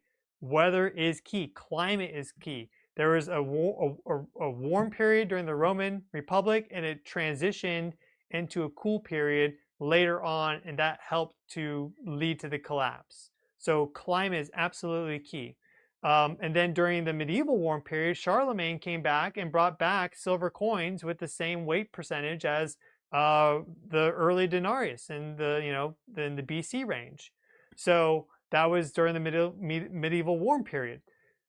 The debasement of currency right now is so much faster than what occurred back then, because again, 62 years ago, 1964, these silver coins here were 90% silver, and they had a face value of 25 cents. And now, 64 years later, that quarter that I showed you is worth $20. They've gone down.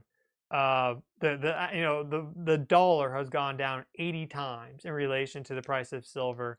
The price of silver has gone up 80 times in comparison. This is real money. So this actually hasn't changed in value. It's only changed in price. There is a difference between value and price. So that's much faster. And if we're talking about empires here, right? The United States right now is at a critical moment with not only roughly their Pluto return, we're still well within that time period. We also have Neptune in the same position it was during the Civil War. Right at the beginning of the Civil War, it's where it's moving in right now. And we also have Uranus at the same position in the sky as it was during World War II, the Civil War, and the American Revolution. So these forces, they have to play out. We saw how this affected and brought about, was a strong, really important factor in bringing about the collapse of Rome. When they did those first debasements, it caused the first emperor to he actually committed suicide, and then 2 or 3 other emperors, they lost their head or committed suicide because the soldiers were like, you're cutting our pay effectively, right? And at times they debased the denarius, but then gave them more coins to kind of make up for it. But what's happening right now is on not just a soldier scale, it's like everyone is having this happen to them effectively because it's the global reserve currency, the US dollar. So if you were to learn about the planets, right, and see how they can affect things like, society and, in this instance, true money and more, you can be better prepared, aware, and all this stuff. But, they don't want you to know that. And if they acknowledge that the planets have an effect over solar activity, right, as we can very nicely see here, with this chronograph imagery for the past week, right, then you start to have to acknowledge that the planets can have an influence over a lot of other things too. If these tiny little planets can have an influence over the sun, which is 99.86% of the mass of the solar system, by God, they got to influence Earth and everything that's happening here energetically, right? Same thing happened in 2006, almost identical, except Mercury and Jupiter effectively swapped places in terms of which side of the sun they were on. But we see the dramatic growth in sunspots. This is almost at the very end of a solar cycle. Yet we had two big solar storms launch off right around that moment in time. I mean, another thing that we can cover too, let me just quickly mention this as well, because this is important. This is foundational, okay? So let me mention this. This is really, this kind of drives the whole thing home. Boom, there we go.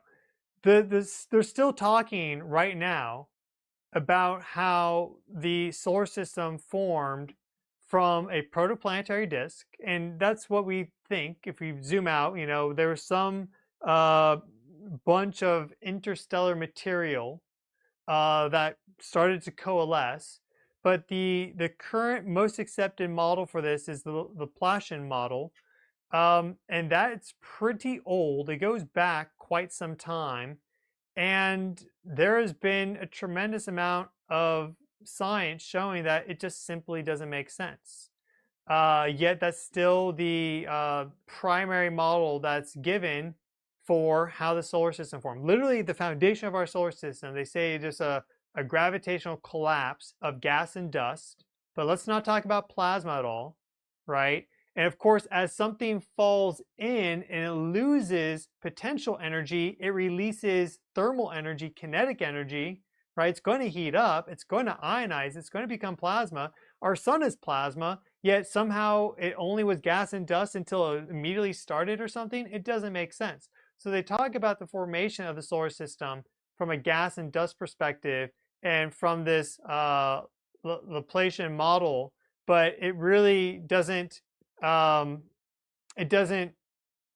a lot of questions. I mean, some of the critics of it, James Clerk Maxwell, the guy who invented, you thought of the theorems effectively of electromagnetism, you know, Maxwell's equations. Also Hans Alvin. So let me talk about that. Hans Alvin has this book here, Evolution of the Solar System. Guess what? National Aeronautics and Space Administration, 1984, I think this book was published. Let me see. Hans Alvin was born in 1908. This says 1976 on the cover, but I think it may actually be like 1980 something. Either way, right back in the late 70s and early 80s, you know, they were publishing good ideas and everything. I mean, this is a beast of a book right here, right? Well, if you learn a little bit about the gravitational collapse of a dust cloud, you realize that there are a lot of nuances to it, because gas is pretty distributed, it doesn't have much density. So, for example, you have Jupiter and then you have Saturn. Jupiter's at 5 astronomical units. Saturn is at 10 astronomical units. How do you get the gas in between Jupiter and Saturn to accrete to one of the gas giants, when initially the gravitational field would only extend out 0.5% of the way?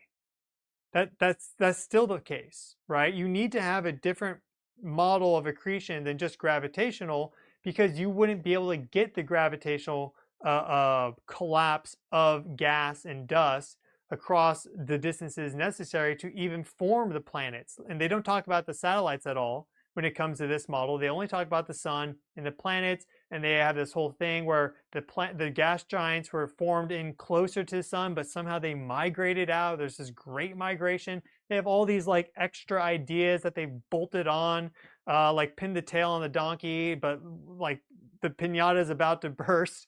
No one wants to tell you that. But what we see with the solar system is that there is this distributed density across the solar system. It's not a uniform density. This model keeps it that it's completely homogeneous, and that there's no variation in this disk. But if we look at the solar system, the density, if you were to take the planets, let's say Earth, and distribute its density out across its orbit, the distributed density of the inner planets is about the same. And then you go to the asteroid belt and there's a steep drop off in the distributed density. And then you go out to the outer gas giants and all of a sudden it goes back up and it's roughly similar to the distributed density of the inner solar system. So there's clearly a non-homogeneous structure to the solar system. That's also just true simply if you look at, right, the fact that you have Jupiter and then a big gap and then Saturn and then a bigger gap to Uranus, right? Jupiter's 5, Saturn's 10, Uranus is 20, Neptune's 30. So you start to get these jumps. How does that gas accrete when you need a certain amount of planetary size to accrete it in the first place? Helium and hydrogen don't like to stay bound to a planet. There's a reason why helium on Earth just flies straight out to the atmosphere, or hydrogen too flies straight out. We don't have enough gravity to hold on to it. You need like 5 to 10 Earth masses to start to hold on to helium and hydrogen. How do you get to that size initially with just the collapse of a dust cloud and a gas cloud? You don't. You need plasma. The moment you have plasma, the fourth state of matter, which has a charge to it, it obeys electromagnetism instead of gravity. Electromagnetism being such a stronger force than gravity, 10 to 36 times more powerful than gravity. Once you have electromagnetic forces in play, you can have certain plasma clouds reach their critical velocity and get ionized and form certain magnetic field structures, and then you can have collapse and aggregation and condensation from that. And Alvin talks about it all in this book here, right? Lays out why the gravitational collapse of a gas cloud literally makes no sense. I mean, it's not like gravity didn't do anything. There is, of course, gravitational processes occurring, but basically lays out how it makes no sense. Published, at least NASA is the one that, printed off the books.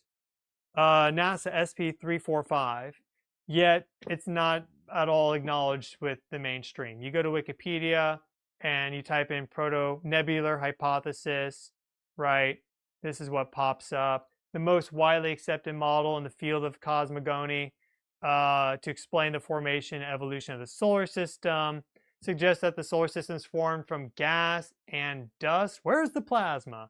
Orbiting the sun, which clumped up together to form the planets. What about the satellites? What about the dozens and dozens of moons around Jupiter and around Saturn, Uranus, Neptune? We need a model that explains how they form in a fractal manner to how the planets formed around the sun, because you can look at the satellites, the moons around Jupiter, for example, and you can look at their distributed densities in their orbits, and it comes up also non-homogeneous and very similar to the non-homogeneous distributed density nature of our solar system. So there's clearly some fractal process here at work, and if you incorporate the physics of plasma, it all of a sudden makes sense. And this was written about back in the 60s, the 70s, the 80s. It's 2026 now, right? 1980, when the Hunt brothers cornered the silver market, was 46 freaking years ago now, right?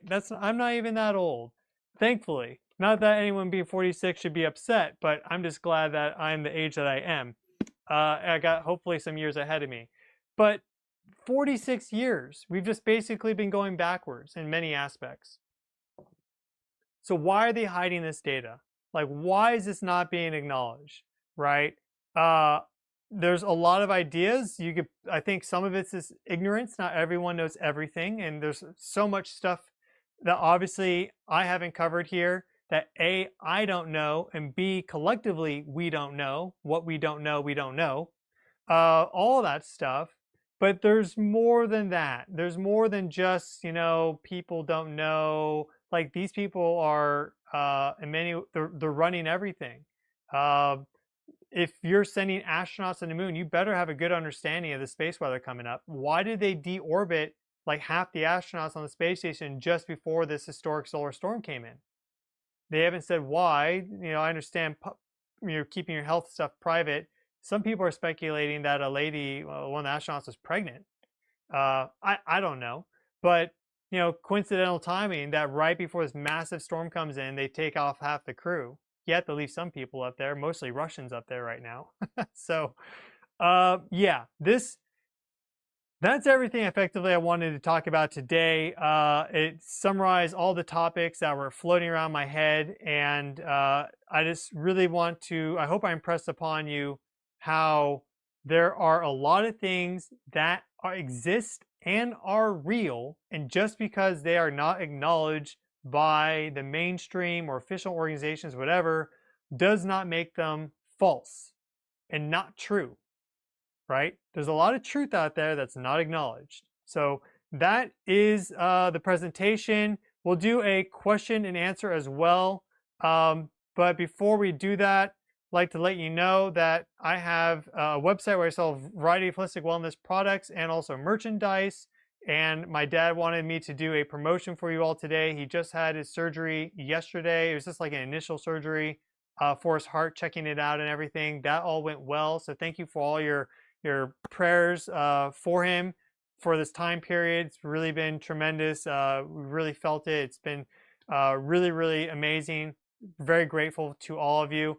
But he's like, I want to pack up some orders, baby. So you better do a promotion today, Steph. I'm like, all right, all right. So we have everything in stock. We've been preparing because I'm leaving for Sweden soon. He has more surgeries coming up for his heart. So we wanted to have everything in stock. We have it all in stock. The spirituality, the herb coffee, top sellers.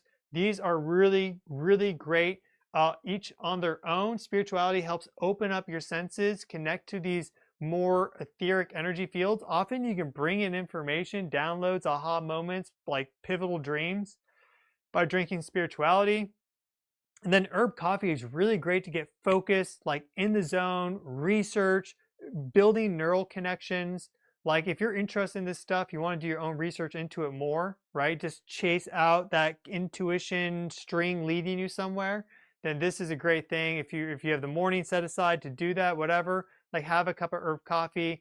It's 50% coffee. It's also has lion's mane mushroom in there. So that's what builds those neurologic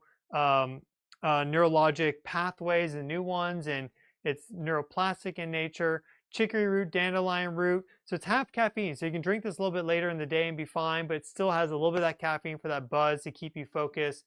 Right here, I'm wearing the Explore the Cosmos Within shirt. As you can see, fractal, sacred geometry design with the Fibonacci spiral on the front, cosmic pyramids on the back, comes in white and also in navy blue. I think it's called like mystic blue or something. Going all the way up to 4XL. This shirt is awesome. I love the feng shui to it, and that's available on the website. We also have our festivity. Everything's fully in stock. Our festivity is fully in stock. Our newest tea blend, basically our most flavorful tea blend. It's incredible, perfect for this time of year when you got the snowstorm coming in. You got 2 feet of snow piled up. This is what you want in your cup to be drinking. Because it's just like, it's like an amazing mulled tea, and it's, you know, 0 caffeine. You can drink this at night. You can drink this in the morning. Super flavorful, but you know, no sugar, no artificial natural flavors or anything like that. It's just herbs. It's apple, cranberry. Those two are not organic, but they have no additives or sugar or anything added to them. And it's burdock root, licorice root, chamomile, allspice, cloves, cinnamon, and star anise. Those are all organic. Fantastic tea blend. Definitely recommend you honestly pick up like a bundle pack of this stuff. But go to earthevolution.com/store to check that out. It's linked in the video description. I highly recommend you do so. And with that, we will do a quick question and answer. And then I'm going to sign off. How exactly does space weather affect Earth weather? Thank you for the mention. Basic question, but foundational. So it really has to do, from my research, with how it affects the global electric circuit and how it really affects the charge of the uppermost part of the atmosphere, the ionosphere. Because you have the ionosphere at about 50 kilometers up on the daytime side, 100 kilometers up nighttime side, going all the way out to the exosphere, 1,000 kilometers out. It has a charge. It has an equipotential of 250,000 volts. That's 250 kilovolts. And as a result of that, you have this gradient that forms in between the ionosphere and the ground surface, because the ground surface has no charge. It's 0 volts. That's the electric potential. In between 2 electric potentials, you get a current. How strong is the current depends on the resistivity of the medium The atmosphere in between is fairly resistive, very resistive. 7 orders of magnitude more resistive than the surface of the crust or the ionosphere. So as a result, it's a slow trickle of energy. When the ionosphere changes its electrical charge, that flow of energy alters. It influences any weather systems down near the surface in the troposphere, clouds, rain, snow, whatever, all that gets amplified. And as a result, that seems to be like the trigger mechanism for that. It's more than just that though. You also have like atmospheric gravity waves, and you have this relativistic particle flux coming in that causes, ionization of deeper parts of the atmosphere closer to the surface because these particle cascades. It's a whole bunch of stuff. So to answer your question would really be probably like if I really went in depth, like a 2, 3, 4, 5 hour lecture. But yeah, in general, my observations in general, it just makes things more volatile. So if you had a rainstorm coming in, then you have a big geostorm, expect maybe, in fact, actually to be a thunderstorm, right? Or this snowstorm about to hit the United States, whatever their forecast is, probably add like 6 inches of snow on top of that. It's probably just gonna be stronger, longer, all these things. Than they forecast because they don't take space weather into account. Theory that civilization exists at the Kuiper Belt, that it is us, but in the future, I don't know. I can't manifest proof, but with all going on, figure I mentioned it. I was under the DOE 2 decades. Yeah, it's certainly not out of the realm of possibility. I've actually thought about this for a while. Let me pull up our solar system scope one more time just so we can kind of zoom out and really see the solar system here. All right, and here it is. So Josh was just a creative guy with great ideas until he started creating with Artlist's all-in-one AI platform. And now Josh is the largest studio in Hollywood. What's happening? There we go. So, I mean, we have, of course, the inner planets. We're on Earth. We landed some probes on Venus, Mercury, Mars. We have Juno orbiting around Jupiter. We've done some orbits around Saturn. We've only done a flyby of Uranus and Neptune once, okay? So the moment you get, and we've done one flyby of Pluto, the moment you get to 20 astronomical units, we don't know anything. And there are not just hundreds of objects, there are tens and tens, hundreds of thousands of objects outside the orbit of Neptune in the Kuiper Belt. You have uncountable number of trans-Neptunian dwarf objects, things like Sedna and Eris, which are big, like 1,000 kilometers in diameter. But imagine even just an object 200 kilometers in diameter. You build a space base on there. We would never know. We would never know. It's dark, it's dim for us. We can't see it, right? Slow moving. And for example, if you did have these ancient civilizations out here, for example, we see a Neptune-Uranus opposition. This is 2083, right? It's going to be difficult to travel from this side over to this side if you wanted to, right? Because these civilizations, if they exist, are probably more interconnected than we think they are, or would think they are, right? But if you have an alignment like this, let's go back to the 40s, roughly right here. Look at this. You have this nice ability, and actually I go forward a little bit further. You have this nice ability here to kind of move from Uranus to Saturn to Jupiter and then fling over to Neptune if you want. So there's going to be certain planetary geometries, or like again right here. Look at that nice line, Saturn, Uranus, Neptune, where you could efficiently move across the solar system at the right time. I think that's probably when we would see more activity perhaps, if these civilizations exist, than periods of time like oppositions, where they're far apart. So these are just ideas, but you know, there's something to it for sure. At least we should be thinking about that. We shouldn't be completely like, oh, we know for sure that there's nothing out there. We're totally good. Who's to say we are? We're good so far. Check out the Osiris Connection on Outside Minds podcast, Book of Revelation 2. They saw this coming. Shahail 44. Thank you, Quantum Gospel, for the super thanks. And anyone that wants to check that out, they can do that. Simple junk silver conversion is $140 equals $1.40 equals 1 silver ounce. Yeah, that doesn't sound right. Junk silver is 90% silver, and right now it's $100 per ounce. So you're getting for a 1 ounce junk silver coin, you know, let's say that exists, that's $90. Thank you for making this information easy to understand. You have changed how I view my life. You're quite welcome.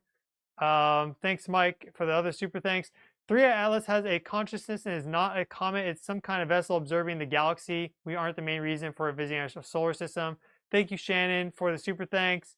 For the intriguing idea. I totally believe the consciousness angle, why it's here, what it's doing, all these are open questions, but I think that's more in line with what actually is occurring than it's just a comet. But that's just me. Jay Hassar, would the planets and their alignments work like a clock in some sense, where specific alignments act as an event trigger points based on the positions? What would cause $600 silver to manifest? Yeah, that's how I look at it. I really do see this as like when the hand strikes 12, you know it's midnight, right? That they just converge. When the hand's at 11:55, it's 11:55, and that has a unique energy compared to midnight. No one's cheering Happy New Year's at 11:55. At midnight, they are, depending on what time what day of the year it is.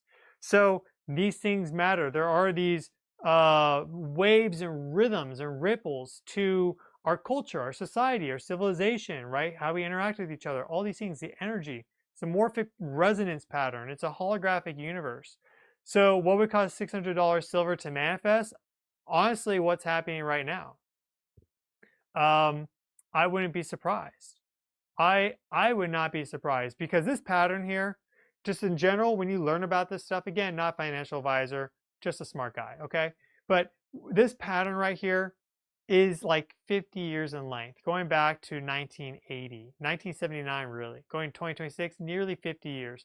The bigger the pattern, the bigger the movement, because it's talking about a macro economic story across 50 plus years, going all the way back to the 70s when we got taken off the gold standard, right? Nixon took us off the convertibility, the final last little bit of that taken off in 73.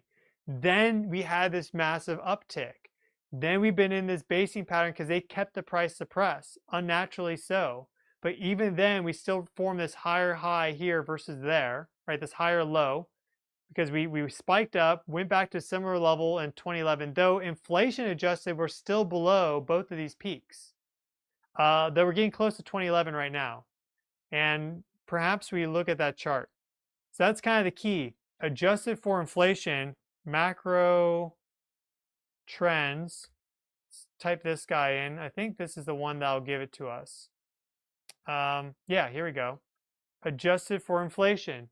We are getting very close to the adjusted for inflation price in 2010. In 1980 was unnatural because of how much it really went up.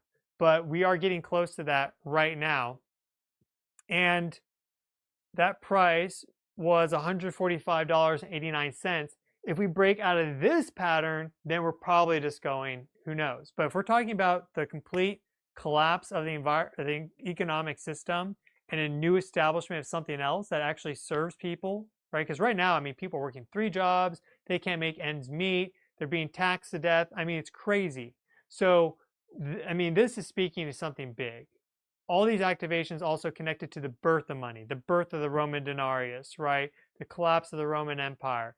This, and then 3 hits in 46 years. This is like, what's happening now is historic. And it's just getting started, in my opinion. But who knows? Awesome job connecting silver markets to planetary alignments. As a silver investor, I never thought about this before. Great show. You are quite welcome. Yeah, we look at everything here. And this is something that I've been picking up on now for quite a while, and I've been presenting on it. Thank you, Geraldine, for the very generous super thanks. And Zakin, I think he's saying that he's a whistleblower, silenced 2 times, lost his license in 2003. Started noticing changes in behavior around 2020. I have proof that this is happening. I need to reach someone like Dr. Michael Yeadon. I hope you can find the people that you need to reach. But yeah, I mean, this is not uncommon that people come. Hi guys, I just wanted to make a short video and talking about my league start. So many of you ask if Erica 3 is good, if Erica 1 is still good, and I decided for Erica 1, and I'm going to explain why. So Erica 3 looks amazing. Don't get me wrong, she's insanely fast, probably even has faster clear speed on maps, but it comes with a downside, which is teleporting to enemies. So when you think of this and my playstyle, I play more glass cannon, at least at the beginning, so I can rush quick time marks faster. And with Erica 3, I think that's going to be a problem to focus on damage a lot, because you're just going to die blinking into elites with those lightning balls around them. I also plan to do Arcana. Arcana has the Emperor, which has also a laser beam. So if you do Arcana and you blink into that beam, you basically get one-shotted, at least until end of Profound, when you start to get tankier.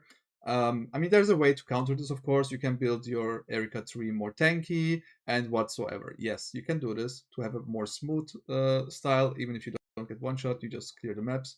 But I think to my playstyle, it just doesn't fit. And I rather go with Erica 1 because she got so many buffs secretly in this patch, on top of the organs and Vorax grafting system. Like, that alone is already so broken. Like, I have so many insane combinations already in my head, which will function really good. On top of that, they changed the unmatched valor, got nerfed. That people come out and share this stuff and then they get silenced. In whatever industry or what. If a planet collided and busted up, could it create other planets? Yeah, it could. That's the idea, at least of Hans Alvin, is that what happens is you have this plasma and dust, you know, in this protoplanetary stage that we were talking about. And I'm not sure which graphic I have for that. It was somewhere in here.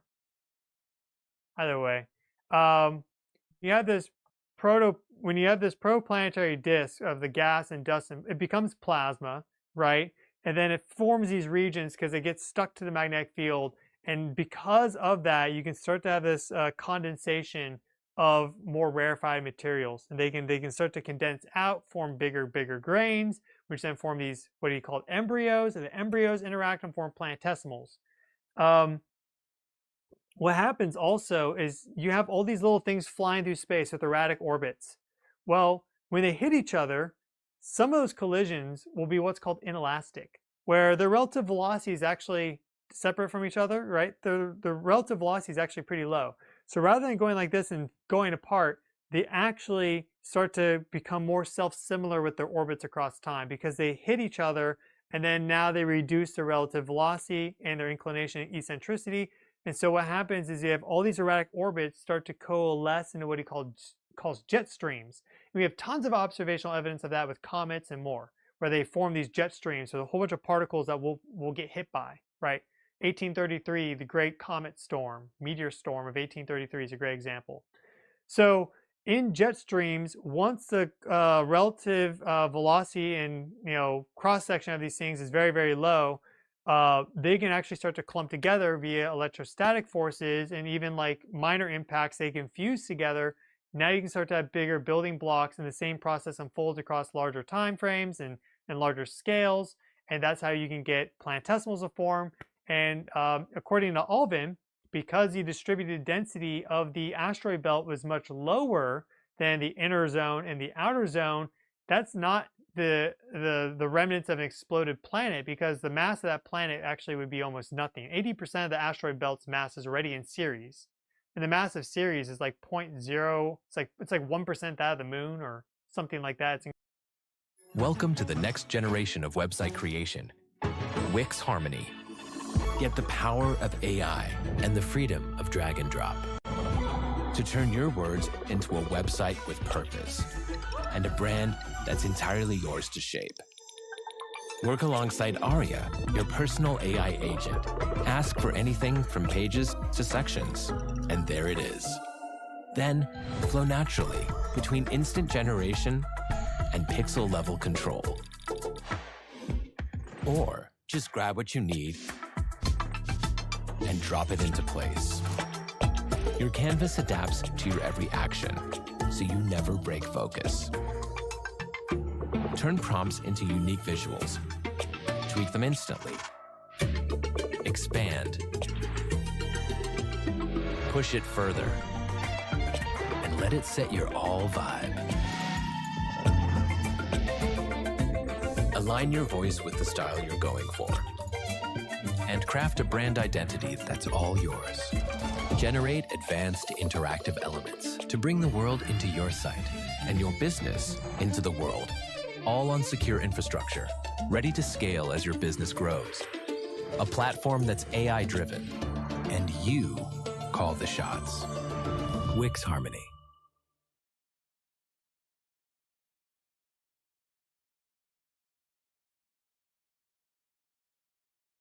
Work today is broken. Every day, people juggle so many different tools just to get work done. A simple task turns into a time-consuming mess because work sprawl has scattered the tools and contexts we rely on. And the trend something like that, it's incredibly low of the moon, right? But if it had a very low distributed density, this process of this hedonic process of development would take much longer to unfold than it would in higher density zones. So his hypothesis / theory is that the asteroid belt is just a part of the solar system that's still undergoing its evolution, just at a much shorter time frame.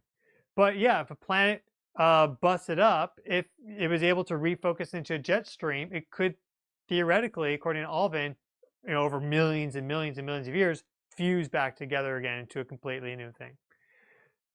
Jen Williams, I just ordered 4 different teas. Thank you so much, Stefan. I can't wait for tea time. That's awesome. Thank you so much. Hope you enjoy them. We'll send them out to you as soon as we can. We usually ship in a day or two, so that's awesome. Awesome episode from JJD90. Thank you so much. Thank you for the super thanks. And Leonard, thank you for the super thanks as well. Schaefer's, thank you as well. And Miss Kelly DeSantis, what is your opinion on simulation theory? Well, I think it's interesting. The one thing about simulation theory is it's often used as like a cop-out for free will, or, everything's programmed and destined to occur. And I'm just not the biggest fan of that. And I don't think we need a simulation to explain this. I think the simulation, there's something to it, but the people that really talk about simulation theory are the ones that are the most materialistic and technologically driven, and they want to upload your brain to a computer, and they want robots in your house, and they want universal tracking, and they want AI to take over everything. So, that's like red flag after red flag. So I'm just, if it's just a line of thinking and thought process. It's not holistic or metaphysical in nature. And, who knows who's right or wrong? It's probably all the things and more. But I'm just not, it just doesn't resonate with me. So that's what I can say. If it doesn't resonate with me, I don't really think it's probably what it is. But new data comes out, then I'll change my mind. But I don't think we need a simulation to explain the majesty of God.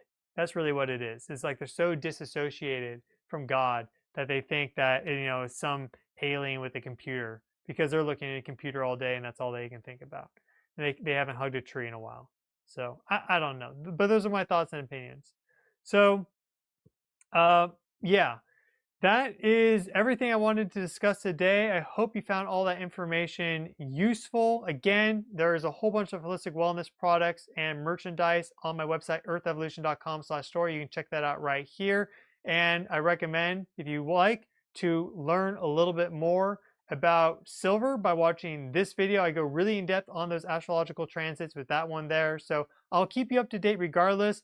Thank you all so much for watching. Wishing each and every single one of you well. Please take care of yourselves. Again, I've been your host, Stefan Burns. I'll see you all in the next video.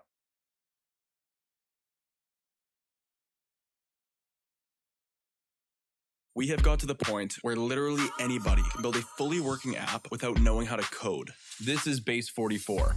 This is a first look at the current industry-leading AI app builder, and you wouldn't believe the kind of app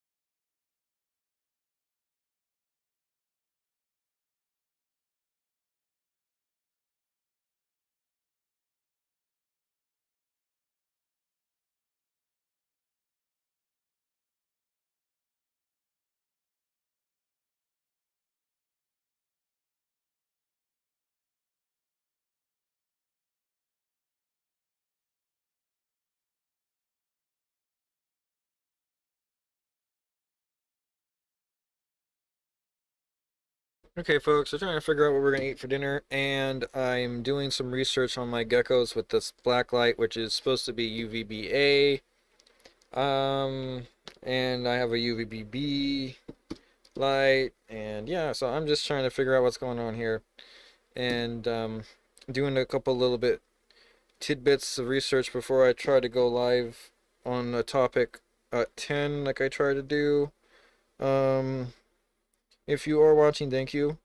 We will try to continue with my live voice stuff here momentarily, but up until then, please stay tuned for some prepaid programming, as they used to say. Thanks.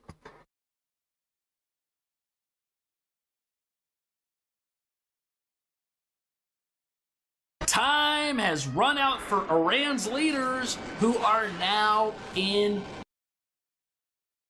Trump reportedly says that the situation in Iran is, quote, in flux, as the United States has sent what the president called a big armada to the region. He tells Axios that the Iranians have called him many times.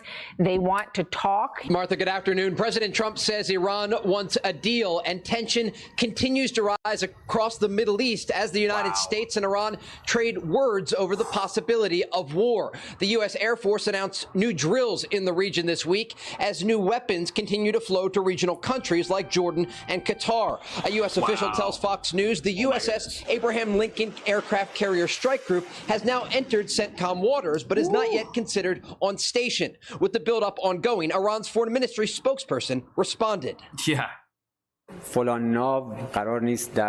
The arrival of a certain warship is not going to shake Iran's will or determination to defend the country with full force. We have both the will and the full capability to defend Iran, backed by our people and by the experience we have built upon over the past decades. I don't know how they're going to fight their own people and a foreign adversary at the exact same time, let alone the United States. Therefore, the armed force of the Islamic Republic of Iran will carefully keep an eye on every movement and every development.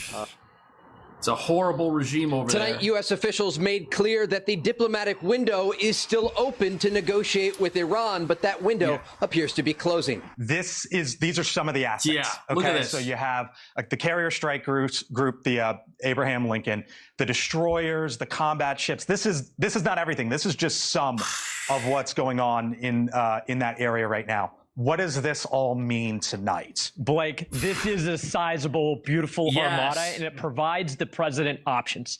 Those could be offensive options. Those could be defensive options. They could be options to levy a blockade against ships in the region. We don't know, but certainly now the firepower of this armada, combined with 40,000 or so American forces that are already in the region, makes a sizable deterrent. If you're the Iranian regime right now, if you're their leaders who were in hiding, you got to be looking at this and what happened in Venezuela, and you got to be thinking you're running out of time. Provides options to the president. All right, so let's go over those options. What are they as you see them? Yes, what are they? The options are that the president could strike preemptively in support of the protesters, or just the fact that this armada is there provides enough of a top cover to protesters that now the regime in Iran has to defend against an external threat, which means he can't use those forces against the internal protesters. And that might provide the type of options that allow protests to bubble back up in Iran. And if the protests don't bubble back up, then what? It's really tough for me to see that individual strikes by the United States would do something to move the needle in Iran. That is not going to topple the Ayatollah. It's not going to do anything that's going to diminish their ballistic missile fleet to a sizable level. That really, we are the supporting function here. We are there to support protesters, and only if the protesters start again the energy of the protests does strikes on internal security sites actually move the needle. All right, so these are some of the assets. So this expert says there may not be what are called strategic strikes, because what do those do against a heavily armed country that has a large military and has its own missiles all over the place that it could shoot up? But I happen to wonder what would happen if the very leaders who the people are fighting against were part of one of those strikes. Would that not be effective? I think that's what we're going to find out. Now, near the Middle East, and we just showed you, and let's put it on back, what happened in Venezuela. Yes, it's the same Venezuela playbook. 2 carrier groups, salt ship, and you see all the rest there. And the reason why I bring it up is because this is the language that I heard from the commander-in-chief last time, which is we have an armada. There's communications of some kind at that point with Maduro. It's the same thing. And when all of this was out there, Nicolas Maduro was in Caracas. Yep. And tonight he's in a Brooklyn That's prison. right.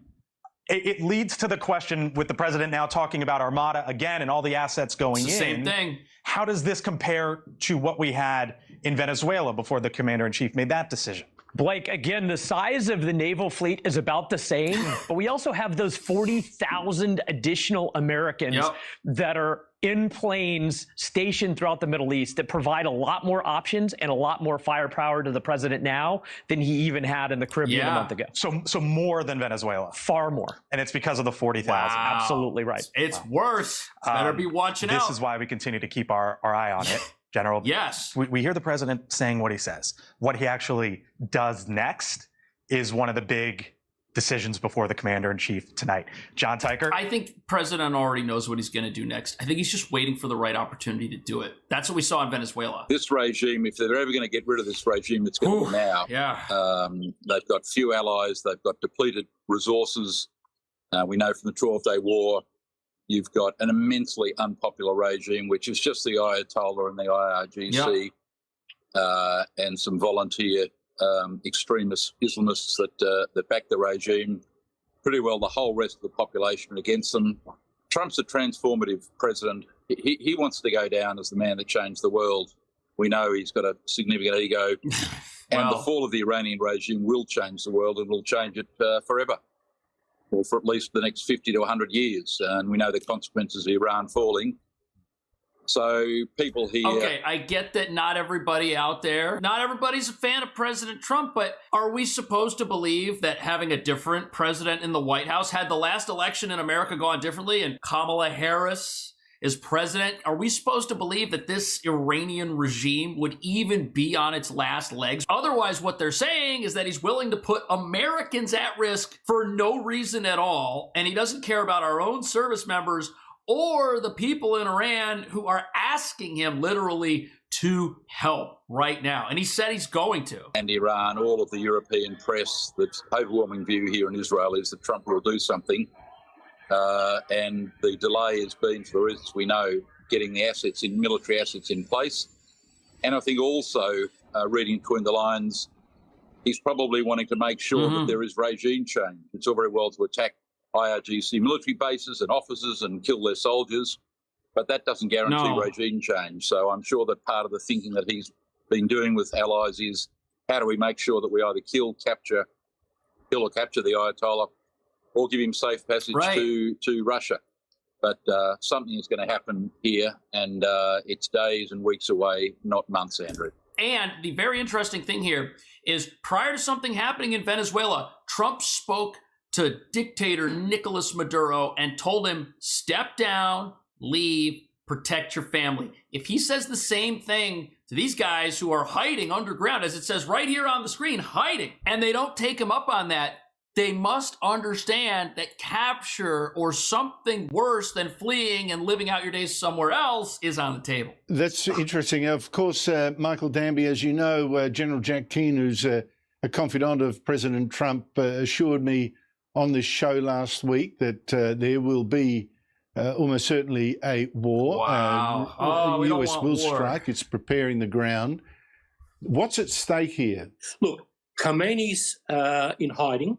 His son is doing the liaison with the SS of the regime, the IRGC, the bitter enders, who will probably end up running the place if the headquarters are attacked. But I want to echo Michael's words.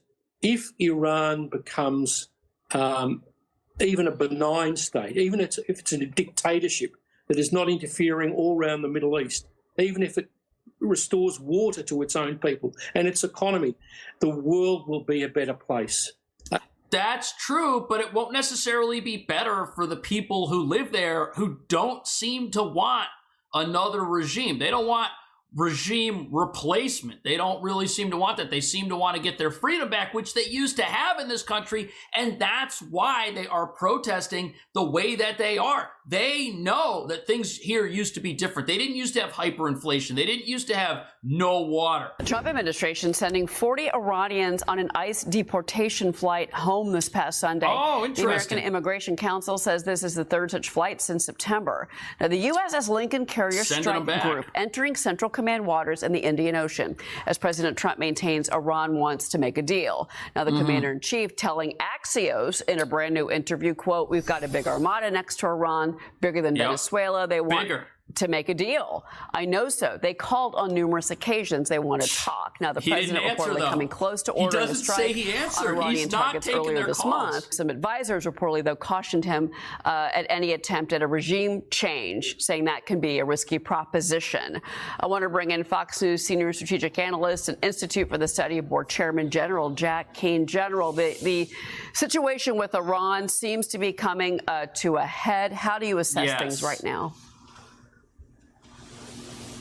Yeah, well, certainly I agree with that assessment.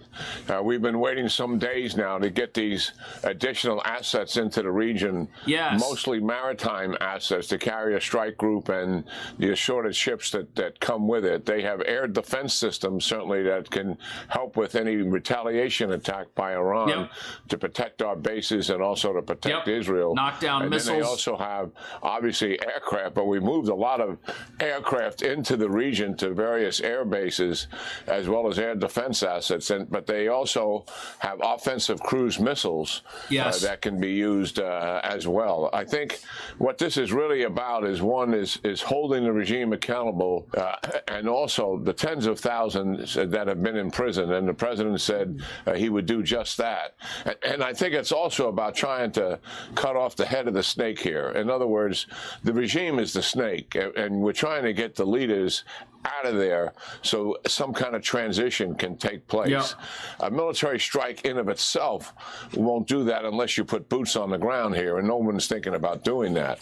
But the right way for a strike to happen here is for something to happen which supports the actions of the Iranian people. This is their country. They're the ones that are trying to save it right now. You can't just show up and replace a regime with your own troops. That's not going to work. That's not going to be the same thing. That doesn't empower the people that are there. And the people are already on the streets. They're already storming their capital. They're already out there every single day, even with no internet. Those are the boots on the ground. This is their country. It belongs to them. And I happen to think that these troops that are in this regime, these military assets that Iran has throughout the country, what are the rank and file of their army gonna think when they've got friends and relatives who are out there protesting, trying to save their country? What are they gonna think if the Ayatollahs are in hiding, if they disappear, if something happens to them, if the supreme leader runs away? What are they supposed to think? Whose side do they want to be on if their leadership hightails it out of there and stops paying them? It totally helps to put them on the path to doing that. And listen,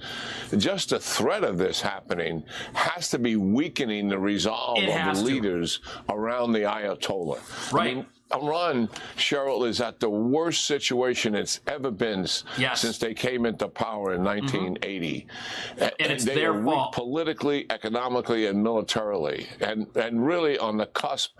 A lot of people will say that, oh, it's the United States' fault. All the enemies of America that love to say that the United States is out there with these sanctions and that's why things are so bad in Iran. And no, it's not the evil leaders of that place that make it bad. No, it's the sanctions. Listen, the sanctions are on the leaders who support groups that want to harm others, who support groups like Hezbollah that was operating in Venezuela. We can't let these countries fund hatred and evil throughout the world. They need to be sanctioned, and that is not the fault of the people. It's the fault of these leaders who won't go away and won't stop doing these things they're doing. Not being even able to recover any of this because of the economic situation in such poor shape militarily. You can imagine the pressure that the leaders feel. Oh, yeah. Much as the leaders around Maduro were feeling, is this worth sticking with this leader?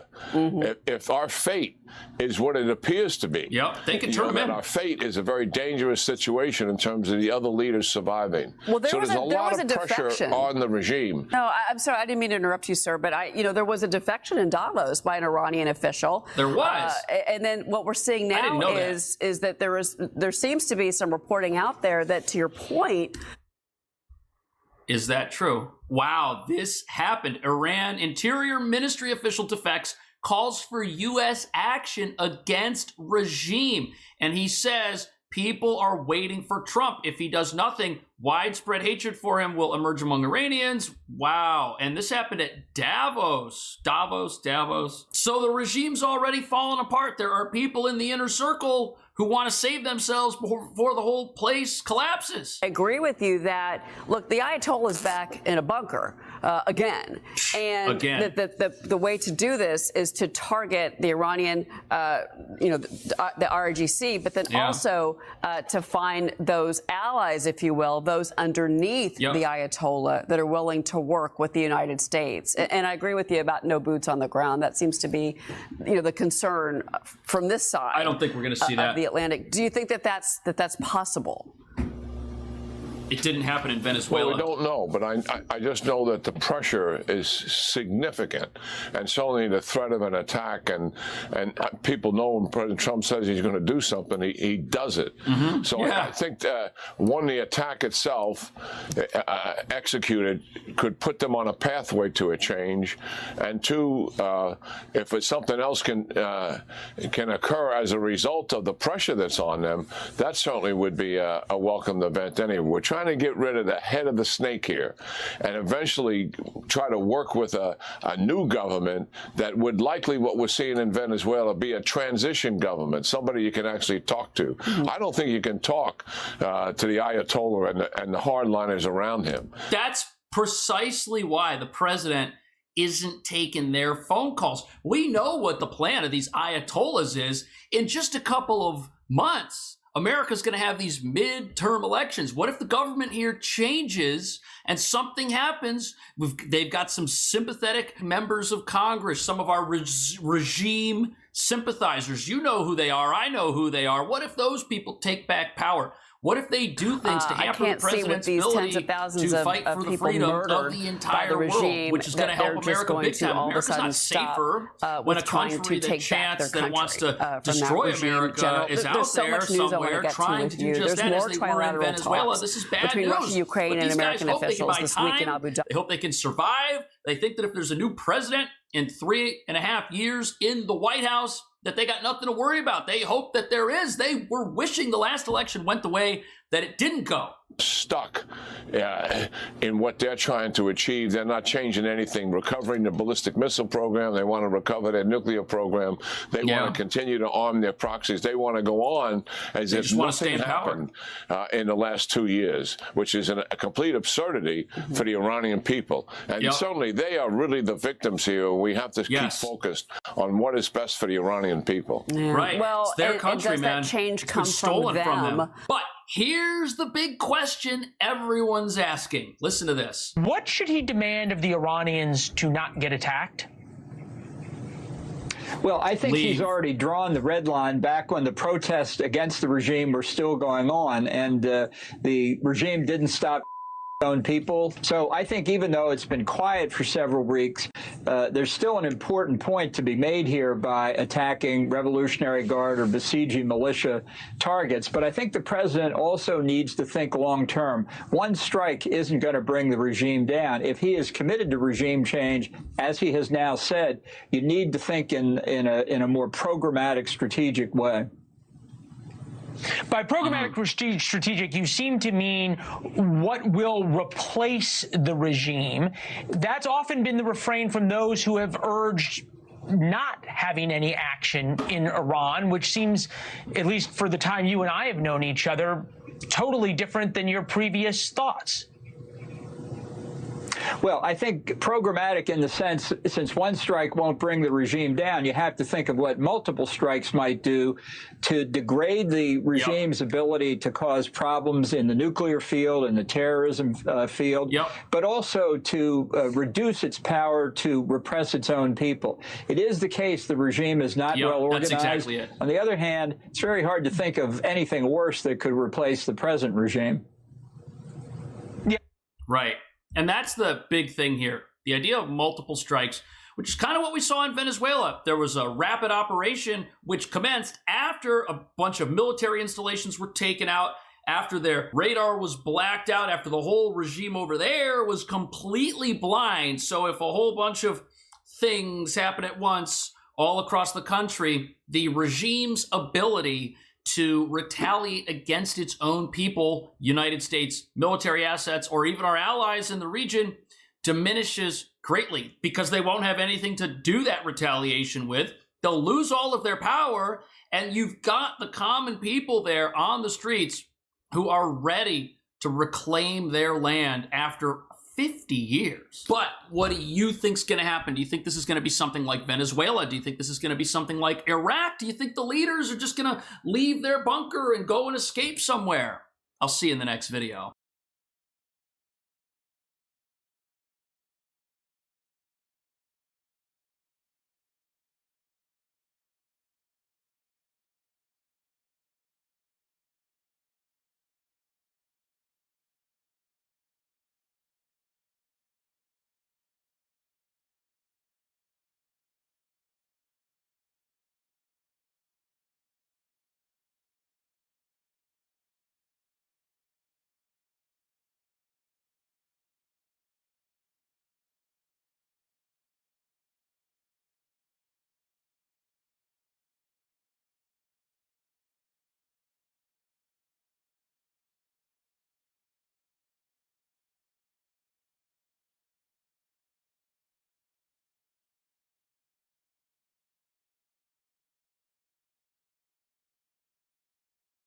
When the brilliant composer Wolfgang Amadeus Mozart died in December of 1791 at the age of 35, Vienna was awash in rumor. What killed Mozart? Was it a pox, poison, a jealous rival perhaps? Well, to this day, nobody actually knows, but it was likely an illness, and one theory is that it was trichinosis brought on by eating undercooked pork. A dish like this 18th century Austrian recipe for rye and cinnamon-crusted pork loin. So thank you to Squarespace for sponsoring this video as we ask the question, what or who killed Mozart? This time on Tasting History.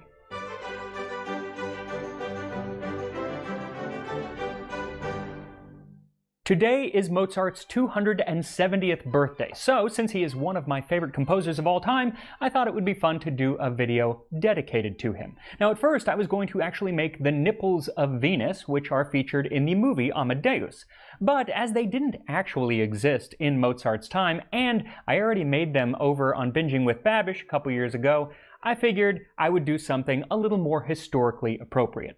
I figured I would find something that he actually wrote about in his letters, which we still have to this day, and that led me to a theory about his death. See, in late 1791, Mozart was in the midst of perhaps his most productive year ever. He had recently premiered 2 operas, The Magic Flute and La Clemenza di Tito. He'd also composed numerous smaller works, including the Clarinet Concerto in A, and was in the midst of working on the now legendary Requiem. All of this while finally earning enough money to get out of debt. He had lived most of his life in debt, at least his adult life, because he lived lavishly. He went out a lot, he drank a lot, and entertained, and he loved gambling, mostly on billiards and cards, and clearly he wasn't very good at it. But things were finally starting to turn around when, in November of 1791, he fell ill. He developed a high fever, severe muscle pain, vomiting, and a swelling of the limbs. As his wife Constanza and her younger sister nursed him at home, Mozart endeavored to complete the Requiem, but on December 5th, 1791, he died, his last work unfinished. Of course, we see this scene in one of the greatest films of all time, a movie that I have seen no less than 30 times, probably more, Amadeus. But while that film is based on Mozart's life, or rather based on a play, which is based on his life, it also takes a lot of dramatic liberties, especially in the relationship between Mozart and Antonio Salieri, who was another composer. The composers were actually on very good terms with each other, it seems, and Salieri was one of the few people who actually attended Mozart's burial. Now, the film makes no real mention of exactly what killed Mozart, other than showing the man exhausted to the point of delirium. But his official cause of death, according to his family doctor, was hitziges Frieselfieber, or severe miliary fever. And that term wasn't really a specific disease, rather it was a catch-all for any illness that caused fever and a rash, mainly because the rash would look like millet, the grain on your skin, hence the name miliary fever. Now, in the past 270 years, at least 136 post-mortem diagnoses have been put forward, including tuberculosis, rheumatic fever, scarlet fever, kidney failure, syphilis, mercury poisoning, a streptococcal infection, and for our purposes, trichinosis from eating undercooked pork. See, on October 7th, 1791, Mozart wrote a letter to his wife, Constanza, telling her about a successful performance of Die Zauberflöte, the magic flute, his opera. And at the end of it, he writes, "What do I see? What do I smell? It is Don Primus with the pork. Que gusto! I eat to your health. It is just striking 11. Perhaps you are already asleep. Shh, shh, shh. I will not wake you. Husband who loves you, W.A. Mozart." 44 days later, he began to show the signs of an illness which could be caused by trichinella, the parasite that causes trichinosis. Now, is it definitive? No. But is it possible? Yes. And so my question is, well, what kind of pork dish would he be eating? Now, it might be something like a simple pork chop or a breaded cutlet of pork, schnitzel, which was very popular in Vienna, but I've already made that here on the channel, so I figured that I would look to an 18th century cookbook to find a different pork recipe, and that would be the Viennese cookbook by Johann Holzmeier, Nützliches Kochbuch, or the Useful Cookbook. The cookbook has numerous recipes for how to prepare meat, and recipe 231 specifies mutton loin, but it also says that it can be used for either venison or pork. It says, "Take from a mutton the loin as large as it can be, and dress it as one does a venison loin. Boil it in water, wine, and vinegar with bay leaves, onion, rosemary, and strips of lemon peel until it is quite tender. When it is cooked, arrange it on a casserole dish and pour melted butter over it. Take grated dark bread, mix it with cinnamon and sugar. Sprinkle this over the loin. Pour more butter over it and put it into the oven so that it becomes nicely brown, turning it once or twice. Make a good broth, pour it underneath, and serve it warm at the table." So for the first part of this recipe, what you'll need is 3 to 4 pounds or 1.5 kilograms of pork loin rubbed with 2 or 3 tablespoons of salt. Then 2 tablespoons of butter or olive oil, 2 quarts or 2 liters of water, 2 cups or a half liter of dry white wine, 2 tablespoons of red or white wine vinegar, 4 bay leaves, 1 onion sliced up, 4 sprigs of rosemary, and the zest of 1 lemon. So first heat the butter or olive oil in a large pot over high heat, and then set the pork in, searing it for about a minute to get some nice browning. Turn it over and sear it all around, including the ends, and then remove it from the pot and pour in the water. Add the white wine and the vinegar along with the bay leaves, onion slices, and the lemon zest, and then let this start to warm, and once it's steaming, you can add the pork back in and let it come to a gentle boil. Then set the lid on the pot and cook for about 30 minutes, or until it has an internal temperature of about 130 Fahrenheit, 55 degrees Celsius. And it will continue to cook even after we take it out of the water and once we put it into the oven, of course. Now, the ideal temperature, at least for safe eating, of pork is 145 degrees Fahrenheit. So if Mozart did die of trichinosis, then that means that his valet, Don Primus, did not fully cook whatever he was serving to Mozart, and so you want to make sure to cook it all the way through. You don't want to pull a Don Primus. Now, as the loin boils, one of the preferred methods of cooking pork in the 18th century, we can go ahead and start our crust. So for that, what you'll need is a half cup or 110 grams of butter, 1/3 cup or 65 grams of sugar, 2 teaspoons of cinnamon, and 1.5 cups or 150 grams of dark rye or wheat breadcrumbs. I used pumpernickel slices, toasted them until they were completely dry, and then grated them to make the crumbs. So after a few slices, I switched to a blender because it was easier and it worked pretty much just as well. So melt the butter in a saucepan, and then in a large bowl, add the breadcrumbs, the sugar and cinnamon, and whisk it all together. That way everything is ready once the pork has boiled. Once it has boiled, remove it from the pot and pat it dry, and then pour a little of the melted butter in a baking dish and set the pork in. Pour the remaining melted butter over the top and the sides, and then start sprinkling the breadcrumbs, cinnamon, sugar mixture on, making sure that you coat the entire thing. If some breadcrumbs fall to the side, that's fine. Better to have too many than not enough. Once coated, set the dish in the oven at 400 degrees Fahrenheit, 205 Celsius, and bake for 15 to 20 minutes or until it has a nice dry crust on top. Now the recipe says that you should flip it during the cooking. I tried that, it did not work out very well, so I would just leave it be, and that'll give you more time to listen as I tell you a bit more about the death of Mozart. When I was a little boy, I was obsessed with Mozart. I loved everything about him. He was my favorite composer and still is one of my favorite composers to this day. Of course, I loved his music. I loved listening to it. I loved singing it. I got to be one of the 3 boy sopranos in a production of The Magic Flute when I was like 11 or 12 years old. But I also loved Mozart himself. I just loved reading about all these little snippets about how unbelievably incredible he was, especially as a kid, basically the same age that I was at the time. Like, one of my favorite stories of his childhood was his overwhelming fear of the trumpet. The story actually comes from Johann Schachtner, who was a friend of Mozart's father and who was the court trumpeter in Vienna, or rather in Salzburg at the time. And he wrote, "Until he was almost 9, Mozart was terribly afraid of the trumpet when it was blown alone, without other music. Merely to hold a trumpet in front of him was like a pistol at his heart. Papa wanted me to cure him of this childish fear, and once told me to blow the trumpet at him despite his reluctance. But my God, I should not have been persuaded to do it. Wolfgang scarcely heard the blaring sound when he grew pale and began to collapse, and if I had continued, he would surely have suffered a convulsion." And it's interesting because in his entire life, Mozart is only known to have written 1 concerto for the trumpet, and he did so at 12, which makes me wonder if his father Leopold made him write it to just help him try to get over his fear of the trumpet. Sadly, we don't actually have that trumpet concerto, and the only reason we know it exists is because Leopold mentioned it in his letters. The other story that I really love about Mozart as a kid was when he supposedly defied a papal decree when he was only 14. In 1770, he traveled with his father to the Vatican, and on Ash Wednesday, they went to the Sistine Chapel to hear the Miserere by Gregorio Allegri. Now, this is one of the most ethereal and haunting pieces of music that I know of. I absolutely love it.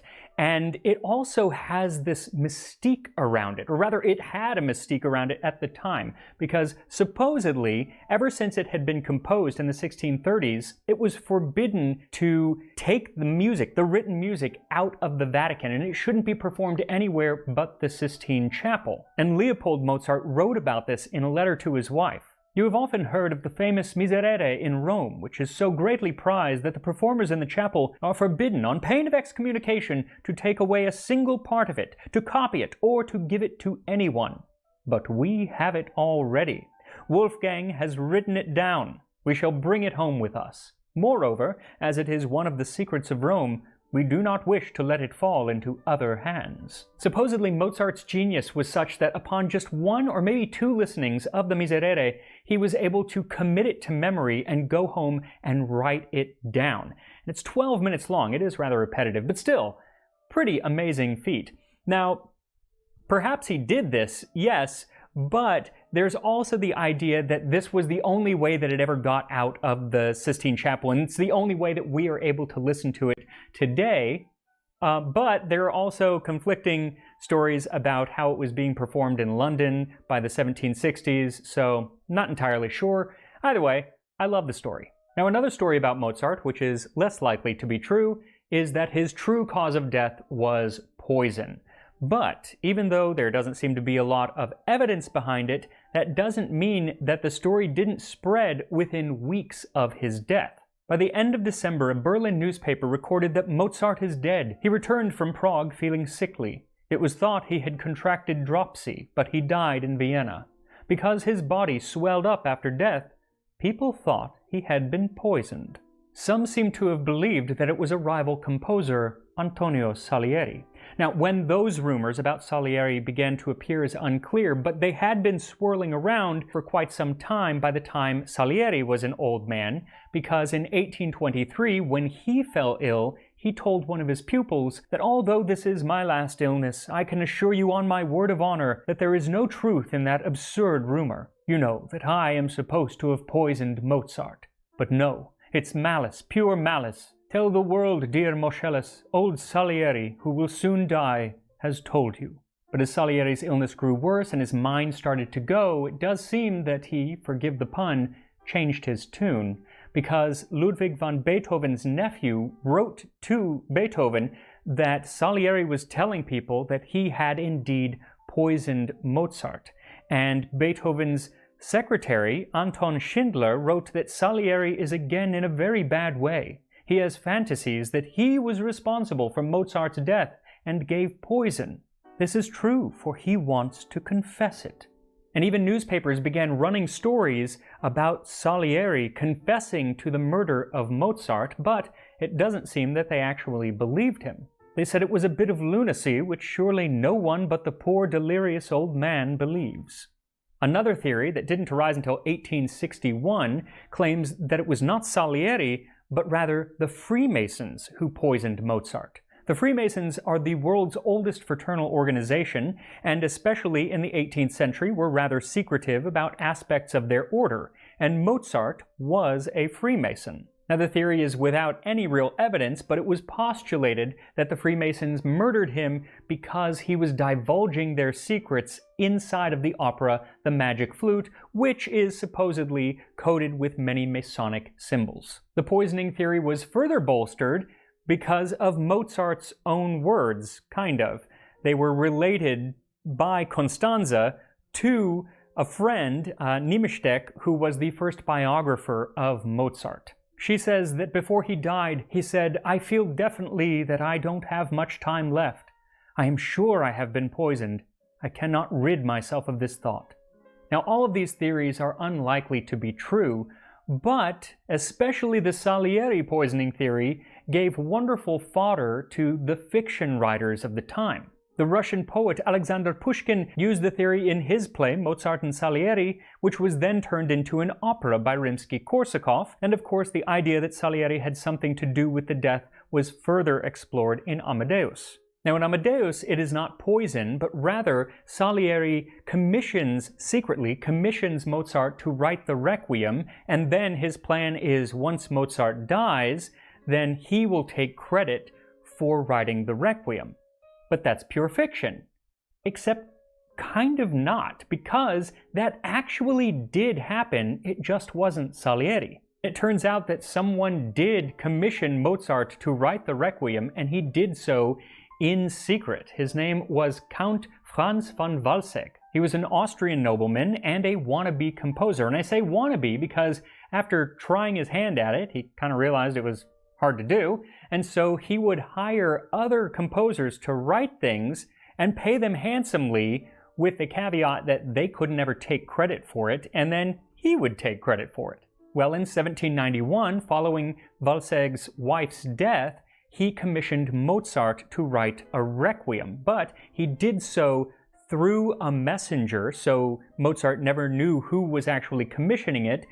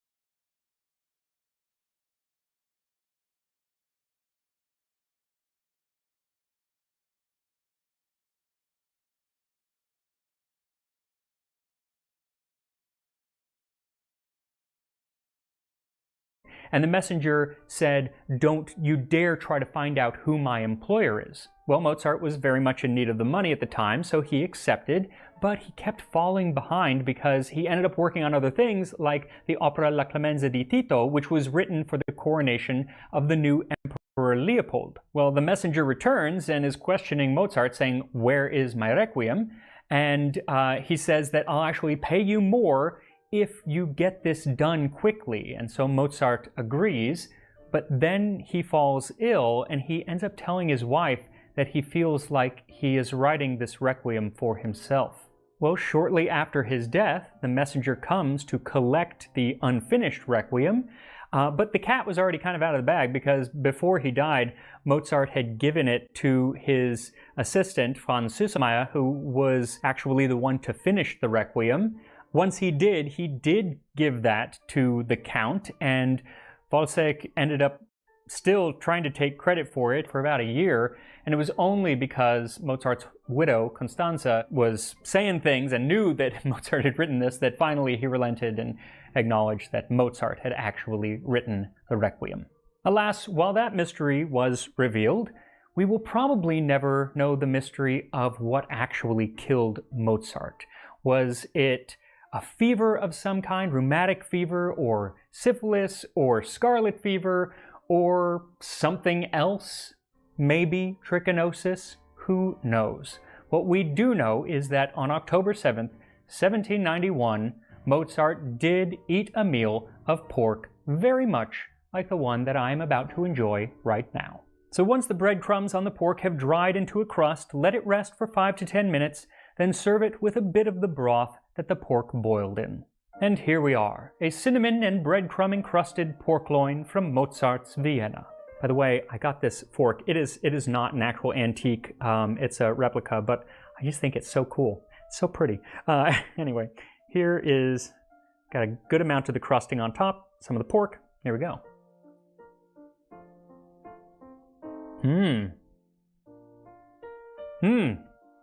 That is so good. That's really, really good. I would almost think that it's actually better to cook this like with the crusting all around each piece because the crust is really good. It's a little sweet, but not super sweet. I'm gonna cut another piece. A little cinnamon, but not super cinnamon. But it's also got a nice crunch to it. What is evident is that boiling pork is just not the best way to cook pork. It's just not the best way to really cook most meat. It just kind of makes it a little tough. It's not that it's overcooked. It is overcooked, I think, but it's just not the best way to cook meat. Also, I don't know that the boiling liquid added all that much flavor. Maybe it did. All those other things that we put in there. I think really you could just kind of cook it however you want and then have that crusting on the outside, because it is the crusting that's really the star of the show here.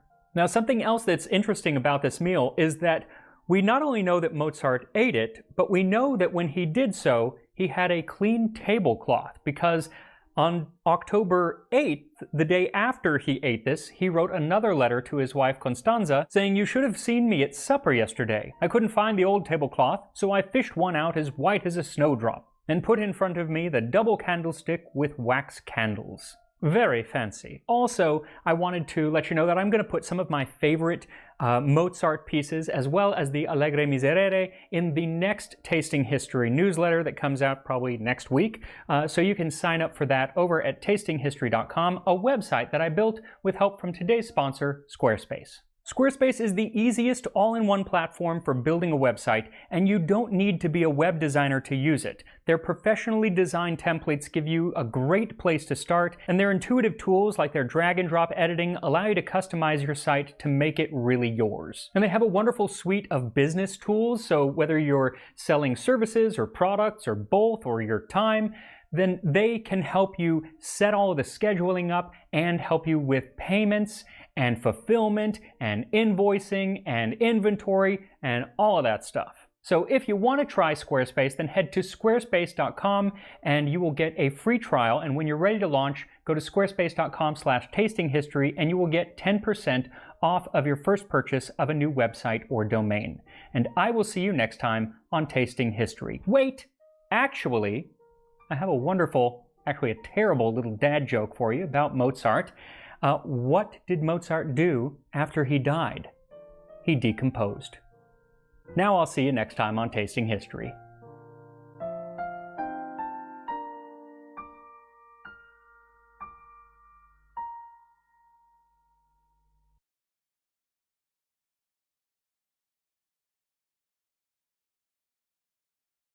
This is a terrible dad joke.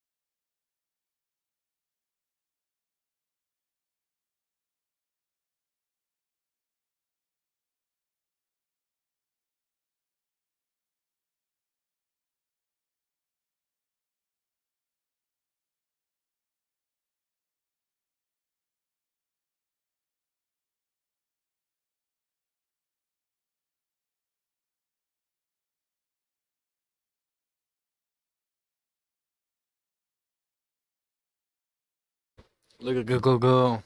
Look at him go. Look at Gecko go.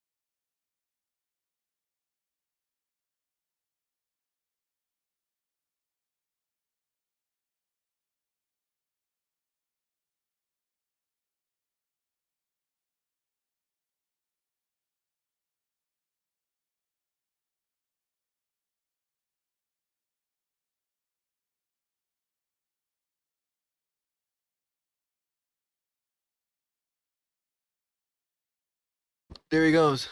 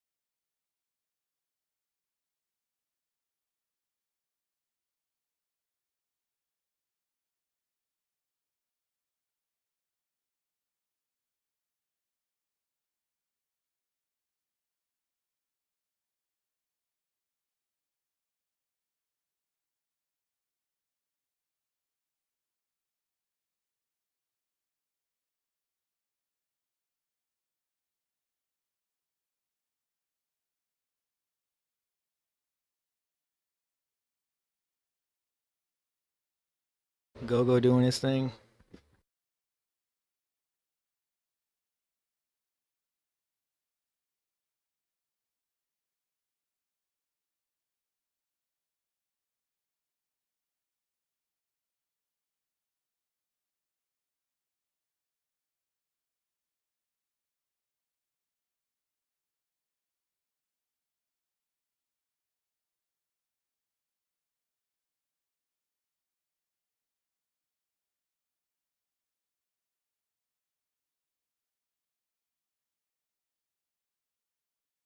He's cleaning himself because he just drank some water, so he's licking his privates.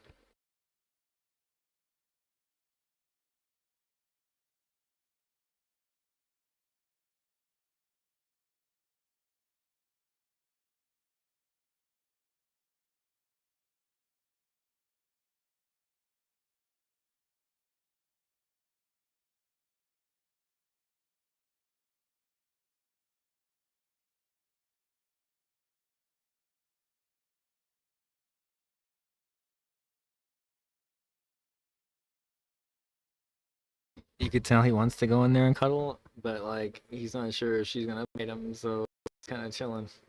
But if he was in there sleeping, she would snuzzle his way or snuzzle her way in between where he was sitting and the roof and just sit on top of him. It's pretty cute. I got pictures.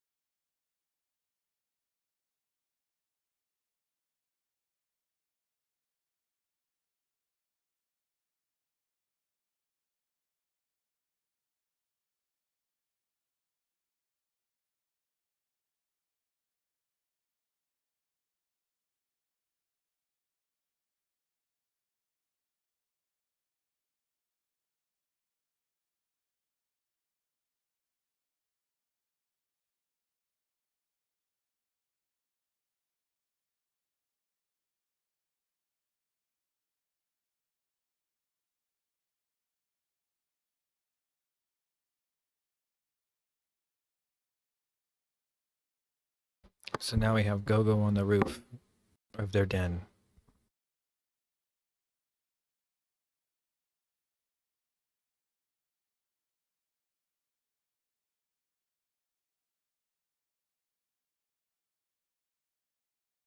Look at him start kissing the rock to try to wake her up.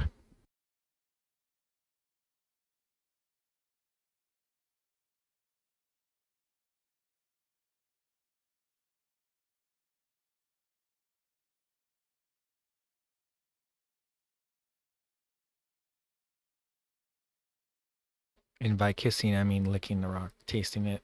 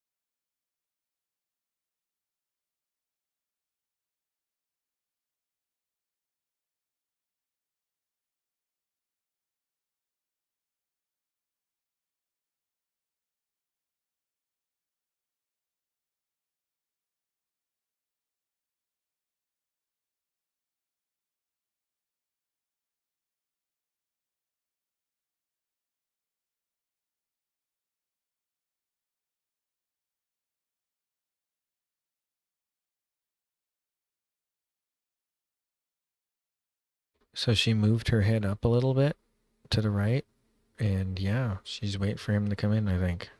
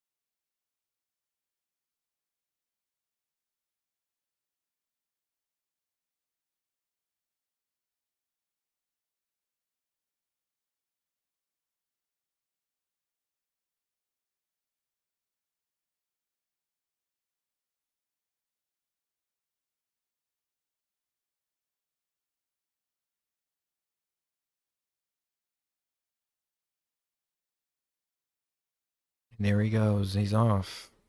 Or maybe he's trying to come inside of the cave. I can't tell yet. Oh, licking himself some more.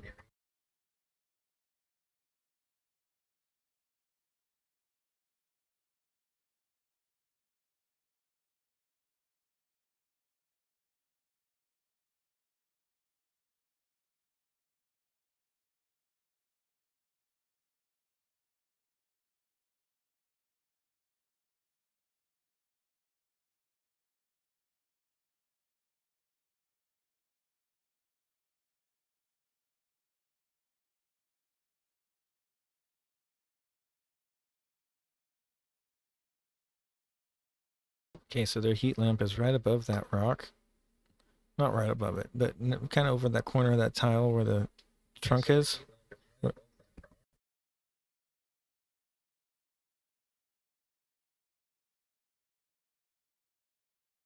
So they're cuddling because it's heat. It's maintained heat all day. So if it's cold breeze or something, they're going to go in there.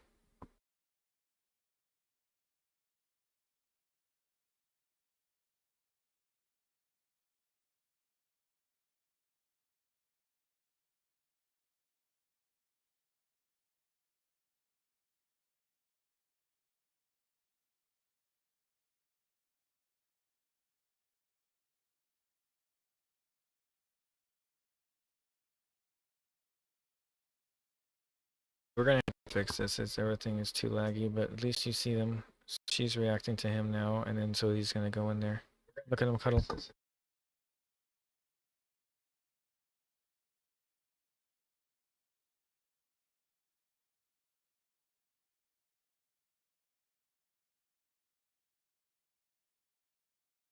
So she's rolling over.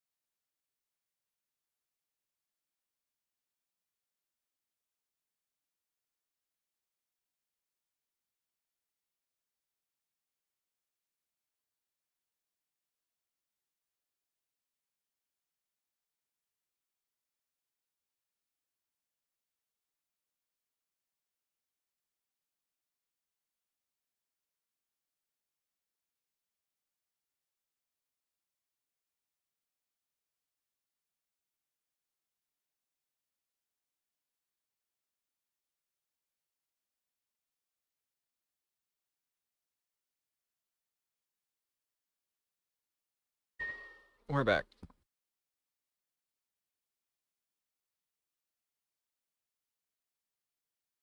Tell me about the baby boom booms. Tell me about the baby boom booms.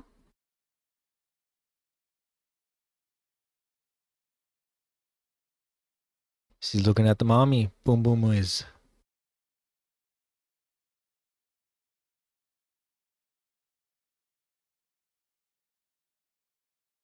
Boom boom stressed out. Mommy's stressed out.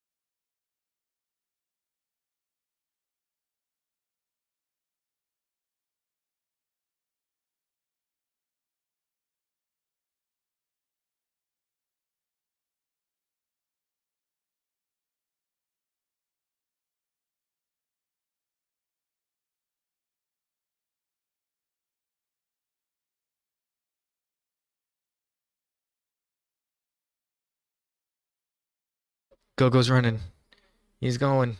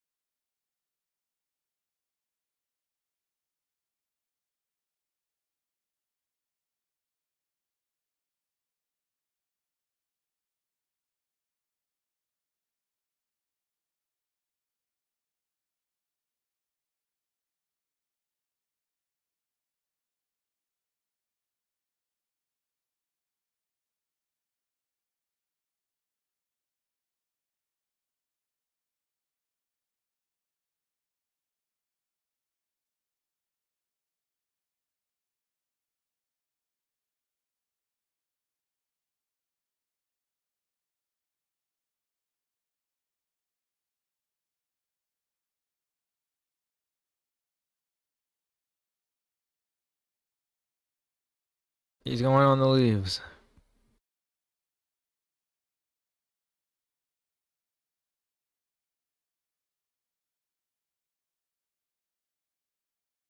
I never actually caught him on that leaf before. That's cute. And he's licking it.